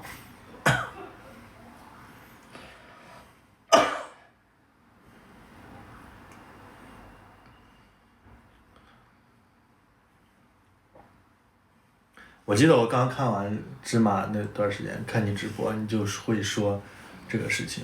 对啊，我就觉得说，你说原本我这个剧是想捧谁谁谁的，没想到那个谁谁谁莫名其妙火了。是，所以我就觉得说这个东西标准不在我手里，所以我摸不到大家的那个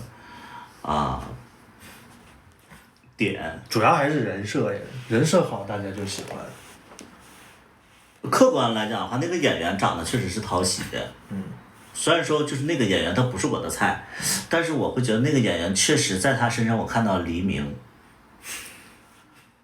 那个四大天王黎明啊，不是说那个就是那个真的黎明。真的黎明。就是我觉得他长相特别像黎明，就是那个某一个阶段的黎明，他笑的时候特别像。然后。但是他的演技确实是会有，就是完完全全他就是，一是他看不懂剧本，然后他也背不下来，然后他也表达的也非常的差，但是大家会觉得那是好，这我就没办法，就我会觉得这是好，那我觉得的好不是好，所以你现在还是没有摸准观众的喜好。我摸不准，我觉得大家还是。看脸，看脸看人设。那我觉得你也知道观众喜欢看什么，所以你在绿豆里边其实也加了很多那种。不知道。我真不知道。那你为什么要3次找我付费？没有人了呀。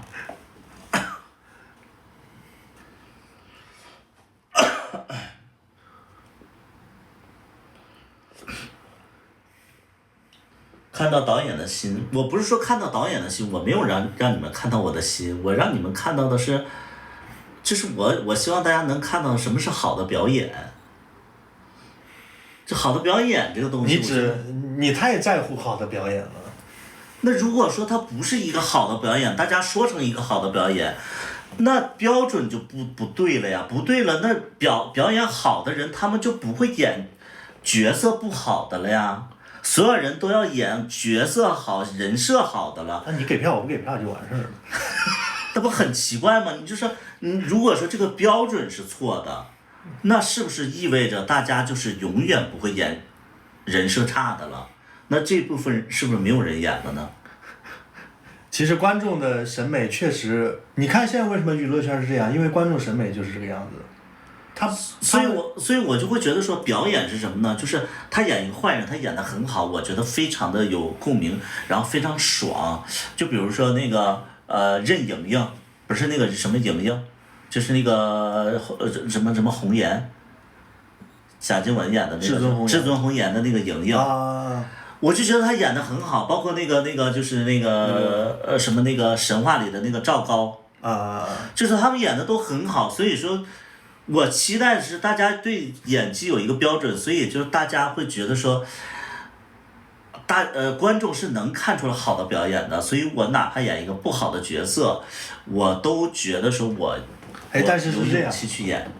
我最近看这个神话，我就觉得赵高真的是完全刷新对他认知。是啊，那就是可能是你的作品刚出来的时候，大家喜欢这个，慢慢大家就喜欢别的人了。就是我真心我就觉得说，你就比如说有一些，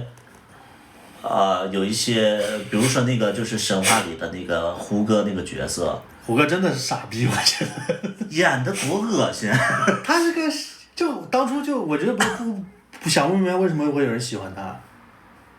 人家赵高跟他一起过来，然后他处处跟人家作对，人家处处为他着想，他处处跟人家就是这很奇怪。不是我就说表演，咱们不说人设，咱们就说表演就单纯的从胡歌那个角色，他演的其实就没有深度。对他演的嘛，胡歌我觉得他一直演技都那倒不是，就是说我就说那个角色他演的不好，就是他起码他诠释的太浅了，所以就是那个时候大家还在追捧时候他的演技，那我就觉得很奇怪了。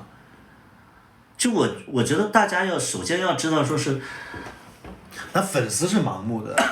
你相信这一点吗？是相信，但是我就觉得说，我其实就为当时的那个龙二，就是我觉得他那个角色是非常丰富且有挑战性，而且他又完成的非常好的，但是反而因为他的人设的问题，导致了他的人气的问题。我觉得这个就明显就是干了个重活，然后而且非常。完成的非常好，但是反而因为你面相不好，所以没给奖金。就这种感觉，就是我们的付出没有收获，没有被认同的感觉。那这样谁也不演不好的角色了，都演好的角色。你包括我那个时候，我就发现同性恋圈里都会想演1，不想演0，因为0的观众多，大家只要看到一个又爷们儿然后又暖的一个角色，这个角色一定会火。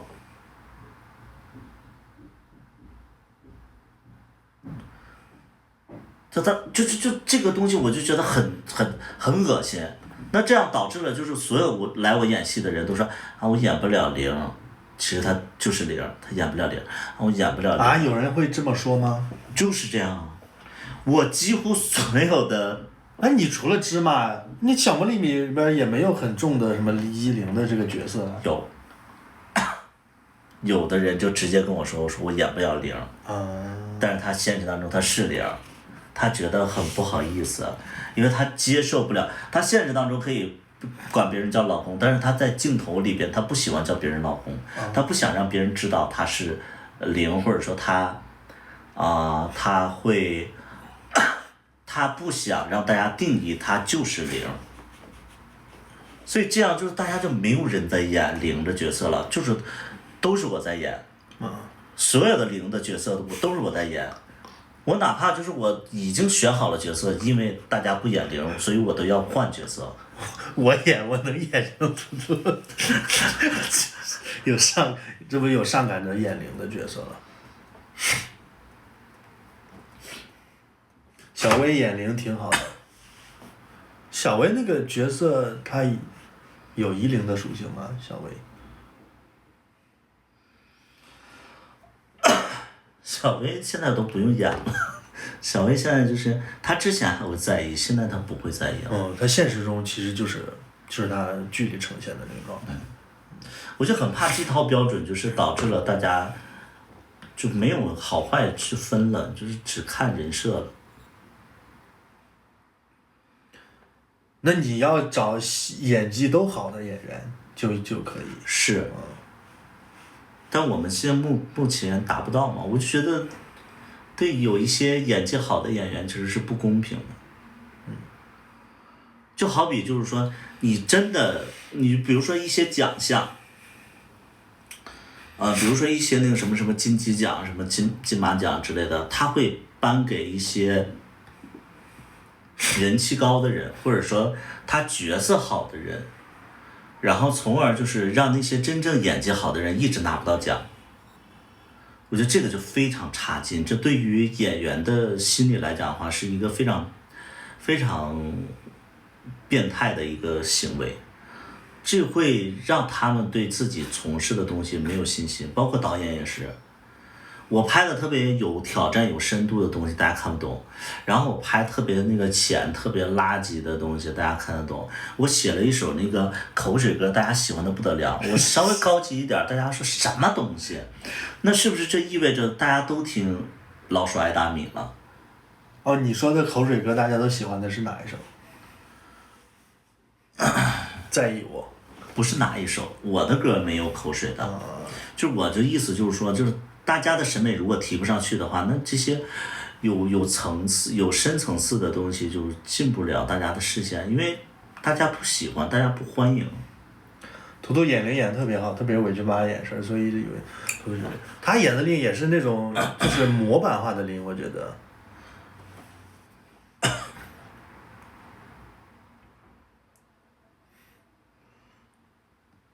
都说我作，那是我自己对零的一些理解。但是其实现实当中零，我觉得现在是一作，不是零作。点零，对，他演的是点零。但是这种模板化的刻画又是很必要的，就是我就觉得很难学这种，就是演零的这样，现实中我可不这样。谁问你了？荧幕上是需要这种呈现，就是让别人能看得出来。就是要夸张嘛。对，要有一些身份上的，为自己的身份赋予一些东西。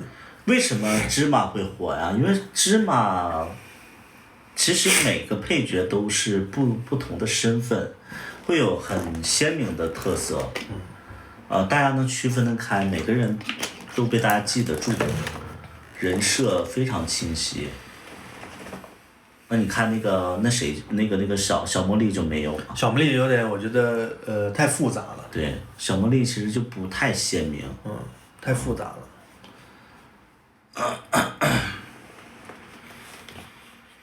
芝麻还是简单的，他每段故事就2个人。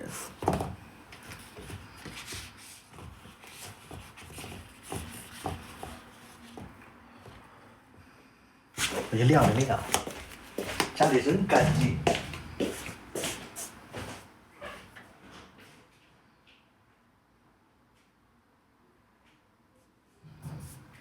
所以一直以为图的就是零，我是不是零其实无所谓，但是我就觉得别寒了那些演技好的人的心。就是我觉得这很重要，就是有一些真正演技好的人他出不来，因为大家会就是我觉得就是大家看剧的时候太容易去分辨好与坏了，一定要去分个好与坏，一定要站个立场，我觉得这个太明显了，那大家看剧就仿佛一个批判大会。那你觉得现在的人气，龙二和那个谁比谁的人气高呢？谁呀？卡卡呀？现在？现在那肯定还是龙二呗。我觉得那个卡卡可能是，那段时间可能人气会高一点。那龙二是，我觉得龙二的你的剧对他的长尾效应比较明显。什么效应？就是后续的影响，对他来。不是，人家本来就有影响力。那他之前那会儿就没有卡卡火呀？之前因为卡卡太火了呀。那现在龙二怎么超越他了？是因为卡卡不火了呀。我觉得是因为你的剧持续的在。不是，是因为卡卡不火了，卡卡的热度就是持续了一段时间，它就降下来了，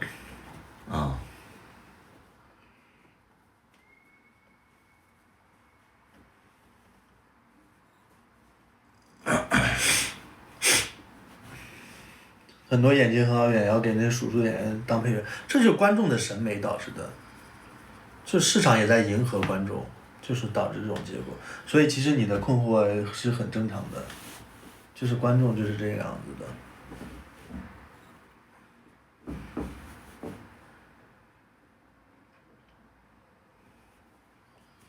我不行，你知道有一段时间就是大叔们特别火，那我也不会用一个大叔来演主角，因为我的主角就是通常都是年轻人，我就不会硬捧一个人，然后我就说让大叔来演个主角吧，除非他是一个大叔题材的东西，他剧本就是大叔，我不会因为演员然后去改剧本。新剧啥时候能看？你去看那个预告片，预告片上有那个上映的日期。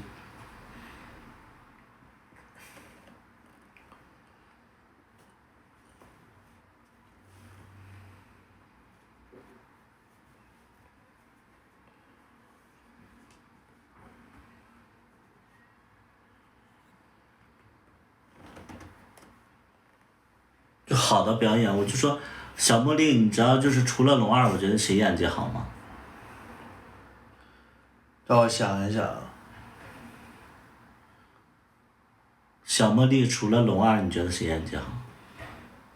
小茉莉，反正肯定不是阿赞。不是阿赞。是你的 CP。不是。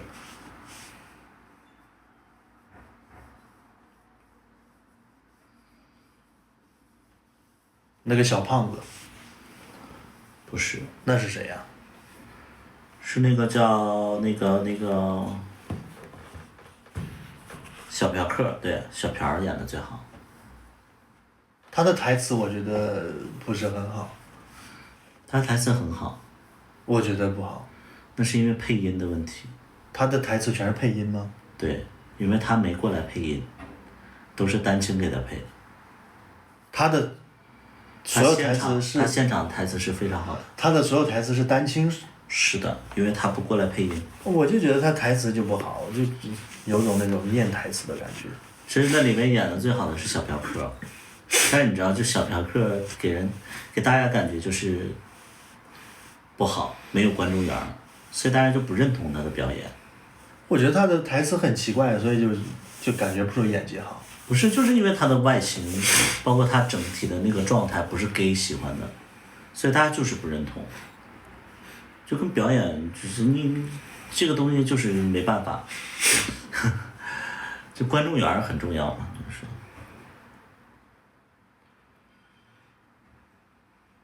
同样是母母的角色，但是你看小薇，大家会认同。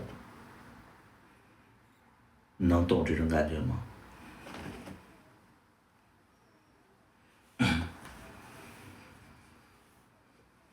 他现在拍直男的东西蛮火的，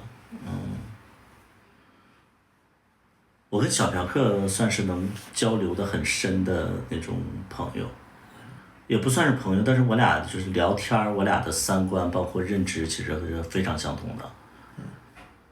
所以我觉得他看东西、看剧本，其实他就能看得很透。所以他是一个有内在的人。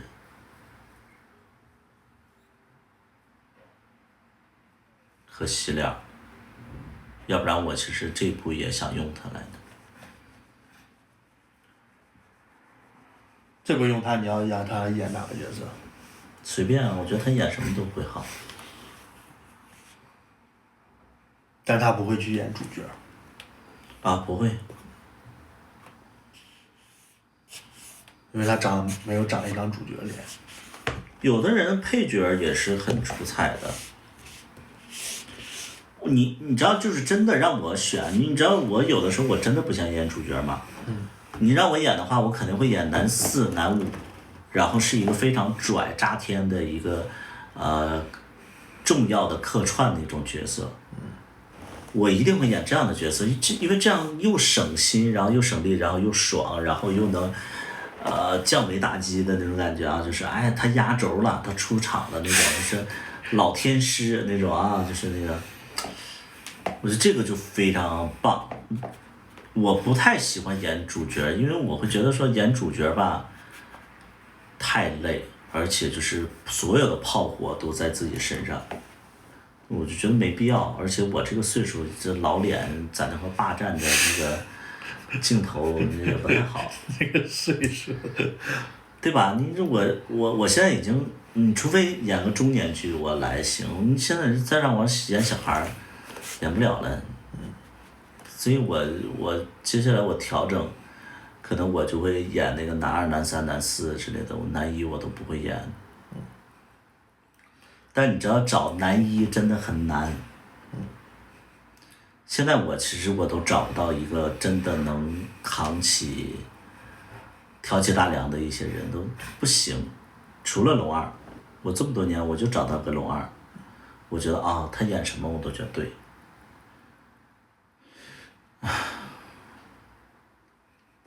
但龙二他也演不了主角了。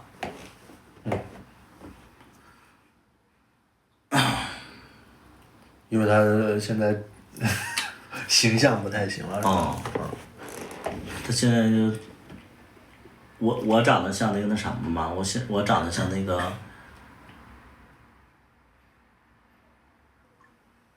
那网红叫啥？张百强啊！我长得像张百强，他长得像那个贾冰。我觉得他像那个，算了，不说了。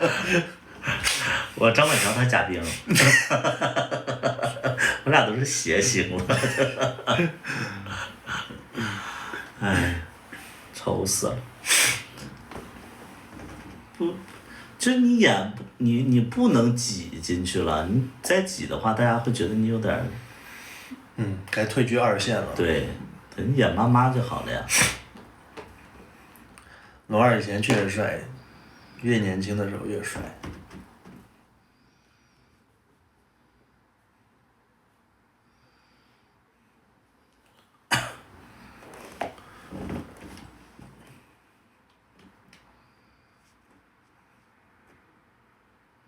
所以新演员我现在就不知道用谁，但我现在就想拍一个，就是未来就想拍一个，就是我剧情我都想好了啊。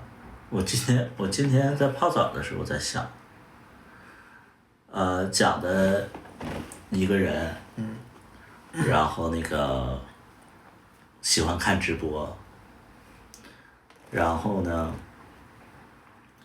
喜欢看直播，然后就看网剧什么的，然后就是一个网上冲浪的人，然后就那个，有一天，然后突然自己失业了，因为那个裁员了嘛，裁员之后呢，然后他就没办法呀，他就找工作，结果找了很多工作都不行，然后后来就看到那个有招聘那个抖音运营的。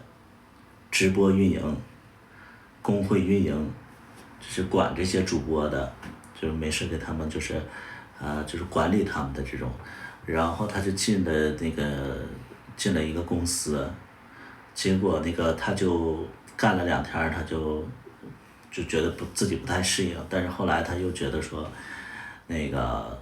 不生活下去也不行了，现在只有直播行业赚钱，而且他也没有别的工作，他要交房贷之类的，所以他就又想办法找这个运营的工作，结果他就想起来，他就说，哎，那实在不行去自己经常看的主播公司去应聘嘛，然后又是同性恋的，然后结果他就来了，来了之后他就看到自己一直喜欢的那个主播。然后这个主播也是非常的阳光帅气，然后对他又很温柔，然后他就每天就是就是打了鸡血一样，然后就是像恋爱了一样，然后每天就在这个主播身边工作，然后这个主播对他也非常的好，然后这个时候呢，然后他又看到了另外一个主播，这个主播就是他一直都不太喜欢，然后包括就是公司里的人都不太喜欢这个主播，然后所有人都在就是有点排挤他，只有这个老板喜欢这个主播，然后就有人就传他跟老板怎么样，然后后来呢，就是因为就是他家里就是这个主角家里可能缺钱，然后他就是做运营也赚不了多少钱。然后他就想着说，换别的工作，然后老板就跟他说，那你要想赚多一点的话，你实在不行你干主播。结果就是他干主播了，干主播了以后呢，一开始就非常不顺利，然后也是几度想放弃，但是就是老板就不想让他放弃。结果他就一点点干出成绩了，干出成绩以后，然后就是有人就开始就是排挤他了，然后这个时候只有那个主播在他身边，然后就是一直就是保护他呀，然后逗他笑啊，然后相反的是大家都讨厌的那个主播一直对他也是爱答不理儿，结果后来他出现了一些小问题，然后逐渐的成了大主播之后，突然他发现一直对他好的那个主播，经常对他笑的那个主播，之前他照顾的那个主播，其实一直在暗中的排挤他。相反的是就是冷血的那个主播，然后一直在生活当中无形的当中就在对他凶，然后提点他，就像斯内普教授一样。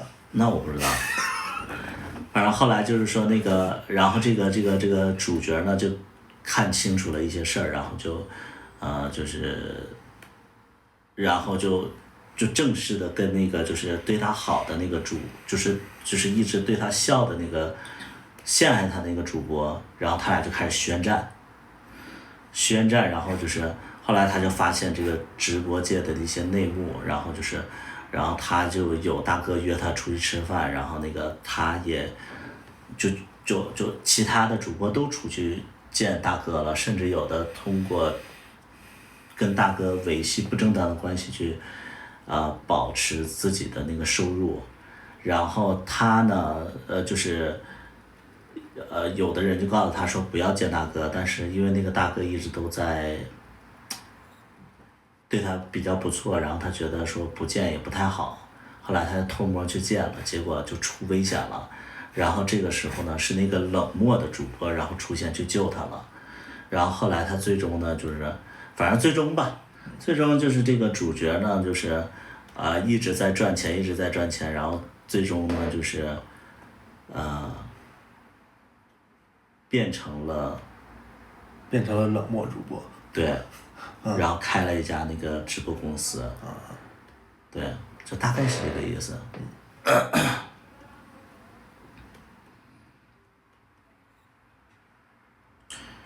带胡子的是瘦，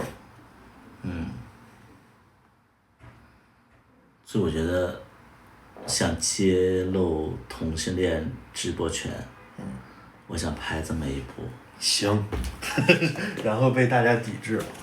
啊、一级回忆录，那个什么，直播女子图鉴。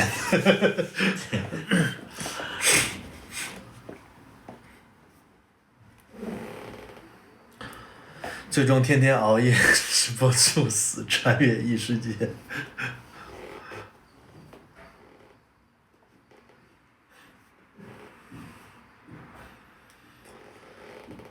这把是碰了很多人，我觉得应该也不会，这倒不不会有人在意吧？对，不会有人在意，但是我觉得这个主角就要选好嘛。那我要有幸出演这部剧吗？你可能演那个就是那个陷害的那个主播，就是没事就微笑的那个。我演那个冷漠主播。为什么？因为你就是爱笑啊。但是你笑起来好看呐、但是我在我就想你要不就是你，要不就是那个哈哈演，你俩都爱笑。但是我在外边都是冷漠的形象。不是。我在那个给大家的印象都是冷漠的。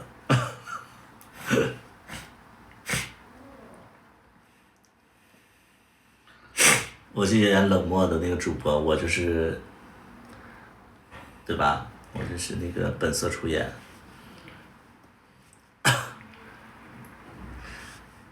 然后最终就是那个这个主角就是，在我的帮助之下，然后就是。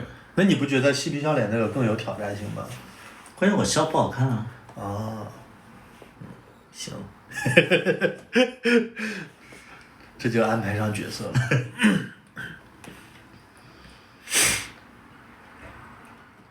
主角是谁呢？主角得找个年轻的呀。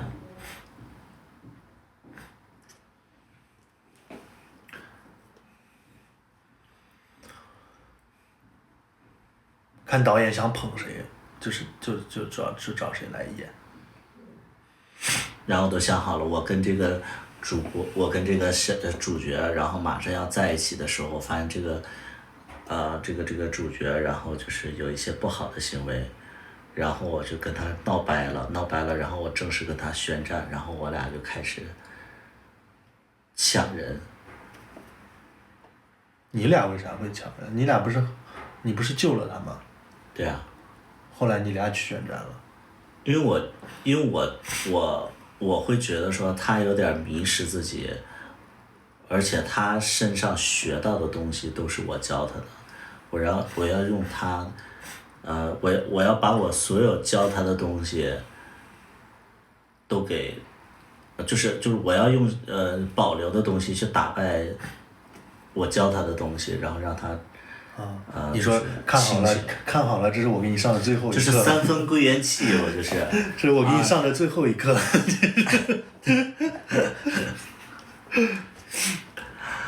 聂风。好装啊！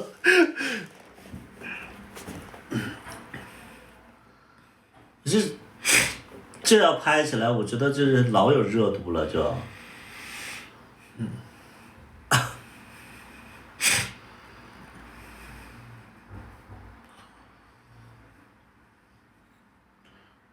脑海里主角想到了小大夫，你说你不骂他，我都觉得你在忍，我都替你委屈。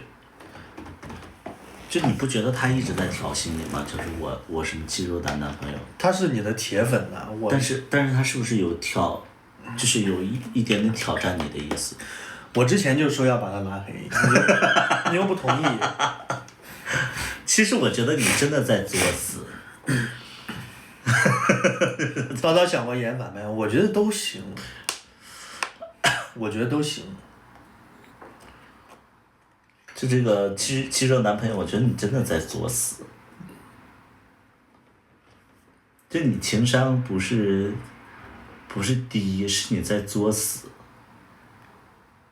他就是情商低，不是，他是在作死。他有些评论我都觉得也都很奇怪。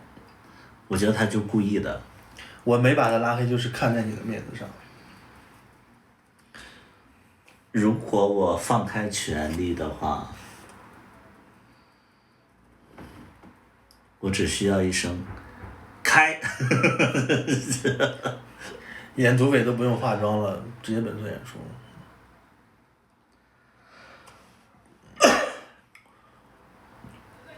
反正别人说我面相就挺凶的，看起来。你不笑的时候是凶啊，但我不觉得你凶，我不知道为啥。因为你熟悉了。我觉得他没脑子。你一开始的时候，你也会觉得我凶啊？就是没有，我没有觉得你凶，我是会觉得你真的。你觉得我很直男，很凶？不是，我没有，我一开始我会觉得说你就是那个有同性恋身上的那股傲劲儿。同性恋身上为什么会有傲劲儿啊？我真的不，就是你不接触同性恋那种劲儿吗？就是那种就是去了那种那个场合，就是说，不喝酒。这是傲劲儿吗？对。这是同性恋的傲劲儿吗？对，就是那种，不加微信，谢谢。那这不是同性恋的傲劲儿吧？我有事我先走了，你们喝吧。我确实会这样。对啊，我就觉得这你装你奶奶，就是你装什么？我确实会这样。有的同性恋就是这个劲儿，然后就是那种，那个，仗着自己练的挺好，然后身材不错，然后就是那种，不喝酒。我觉得有点不舒服，我吃头孢了。我不会说吃头孢，我就说我不想喝，我不会喝。对呀，他那个时候他就很装啊，我就很高贵，就不想喝了，你知道吗？就是，好看都这样。但是我觉得你好看都这样是好看都这样，就是你也可以这样，但是那个是娱乐场合嘛，你他妈工作的时候你装奶奶呀，这么烦。吃饭的时候，在我的定义里就不是工作的时候。吃饭不是工作，那不是那个开鸡饭吗？那不是啊，那不是工作。开鸡饭那也是吃饭。放臭屁。那时候不懂嘛，就觉得就是吃饭，吃饭就是吃饭，然后拍戏就是拍戏。觉得他缺心眼儿的。你那会儿肯定不会觉得我缺心眼儿。我就是觉得你傲。我觉得说还有什么装的呀，还带个人，我说没好意思说，你还带个人过来，你多大腕儿啊？你还带个人过来？那自己一个人去陌生城，当然害怕呀，想带个人去。你还真拿自己当回事儿了。那北京县城的想牵谁就牵谁，还用牵你？外地咋的呀？你外地？你以为你剧组有我多想来？当初要不是你在那主动跟我私信，我才不会来呢。你放你个臭屁！你是先在那个评论里，我就随口评论一下。你拉鸡巴倒吧！你就主动私信过来。几年前你就开始他妈筹备这个事儿了。你前任说的没错，我告诉你。我真没想到，竟然还主动私信，我以为回复个评论就算了，主动私信过来了。我说，自己还在那说4年前在地铁上。我说导演那么有诚意了，那我就回应一下吧。真的你是。叨快爆料。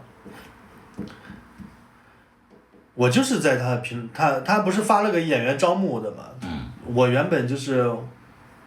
我觉得像我这种发个评论，就是肯定就是，要么就不会被看到，要么就是看到了不会被回复。没想到他真的就给我私信了。就是其实我刚开始是不想评论的，因为我觉得就是比较傲，就是什么，我为什么要去给他评论，让他主动来找我呀？就是想这种。但是后来不知道为什么，还是谢谢有风来的惊喜烟囱。谢谢有风来。后来不知道为什么还是去评论了。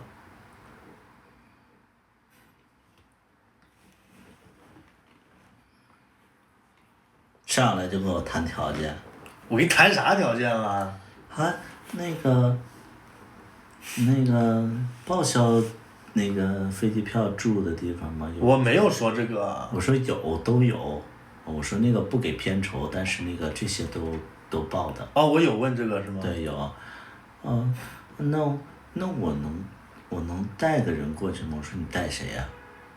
我能带我对象吗？我说我带不了，我说尽量别带。我说你可以带，但是尽量别带，因为咱俩演 CP，可能现场会有一点点奇怪，啊，就是演戏的时候可能别愣愣的。你当初应该直接拒绝，你说你就一个人过来。那我他妈都说到这种程度了，那么懂事儿的人都说啊，那我不带。他说啊，那带合伙人行吗？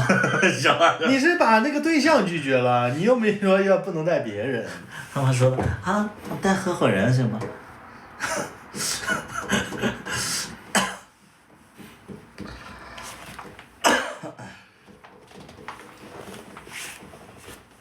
就我告诉你，你要在北京圈啊，你可能你就得住那个通州，你进不了5环之内，你知道吗？那我住的也没进到5环啊，住小薇家旁边儿，那也4环，那也是个郊区啊。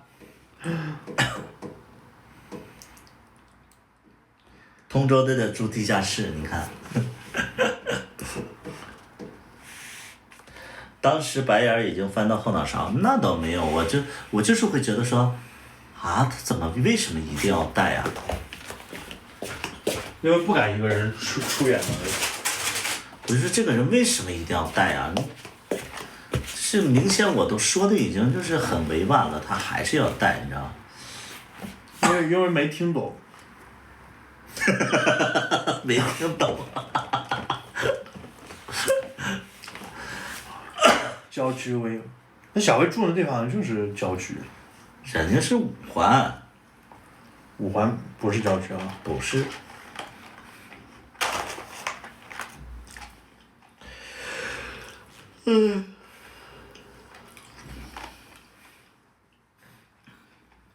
说多奇怪呀！多奇怪啊！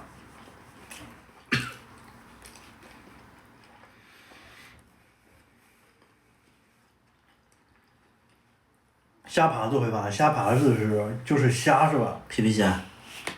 皮皮虾，我觉得就是会动的话我也怕。5环还不算郊区吗？5环不算郊区。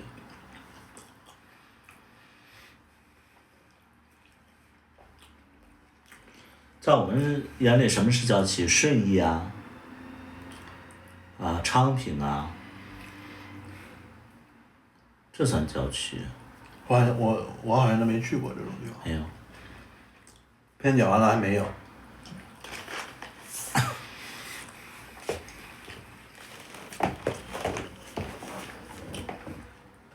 去的那会儿，然后我记得我们拍的第一场戏就是我试戏的那个。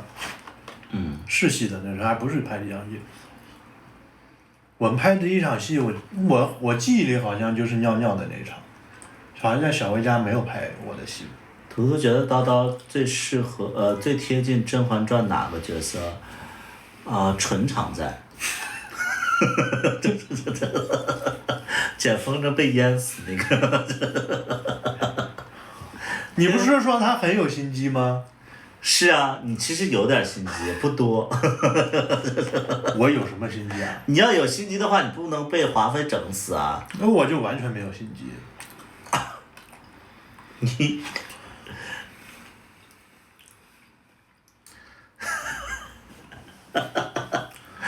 其实你也有点像康常在，康常在好气性。康常在。康常在是哪个人呢？是皮克。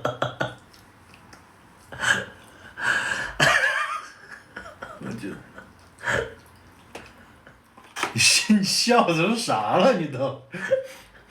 康常在好记性。康常在好记性是啥意思啊？哪一集啊？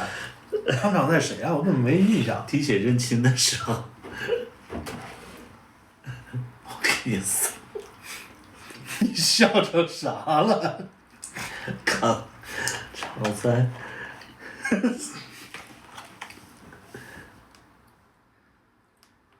祺贵人的嘴不大好使啊！臣妾说错了，是熹贵妃私通，贿赂后宫。宫贵森严，祺贵人不得信口雌黄。臣妾与乌拉那拉是一族起事，若有半句虚言，全族无后而终。你既说乌拉那拉是私通，那奸夫是谁呀？皇后你才是乌拉那拉氏，祺贵人说私通的人是熹贵妃。康常在好记性，好记性。你既说熹贵妃私通，那奸夫是谁呀？臣妾是祺贵人，康常在才是好记性。祺贵人，你一定要本宫请来后宫众人，到底所为何事啊？臣妾要告发熹贵妃私通，贿赂后宫。你既说熹贵妃私通，那奸夫是谁呀？奸夫老十七，奸夫谁的妻？老十七，什么姬？老十七，老司机。老十七，老十七。臣妾听得头疼。你笑成啥那老了？十七又是谁呀？老十七就是果郡王，果郡王就是果子狸。大胆果郡王，竟敢和果子狸私通！是果郡王和果子狸。你笑成啥你了？既说老十七私通，那奸夫是谁呀？老十七就是奸夫，是熹贵妃。那熹贵妃是谁呀？熹贵妃就是自己把自己推倒，然后嫁祸给皇室里的那个新娘娘。康常在好记性，这些不乱嘴头。你嘅是好嘅，是私通了不頭，那爛筆頭又是誰啊？是熹贵妃私通老十七，没有烂笔头。康常在好记性，有那么好笑吗？是谁呀？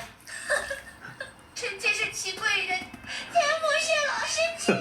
大胆祺贵人，竟敢私通老十七！来人，剥去他的贵人服饰，打住！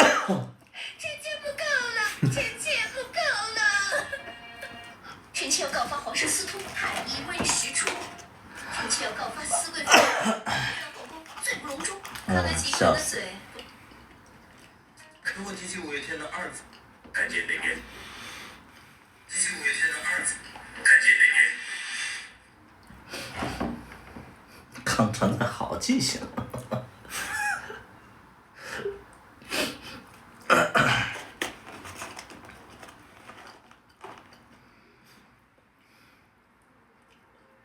我觉得好笑，但是没有到好笑到那种程度。你不觉得很好笑？我觉得你都笑的都不行了。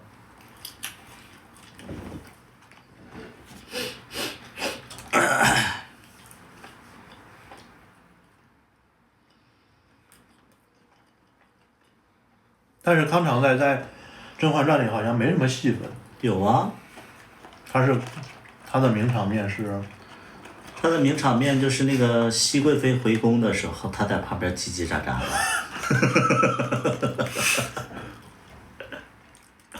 他每次都是叽叽喳喳的。他是旁白，负责解说的。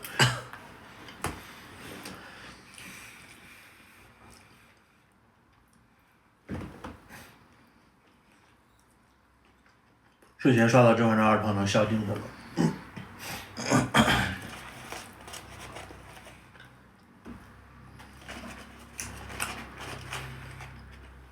坚持到8点半的呀。已经8点半了。搞得我都不敢唱歌了。没事儿，唱吧。这个不是休息时间。8点半了。那你可以唱半小时。楼下老太太受不了。那以后我们是不是只能黄昏或者傍晚的时候。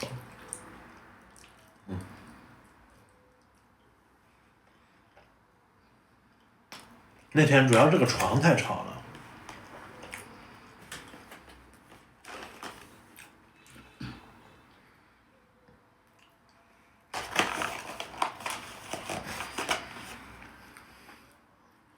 老人好像睡得比较早，他们老人又不用上班，睡觉睡那么，被吵醒了又咋了？老人本来觉就少，正好人家叫醒了，就是想再眯一会儿，完了，咱俩每次都4、5点钟，人就眯不了了。咱家人家也怀念年轻的时候啊。可能他们听到动静也感觉，你们被警告了，对，给你们楼下来贴字条了给。你们看一下。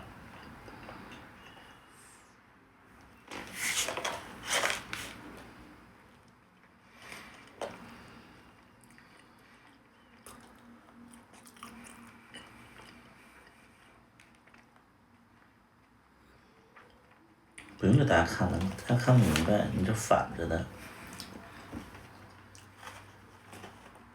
镜像看不到，镜像应该也能看得出来吧？原来纸条是真实的，是真实的呀。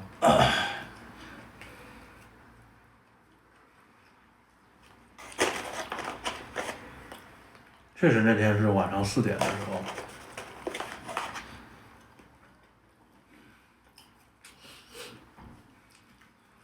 楼上下隔音不太好，这是老楼了，老的那种家属院儿。隔音没关系，是床确实是那天就是响。床主要床很响，床不响的话就还好。频率太快了。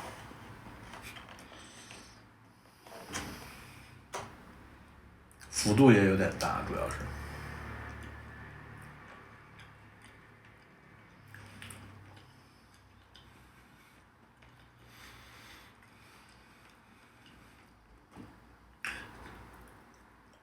哥呢？还是上专辑吗？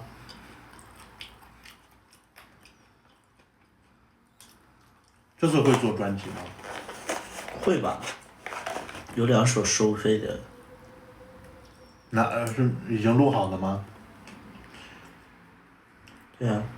是哪2首？3首、4首、5首。楼上动静大家都听到了，对，这么狠。主要我们那个床响，它里边有那个弹簧，不知道咋回事响了。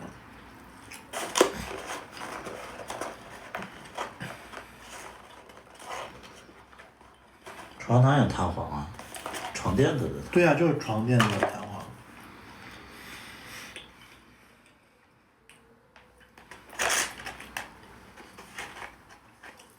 要不下播吧？别播了。现在再坚持半个小时啊？你眼都快揉瞎了，感觉。谢谢拳头大哥的圣诞老人。那个想买衣服的呀，咱们可以那个提前那个订那个叫预售了啊，现在已经开始预售了。然后那个加那个2把刀的那个微信，对，微信你们可以它主页。对，去我主页看。然后那个就是预售的话，比那个到时候发的话会便宜，会便宜20块钱还是10块钱吗？警告了，不能说这个。给你们看那件衣服，给你们穿上展示一下。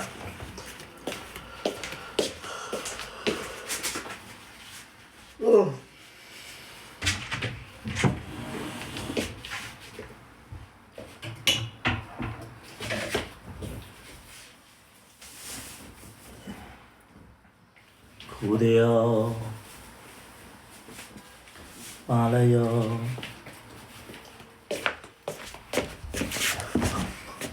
看到了，衣服没熨啊。这个洗过一次了。对。洗过了，因为也没有缩水。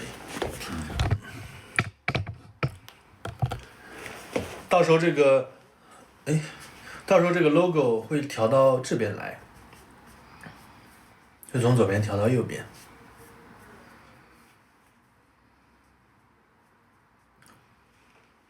这个2把刀之前在上海，然后深圳有人要养它，他就跑去深圳了。现在北京有人养它，他就与深圳分了，跑到北京了。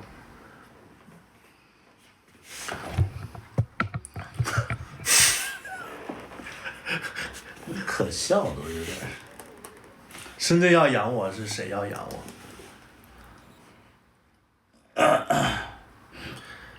北京要养我是谁要养我？这个 logo 到时候会换到这边来，然后会稍微向中间移一点。就这个现在是纯棉的吗？不是，不是这个不是纯棉的，它是有棉，但是不是说纯棉。对，纯棉的它可能就是那个纯棉它不稳定。对它就纯棉是什么意思呢？纯棉你就想想棉花，棉花那你很容易就撕碎的那种，它必须得加一些东西，它就是起到固定的一个效果嘛。深圳还给你出资开筋膜刀，钱还人家了吗？我深圳的筋膜刀店是我自己的公司赔偿，自己的掏钱开的啊，不是别人掏钱开的。你不要在这儿听一点谣言就在这儿到处乱传。这个叫安雄的，你是谁的小号还是谁的粉丝？你可以自己就是去打听打听实际的情况，啊。我不知道你是受谁指使还是怎么着，就是我感觉你头像长得也不丑，为什么做这种事儿呢？你不要听别人乱说，然后你不是谁的小孩，那你是听谁说的呀？你要不要了解一下真实的情况？因为我们吧，这个事儿吧，其实一直堵在我心口里，其实我一直都懒得去掰扯这个事儿，如果真掰扯的话，这个事实可能会，谁是你的主子，可能会伤到他。这个事实比你想象的更残酷一些。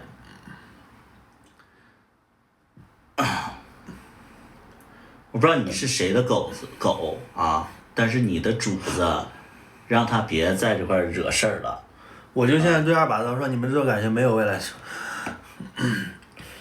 你的感情有未来吗？我就想问一下，所有的感情什么叫未来？什么叫未来？你定义的未来？你不用假装站在我的角度有思考，然后还要到处散播。你不用这么说，你就说什么是未来呀？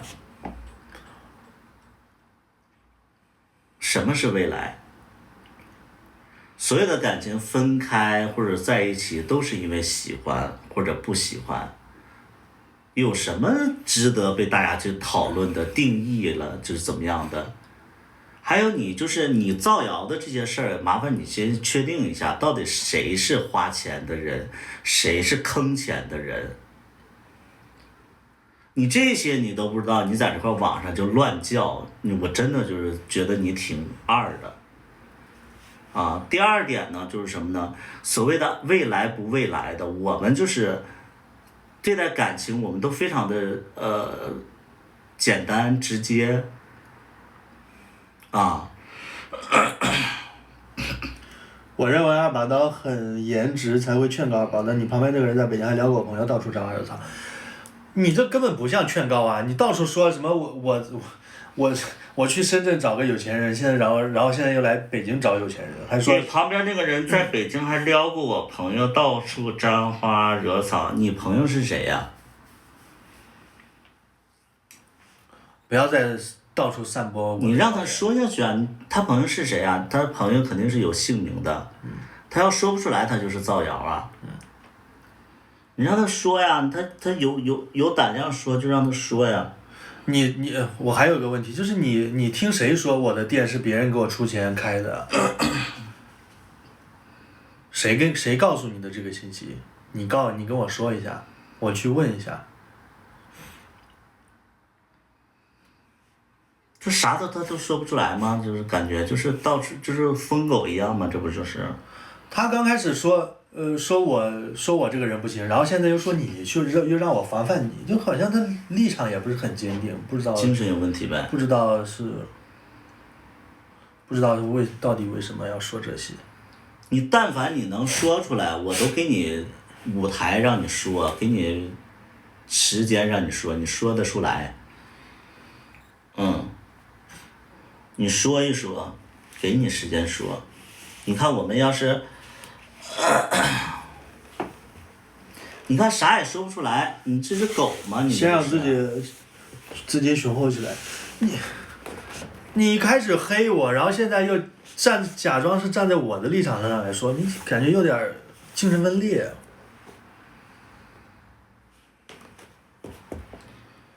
你这不是精神有问题吗？你看我也没拉黑你，也没骂你，就是给你机会让你把这个前因后果都说出来。你看到了什么？你听到了什么？你朋友是谁？谁给你传的这个谣言？你都说不出来。那你说你是不是有问题啊？你这么做吧，我说实在，你这么做对自己一点好处都没有，把自己弄得跟神经病一样。给你机会让你说，人家龙二之前年轻没把握住机会，现在老了在网上开始说，这跟你有什么关系啊？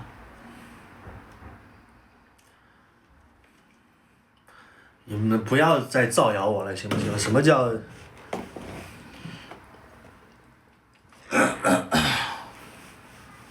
你好像在那捶胸顿足的这个。就是就叫安雄的，我觉得你长得也不差吧，就是从小头像来讲，你也不差，但是呢，我觉得你其实有点精神有点问题，建议你去看一看病。第二点呢，就是人龙二吧，什么年轻没把握机会，你知不知道人龙二有多有钱啊？你对人一点都不了解啊！我起码我跟龙二还认识，我知道人家身家怎么样。还人家什么创业是因为怎么样了，没有怎么样，人家他妈能比你比他妈100个你都，人家自己做个事业还要被你这那的。你之前那个人之前开8+1的时候撩我的朋友说的那些话我都说不出口。你朋友是谁呀？你这个朋友是没有姓名吗？还是不敢说出姓名啊？你朋友是什么？是你朋友在这块造谣，还是你无中生有你的一个朋友啊？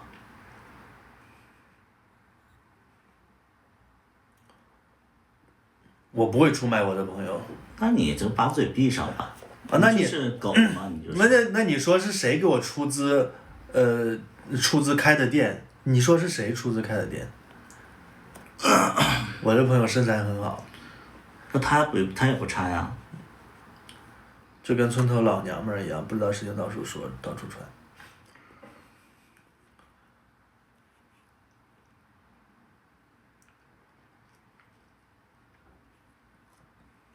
说不出来了，说不出来我就把你拉黑了啊！很奇怪，进来就先说我，然后明显精神不正常嘛，就是网上就是可能是一个精神出了问题，然后就是没有什么存在感的人。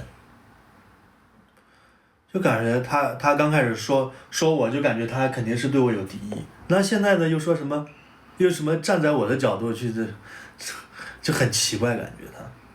不是龙二，就是二把刀不在问你吗？是谁说的？他什么在深圳靠那个谁什么还不还钱？这是你造谣的还是谁造谣的呀？对呀，谁说的？谁说的？我拿别人钱不还？你不是为二把刀考虑吗？二把刀先问你话，你回答。对呀，我用谁的钱开的店不还别人钱？是谁呀？你跟我说一下。你能说人话吗？你能说出来吗？二把刀别与不得也来往了，那是个啊，他这个人是神经病，他是不是就是说那个不得远那个假那个什么在美国那个什么假证的那个呀？应该就是他。不知道。我看着挺眼熟的，这个人精神有问题，到处在那。他这个人不行，确实是。这一点他妈的是。我想起来了，应该是他。就有一段时间吧，他到处直播间里就在那块传，说什么他有一个朋友，然后那个找不得远开店，然后结果那个这个不得远是假证啊，就是他。啊，你记不记得这个事儿？啊，那你就别到处散播我谣言啊！你就这个人精神有问题，你死一死好吗？来，再见吧。垃圾。社会的垃圾，拉黑了啊！神经病一样，突然进来。他疯子，你知道吗？而且还复制粘贴发2遍。你这种人疯子。他到处攻击，攻击完那个攻击那个。这几件事儿，我说白了，龙二在我还是那句话，龙二在我这儿，我起码我觉得龙二，什么创业，创业这个事儿我没有看出他经济窘迫，所以他创业，他是因为他想做个事儿，他创业，而且据我了解，龙二比较有实力，啊。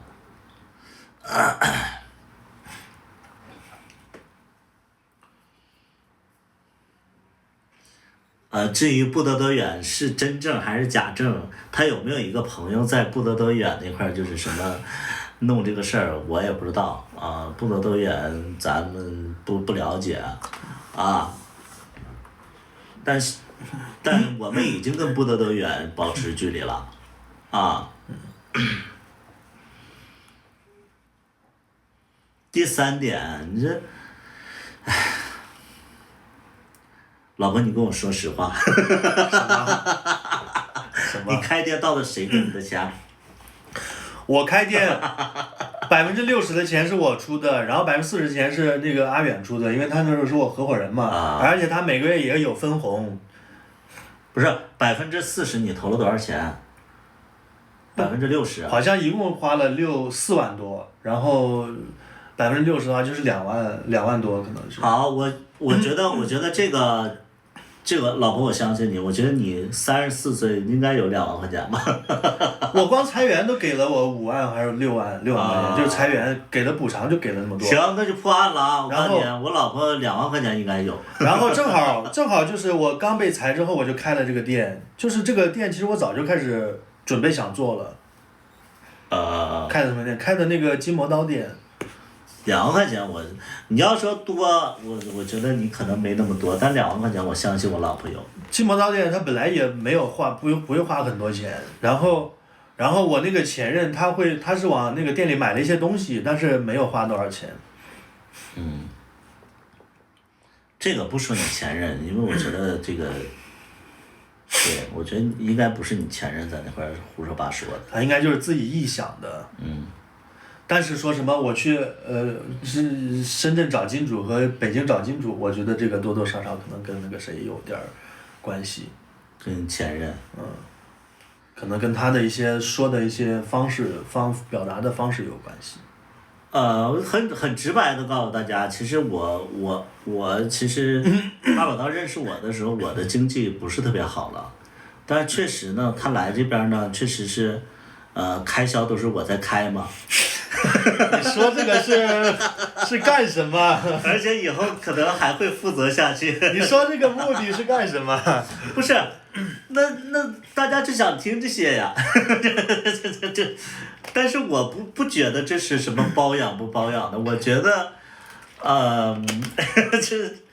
我觉得二把刀其实他恋爱脑，对。注意表达方式，就是大家不想听吗？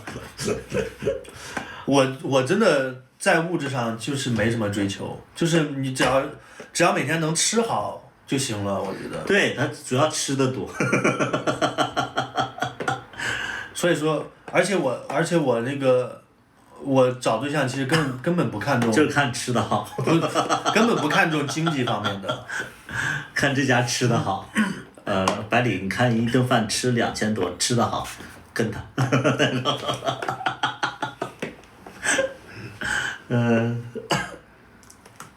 这种事儿好像都知道，又说一半。他感觉他不知道，他就是自己臆想出来的，然后在那儿编。不是，这不明显吗？他说这几个点呢，他其实说的那几个点，不都是你前任在群里说的那几条？我感觉他肯定是会跑到各个主播群里说我这个坏话，无所谓，因为他之前就这么说，不得。我觉得他就在那个群里，他在之前那个群里。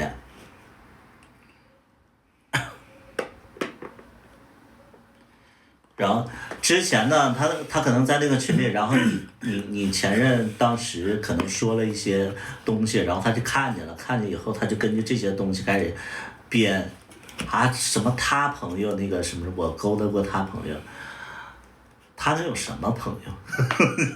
他有什么病友？他那个朋友说不定就是去布德勒做筋膜刀的朋友，他臆想出来的一个朋友。一直以为二把刀喜欢壮熊，原来喜欢年纪大的。我跟他同岁，啊。第二点呢，就是他喜欢好看的，不是喜欢年纪大的，啊。我喜欢好看的，身材又好的。喜欢那个有钱的。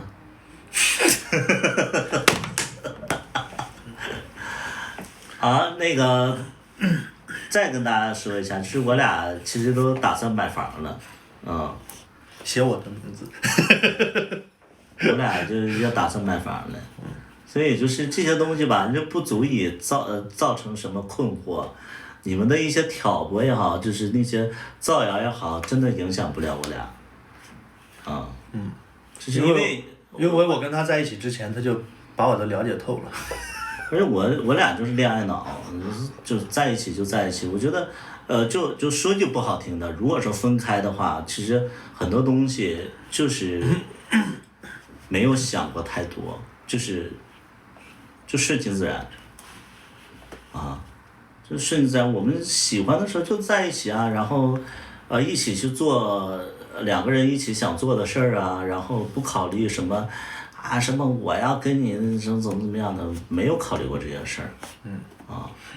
喜欢了那一起买点东西，我就无所谓啊。你不用挑拨，你这些东西，我百里屠夫能做到的就是什么呢？就是又开始了。大方一点嘛。以后你想开筋膜刀，你找我啊。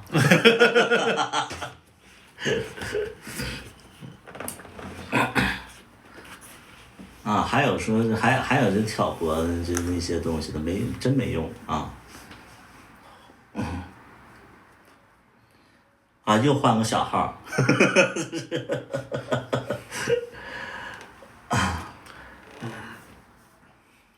这个是我们的这个预售的衣服啊，你们如果想要的话，可以加我主页的微信。这个号怎么也21级呢？这到处给别人刷礼物吗？绿豆要来了吗？绿豆那个元旦上线啊。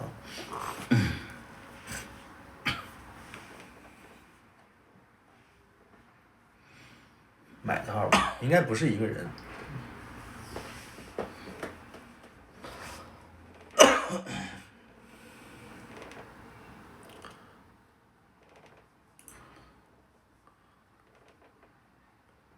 他真的很奇怪，刚才那个人。不是一个人啊，不是一个人也想就是想告诉你这个海尔啊，这个海尔我想告诉你一点啊，就是说，我不知道你是出于什么目的去说的这段话，但是我奉劝你啊，少给别人建议，活好你自己就行，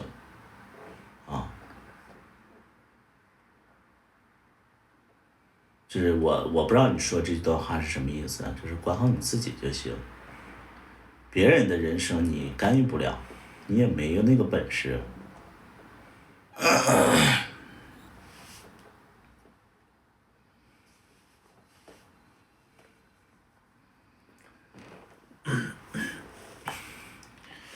想靠颜值变现可以赚很多，他没有想靠颜值变现。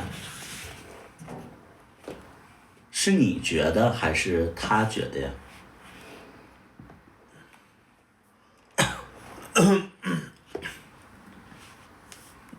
我觉得那刚才被拉黑的有个病友，虽然说你不是同一个号，但是你俩应该在同一个医院。就你们喜欢就是按照自己的意向去就是给别人规划，这麻烦你先把病看好了，你再做个正常人。然后再去给别人意见，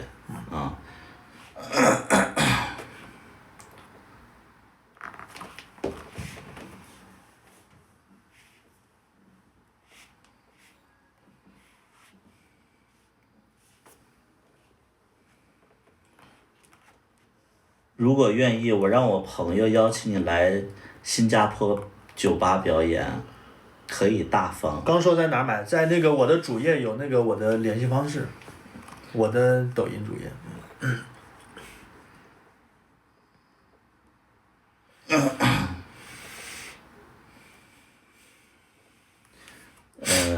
这个叫海尔的，啊，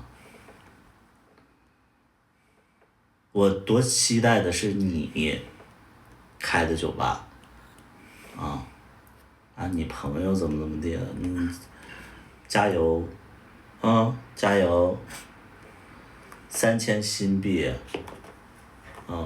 你这样吧，我马上要给他那个，我们可能要买房了，你能给他付个首付，他就去。能付吗？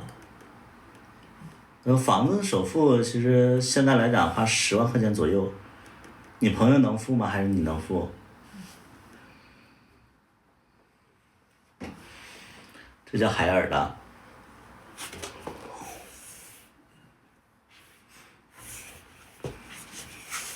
能付我就不拉黑你了，不能付我就把你拉黑了啊！因为我们是想变现的。我们是想变现的啊，200刀是想靠颜值变现的，你变现不了，我就得把你拉黑了。没做。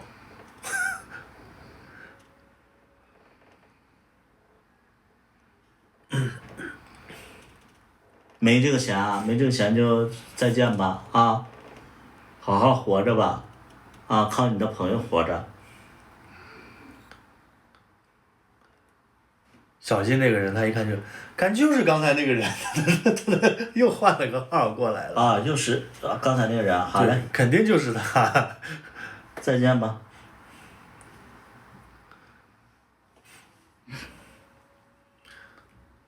200刀小心，我会 PUA。他就是换了个号。他感觉很奇怪。我告诉你，就是我做直播这么长时间，有的是这样的人。他一开始黑我，然后又来黑你。所以就是你不能理解有一些人他的行为，他的行为就是变态。所以你就是我做直播这么长时间，反正我经常遇到这种人。我看他 IP 在泰国不在线，他可能开了什么软件，定位软件，神经病一样。刚才那个出18万的那个要什么就是把我，就是让我把你让给他那个，是不是也是他呀？应该不是，说话风格感觉不像。应该都是。行了，9点了，那咱下吧。别呀，等会儿我又困了。你不是9点要下播吗？9点半吧。那我把这个衣服换回来吧，穿的有点，这个有点厚，这个衣服。这个就是我们的那个要带货的那个衣服啊，大家如果想预购的话，要比正式买要便宜20块钱，可以加我那个抖音主页的微信。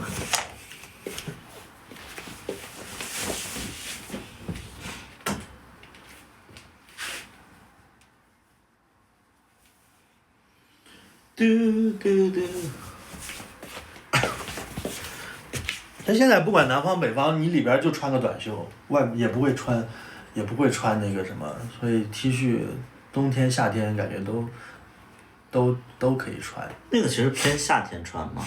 那个其实我觉得也挺厚的。对啊，偏夏天穿嘛，就是会那个单穿嘛。因为它有那个 logo。对。单穿也行，但是白色的其实穿里边也好看。这些人什么心态啊？不理解，不太理解。就跟你刚才评论那个什么，你觉得主角应该让小大夫来演的时候，其实我也不太理解是那个什么心态。那个人就唯恐天下不乱，到处挑事，到处造谣。他是精神肯定是有问题，你这种你不要去理解他，你要理解他，你精神也有问题了。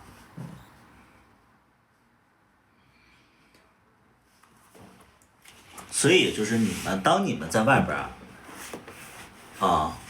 当你们在外边看到一些就是精神有问题的人，或者说传我们八卦的人，你们就看他说话有没有逻辑，你们去思考一下，你就知道他说话就是完全没有根据。你刚刚脑子一热，希望你脑子不要热了，希望你凉一凉。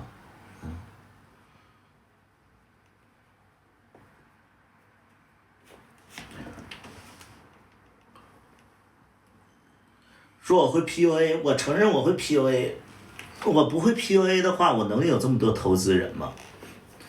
我能做生意吗？我能有这么多员工吗？我能有这么多前任吗？我前任分开了能对我这么好吗？还光荣上了。这有什么可耻的吗？啊，说明我会维系关系啊，对不对？那如果说那个前任跟我闹掰了，那说明我人品不行。那如果说前任们都说我好，或者说都没有说出来埋汰我的，那说明我人品就是立得住啊，对不对啊？那为什么你分个手，你前任就出来骂你呢？那是这你人品不过分。放屁！你看我前任从来没说过，为什么呀？因为我就是，我前任说我是因为我找了你，那怎么能是找我呢？而你跟我分手都没什么，但是你找了那个百里，我都觉得丢，我都替你觉得丢人。你别说了，你前任可能会骂死你，警告你。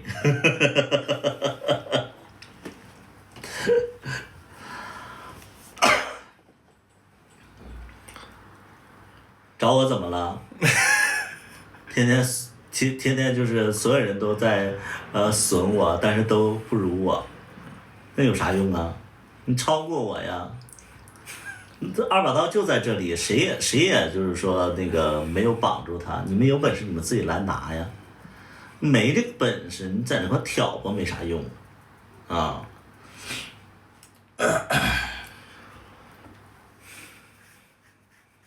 对不对？你二把刀就在这儿，你们有本事，你们各种私信勾搭他呀！你正大光明的勾搭呀！你想尽办法，你拿钱砸呀！他是想变现的人，你拿钱砸呀！没这个本事，你就不要我一直在走一些阴招了。我一直在等拳头大哥的私信。全都说因为你是零。我这都可以啊，我其实。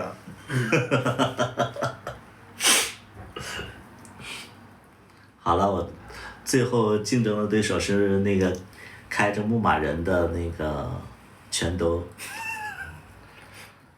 确实，牧马人比我的车要贵。牧马人多少钱？啊？牧马人多少钱？我不跟你说过吗？牧马人，吉普的牧马人，你搜一下。那我主动给拳头大哥私信吧。你给他加油，给他办个加油卡，他那车费油。牧马人，他那个应该是23款的。我是你的微粉，没事儿。啊？你怎么叛变了？又变成图图微粉了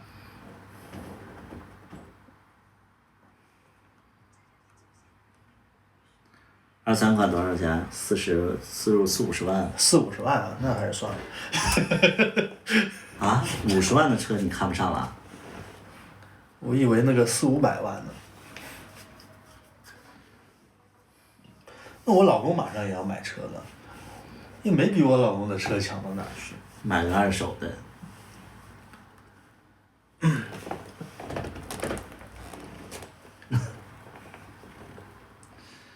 老公，我给你最好了，谁都不能把我抢走。感觉你们两个每天好幸福，我都找不到对象了。为什么找不到对象了？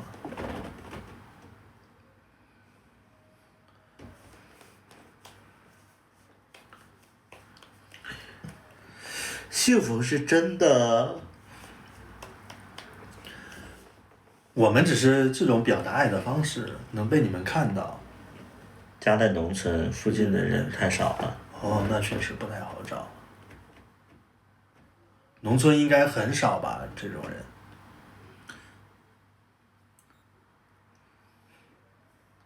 农村很少，那个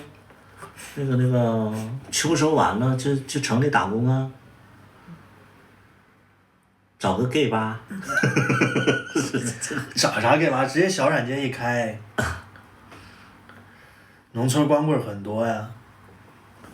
找那个秋收，然后就是那个猫冬的时候，你出去打工，找个 gay 吧，然后就是天天在那里看 gay。还不敢聊天，怕认识。没事儿，你怕认识，对面也怕认识，你们都是一样的想法，所以认识呢，其实也都没什么。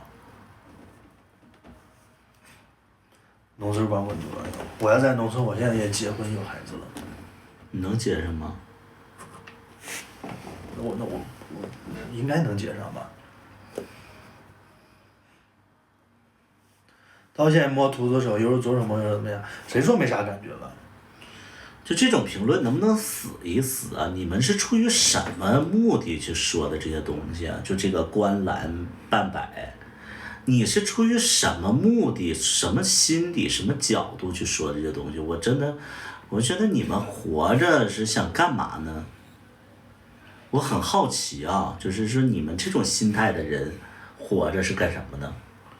我现在每天睡觉，我都想挨着我老公，我们就想贴着他，就感觉很幸福。你不觉得这个观澜半百这种人，就是你就是他活着的意义，我都不明白。哎，其实这种评论，每天评论区都有好的。但是啊，我就想知道他们在干什么，就是他们为什么呀？不要试着去理解他们。怎样？就喜欢看你俩腻歪。我也好像每天晚上抱着对象睡觉，我们会抱一会儿，然后分开，但是我会贴着他，我喜欢挨着他，就是我一定要跟他就是肌肤挨着肌肤。说的好恶心。就是肌肤之亲嘛，就是皮肤挨着皮肤，就是一定要挨着他。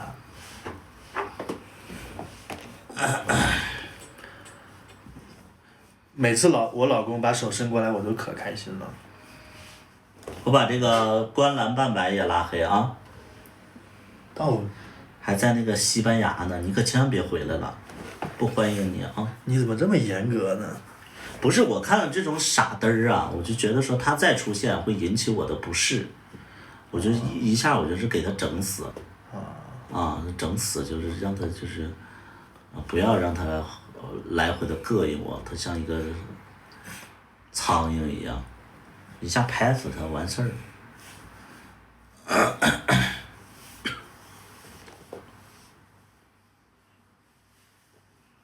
嘚瑟。老公，我瘾又犯了。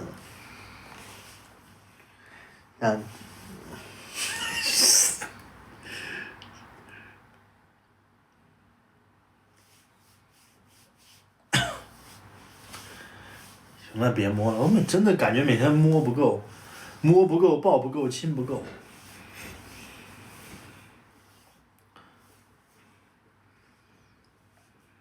每次看他都会再爱上一次。怎么了，老公？能问问题吗？问吧。老婆，你给我点个吃的。那个凉了。我要吃个薯条。啊，还吃这个呀？麦当劳。那我吃啊。行，吃麦当劳行，还省得那个挑了。图图辛苦你了，还好。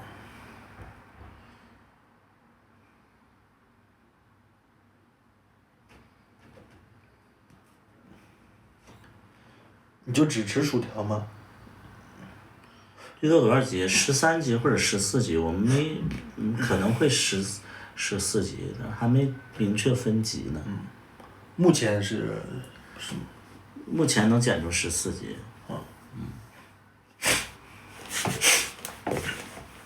14集的话就能播7周，一集多少分钟？一集10分钟左右。哎呦，算上片头片尾，可能13分钟。这不好打关不掉啊，太小了。你看，我来关。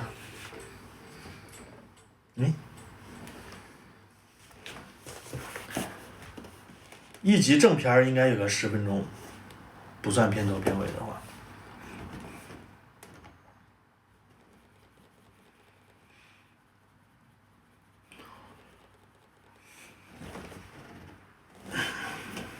没有单人餐啊。有。怎么一痒？我给你弄，你别蹭。上边儿。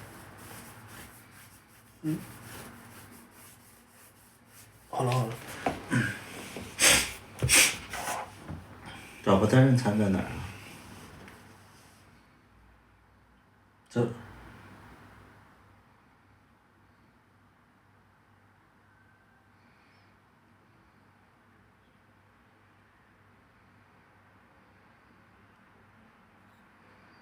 这些就是什么套餐，板烧什么套餐。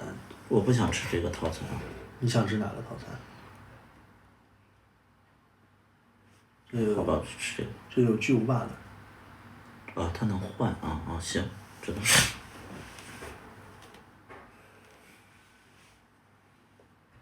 喝个无糖的吗？喝个有糖的吧，我觉得我无所谓。不要，喝无糖的。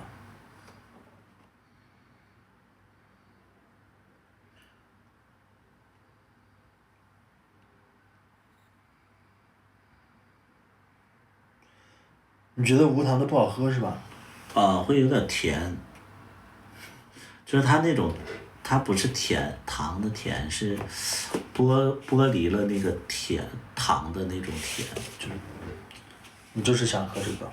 不是，我觉得那个甜不真实，不如那个可乐有糖来的真实。那我喝了这个，这1周之内不能再喝有糖的了。那你就无糖，我也 OK。我就喝无糖的。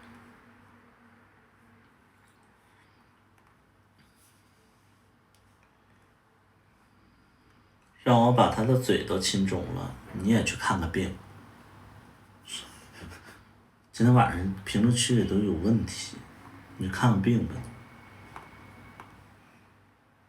你们没告诉你啊？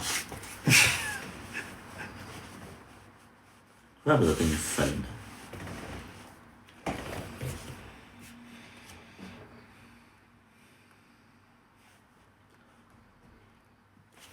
那咋了？不是很正常吗？你为啥跟你分？你心里没数啊？都给你亲肿了。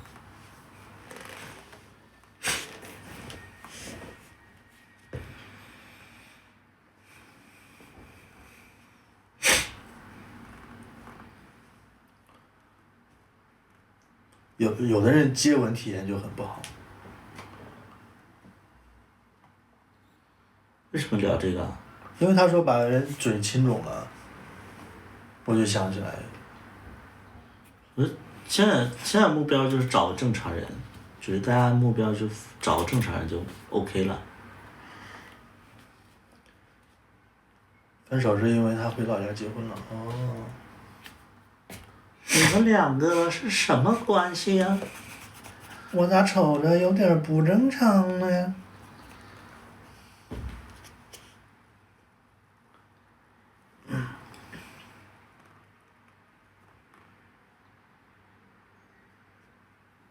来哦，给波狗子上茶。你学的好像啊！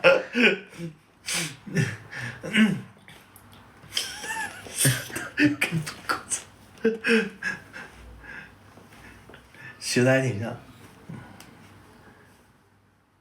还有什么？你找个拨浪鼓玩去吧。这个是什么？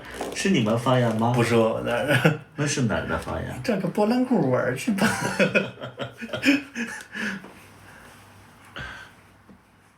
我们那是俺是小村儿，俺叫小村儿，你嘞？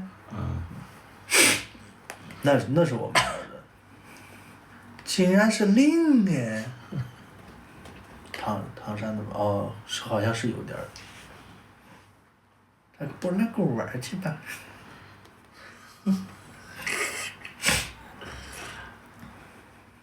其实我最喜欢那个韩娟儿，这里的那个所有的，我就觉得韩娟儿那就特别好玩儿。然后那个护十娘，我就觉得有点儿吵。韩娟儿她就是觉得自己的老公拿不出手是吗？但是她其实她是有钱的。而且她老公特别爱她。啊，她就是觉得自己老公拿不出手，但是其他方面都没得说，又有钱，对她又忠心。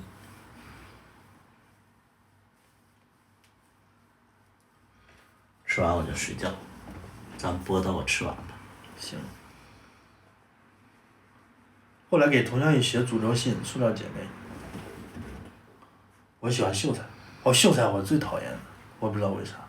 你不喜欢那种秀气的人呢、你没发现吗？他的存在感好像就很低，在片子。不是啊，因为我喜欢秀才那种长相，所以我看，《武林外传》我就看吕秀才啊。哦。其实大家都很主观嘛，你喜欢哪个演员，你就会看谁嘛。秀才那唯一没火的就是他，感觉。你怎么知道呢？就是啊。那你觉得大嘴儿火了啊？大嘴一直不温不火。对啊，那不就完了吗？最不火的就是秀才。屁嘞！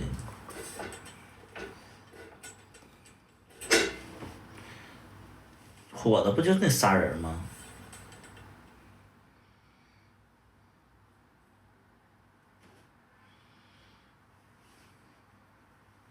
秀才还挺好看的，他好像学历很高，是个什么博士。学历很高，是教授什么玩意儿？那里面我最喜欢就是佟湘玉，太逗了。我当时看这个《武林外传》，真的看得入迷的不得了，就是这个台放完了，我就切到下个台继续看。虽然演的同一集，但是看得津津有味儿。小贝也没火，小贝演的挺好的。但小贝这个人设讨厌。他的演技真的我觉得好好啊，这个什么莎莎。然后我还讨厌祝无双。祝无双我对他也没什么好感。然后。祝无双我觉得有点莫名其妙，就感觉他没他也一个样儿。祝无双。没什么存在感。好别扭，存在。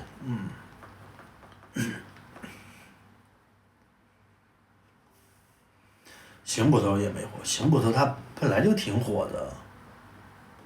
无双演的像配角似的，他本来就是配角吧。他是配角。对，他也不是每集都有他。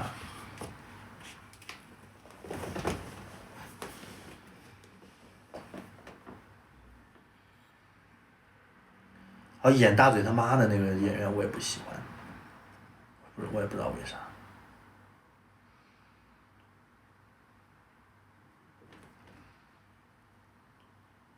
家有儿女，我留在我的下半句。家有儿女你不觉得吵吗？他节奏太快了，然后就有点吵。我没觉得，我小时候爱看。我不喜欢。《武林外传》我现在也不会看的，但是我刷到《武林外传》的抖音我可能会刷过去，但是《甄嬛传》的我会看。《甄嬛传》我都不看呀。沙溢太搞笑了，要不下了吧？不行，我这坚持不住，我这吃东西我。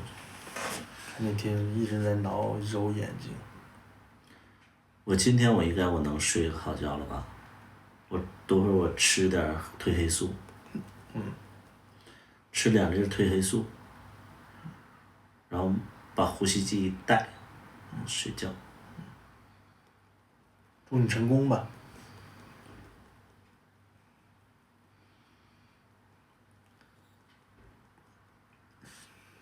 朗。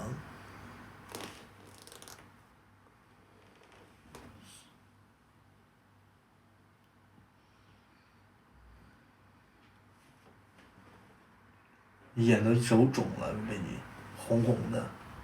那正常啊，本身直播就这样。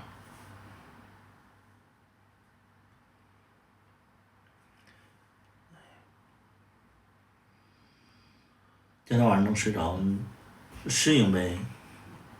你适应了吗？现在？有时候吧，因为戴那个不能翻身嘛，不能侧睡嘛，侧睡会有点漏气。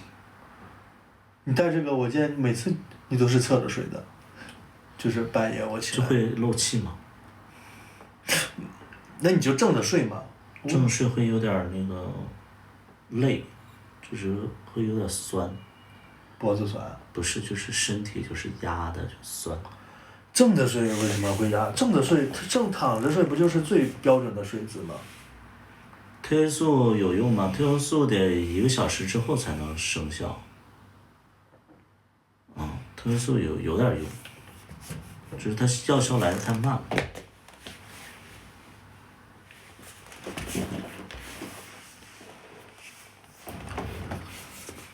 然后我得吃2粒儿褪黑素，因为有的人吃1粒儿，我吃2粒儿。会不会有依赖性？吃褪黑素好像得晒太阳，不晒太阳不行。我那段时间就是可能就是，眼睛怕光，其实就吃褪黑素吃了一段时间。啊，现在不怕光了？不怕了，那个因为我去那个睡眠科，然后看那个大夫，他说的，他说你得那个就晒太阳。正好咱们家有维生素 D， 每天也吃一点，我老是忘。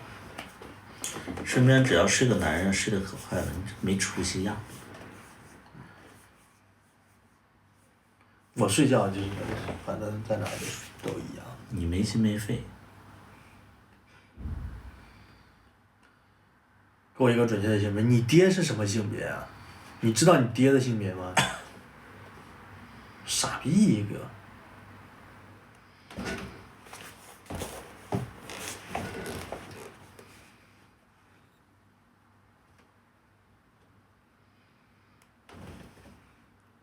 拉黑，宝贝，下一次就是你那个我在你骂完之后我就拉黑他，憋死他。禁言。拉黑。为什么？拉黑他看不到我们说话了，禁言他还能看。不是你骂完他，然后我就把他禁言，拉黑。憋死他，气死他。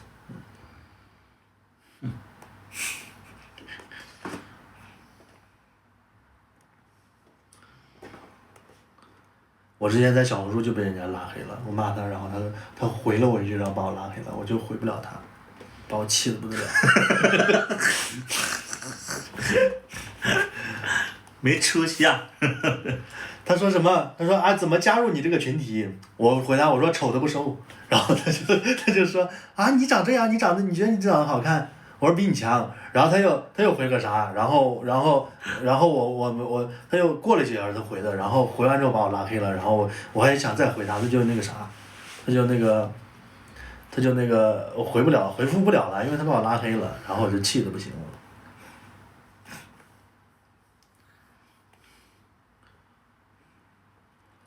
圆脸络腮胡很标准，怎么做到全国统一的？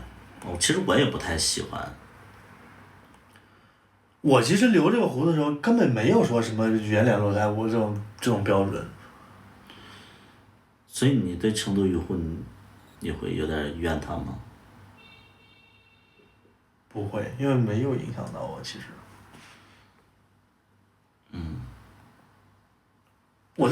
很多人因为这件事情，就是对成都渔户就是觉得他是仇人。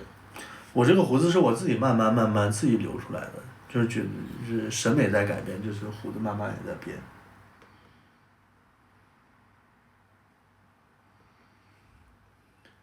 你不会开小号去啊？没必要，就自己气一气就过去了。我其实不太在意别人怎么评论。我以前的评论，好多人说我都不搭理他们。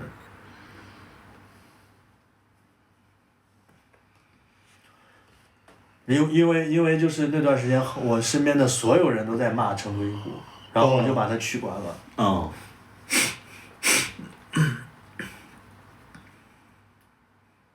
但是我其实对他没什么，就是也没有好的评价，也没有坏的评价。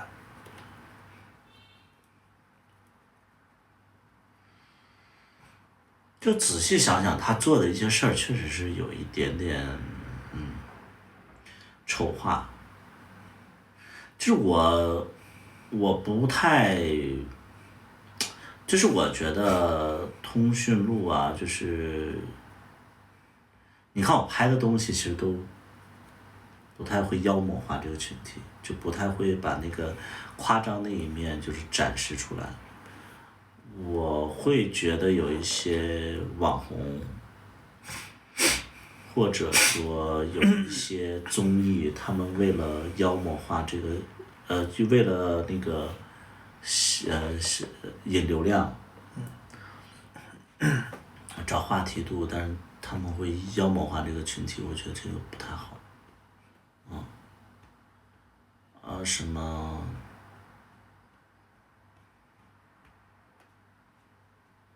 我觉得成都用户有的视频确实做的不太好啊，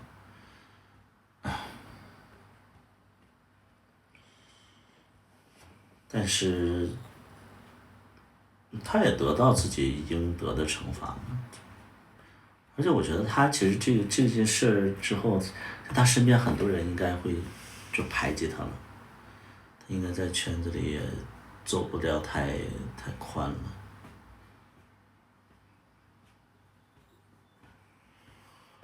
成都医护他挺能折腾的，反正是。他之前好像还做了一个，就最开始的时候做了一个同志网站、同志社区，好像最早的同志社区就是他做的。就比如说有的那个网红，他们就是还蛮厉害的，比如说那个意中人，那个弹六指琴魔弹的那个，我觉得他们都，就是才艺主播，而且就是不妖魔化，我觉得挺有意思的。但你要说那种就是穿高跟鞋在地上蹦来蹦去的那个，你说那像张张吗？哎呀，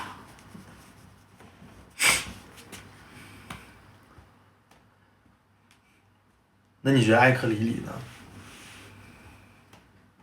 就还好是吧？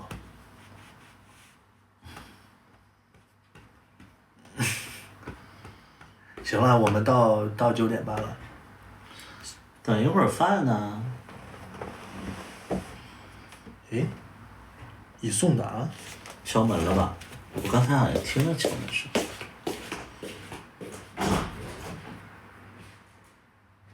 没有啊。你是不是看错单了？啊？是不是上一单？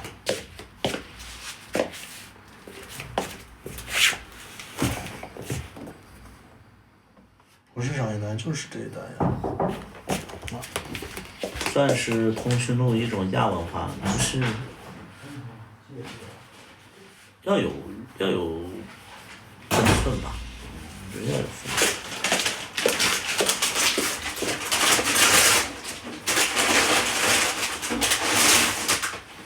行了，来吃吧。我来不及大声呼唤，老婆儿。哎呀，这个是汉堡。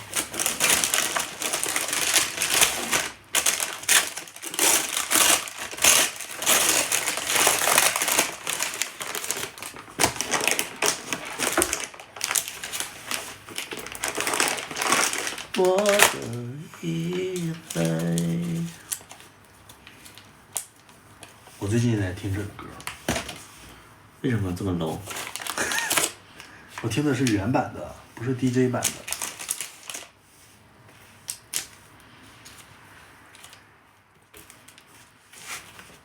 脆不脆？我的小腿儿。还行。你嘞？比我这个刚买的时候好强，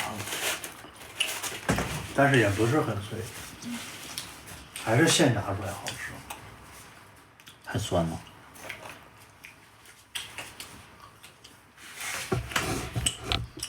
俺叫小春儿，你嘞？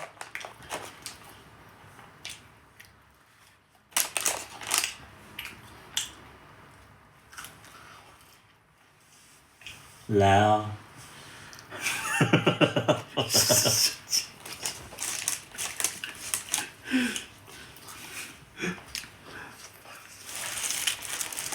来啊！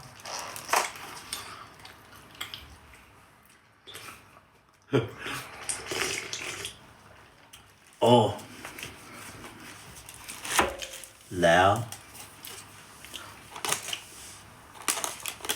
来要啥？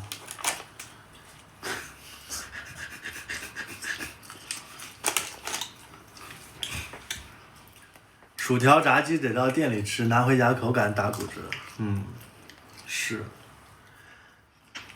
薯条有的店里它也不是现炸的，放一会儿，薯条放一会儿就不好吃了。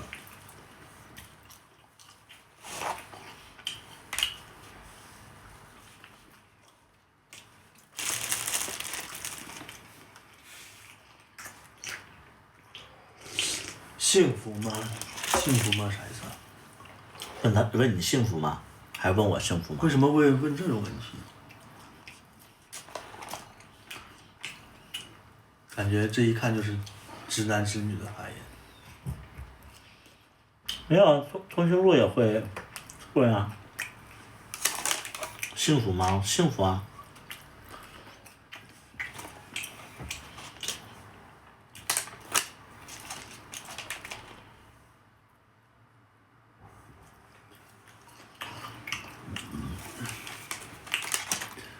今天周几啊？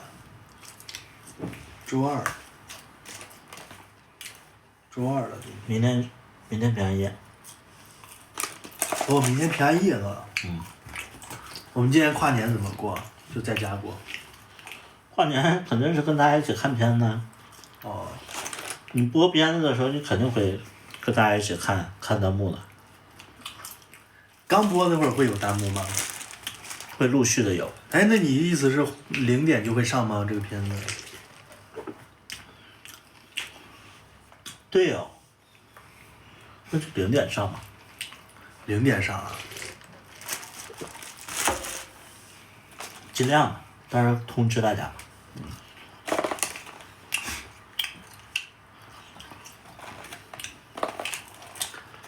0点上，你是不是还得提前上传？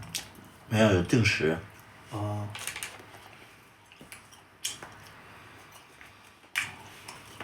应该能提0点上，总不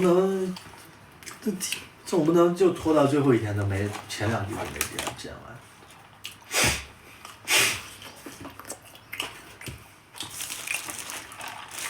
真不想剪。前2集本来就剪完了已经。剪了还有配音调色。哎，调色就加个滤镜，你简单调一下就行了，你又不用加，又不用什么又不用什么突出主体什么风格化调色。哎，不过我们可以进行下一些那种电影的达芬奇的电影的预设，可以试一下。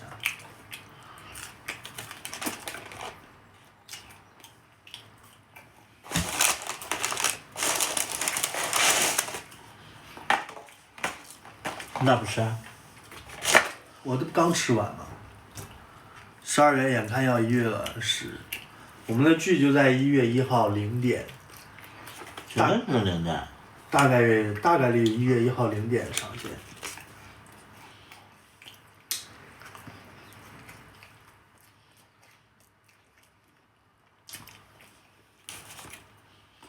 那这个为什么没有盐了？盐是后撒上去的。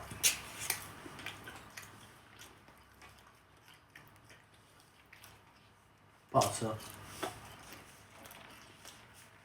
在我眼里，薯条只要不辣就好吃。塔斯汀的薯条你说不好吃？没印象。你刚才还说的，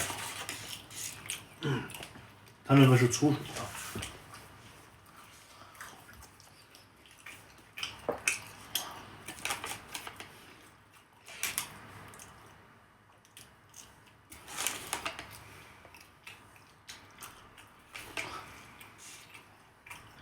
不是刚吃了吗？刚是我吃了。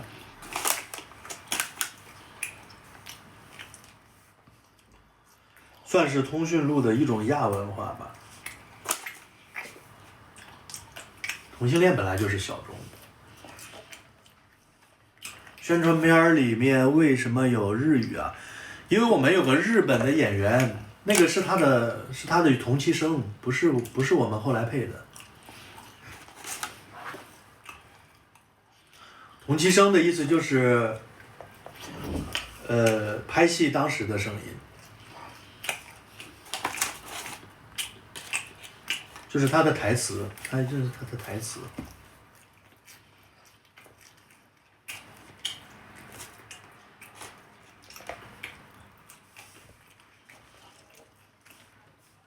我吃薯条最讨厌蘸番茄酱。我也讨厌，但是它这个没盐。我觉得它这个番茄酱有点酸。正常的我这个烤出来都是有盐，有一层盐。B 站有删减吗？还是说完整的要料油杆 ？B 站可能会尝试上传一下。尝这个屁！尝试都不尝试吗？肯定会下。他们之所以不被下，是因为他们没有流量。那打码呢？打码你留它干嘛呀？起码让大家知道这有这个故事情节啊。那就打码，省着剪2个版本。对，打码我觉得比较好。然后让他们知道有这个情节，然后让他们想看的自己去那个，要不然大家不知道有这一段儿，说不定就不会有去外网看。那我也把我跟小戴夫一起剪了。还有日本友人呢，最好剪了，我觉得你要不剪可能会有人骂你。那有啥骂的呀？我跟小戴夫都没事儿，他们在这块给我拿耗子多管闲事儿。那肯定会有人骂。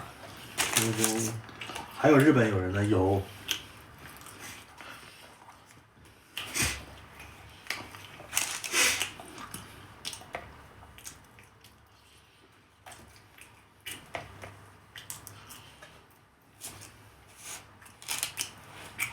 汉堡你一口没吃啊？啊，吃完了吃啊。又不是远呀。骂就骂呗，关键人家一骂他，他心情又不好。没心情不好，我就想骂回去。那你又不能骂回去。为啥呀？那你自己的剧下边你还能跟人对骂了，你跟人，那影响多不好啊！那他不是只播是这一段时间，他是永久的留在了那个 B 站上。我操！开直播骂回去。微删减版油管发布吗？对。这么晚吃几点睡？就是吃完就睡了。心事重。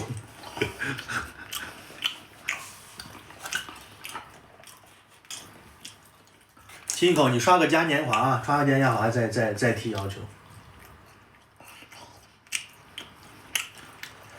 对骂真不是第一次了，他总不能在评论区跟人对骂吧 ？B 站评论区。我拍小茉莉的时候，有人在那个评论区里说，就长篇大论，就说拍的很垃圾。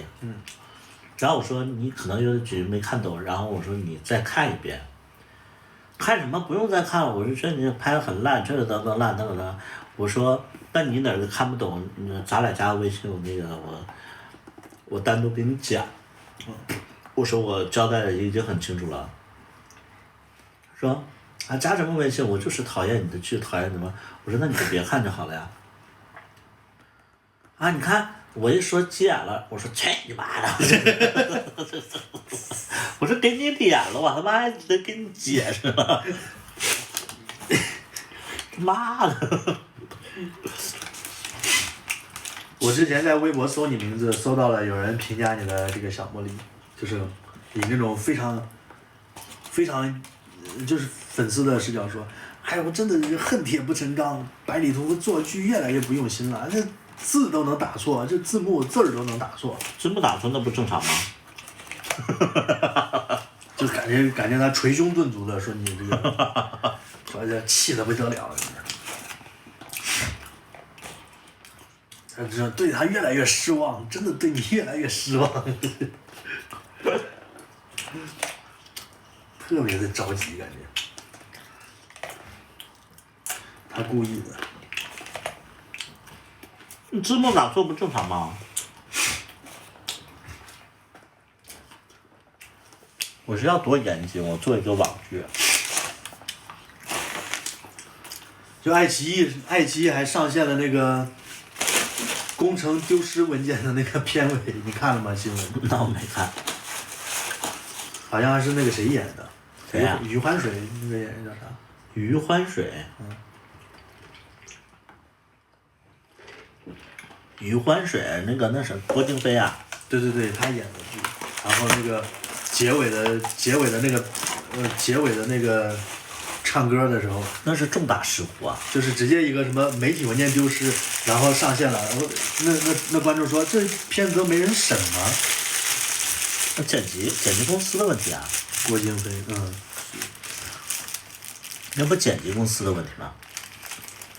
肯定都有问题啊！剪辑公司剪没了，然后审片的也不行啊，就那样直接上去了。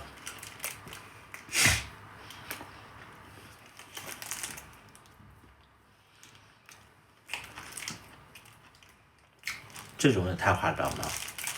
是，那大公司都会犯这种错误，更别说你们字幕打错了。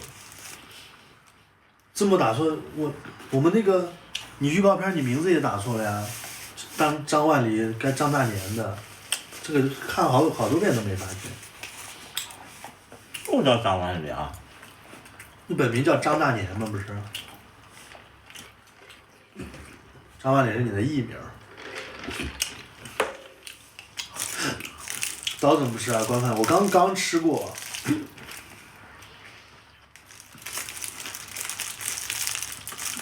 我刚吃的时候他没吃，他现在吃，我现在也不想吃。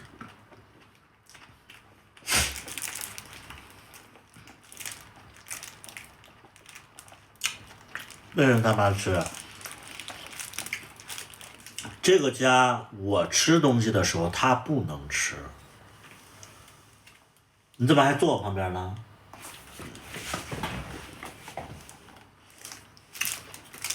唱征服。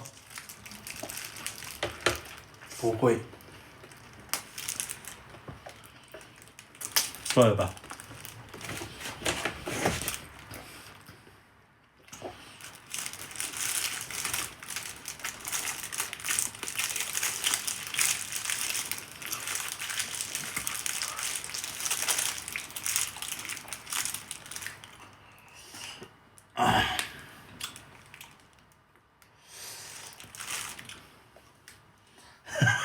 拿出刀块儿来。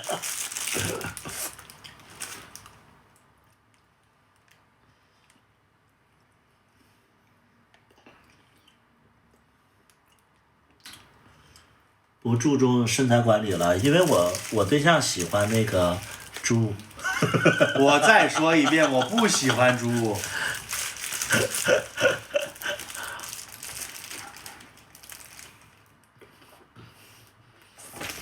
他喜欢猪。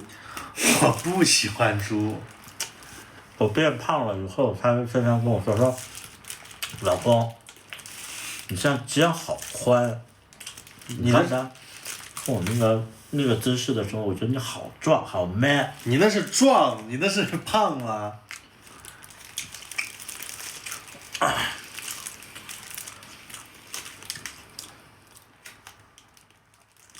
对啊，当时周明磊多好啊！那你去死，你死了你就能看周明磊了。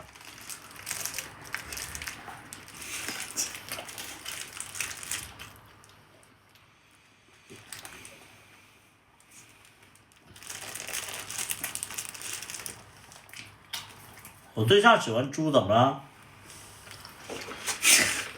我不喜欢猪。计划下播了，吃完饭下播。明天谁要来咱家？谁也不来那你再跟谁说明天让他过来？你说今天家里啊？程程，他要来吗？就这么说。那我觉得他会当真哦。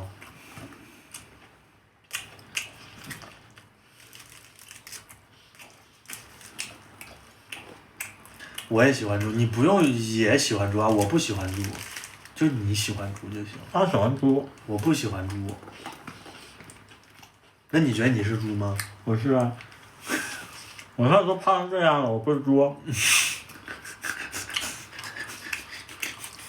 芝麻的时候我83，你胖成这样也不跟我没关系啊。芝麻的时候我83，然后芝麻的时候好像都没到83。我现在94，那总不是我把你喂胖的吧20斤嘛。 ？20斤都长在肌肉上了。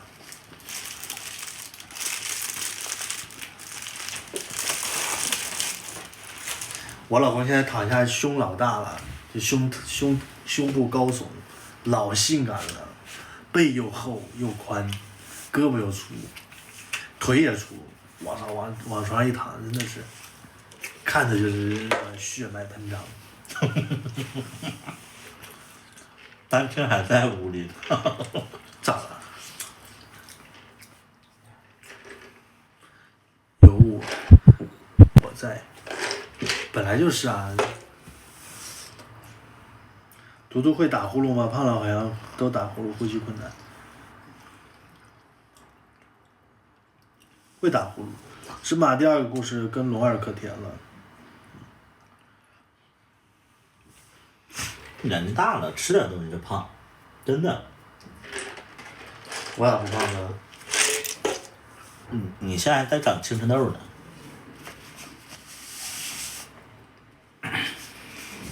就是年纪大了，吃点就胖。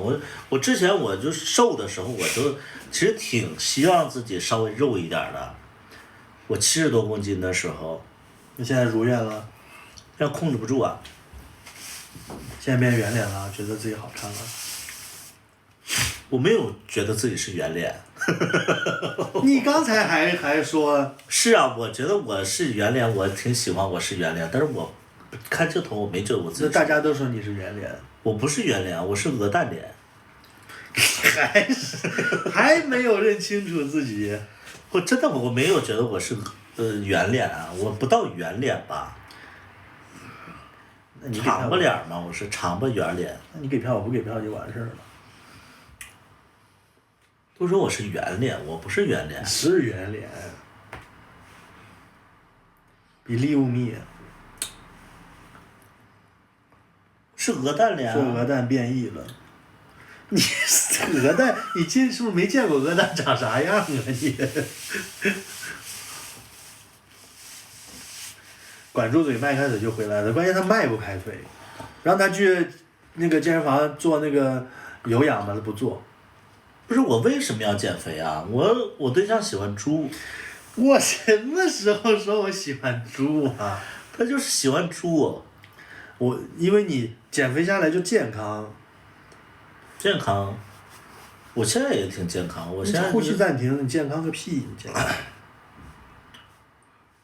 你啥时候能瘦回83公斤？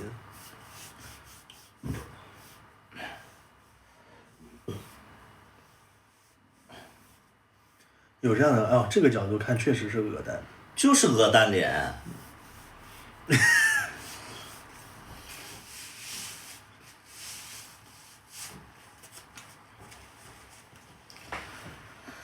你们不信？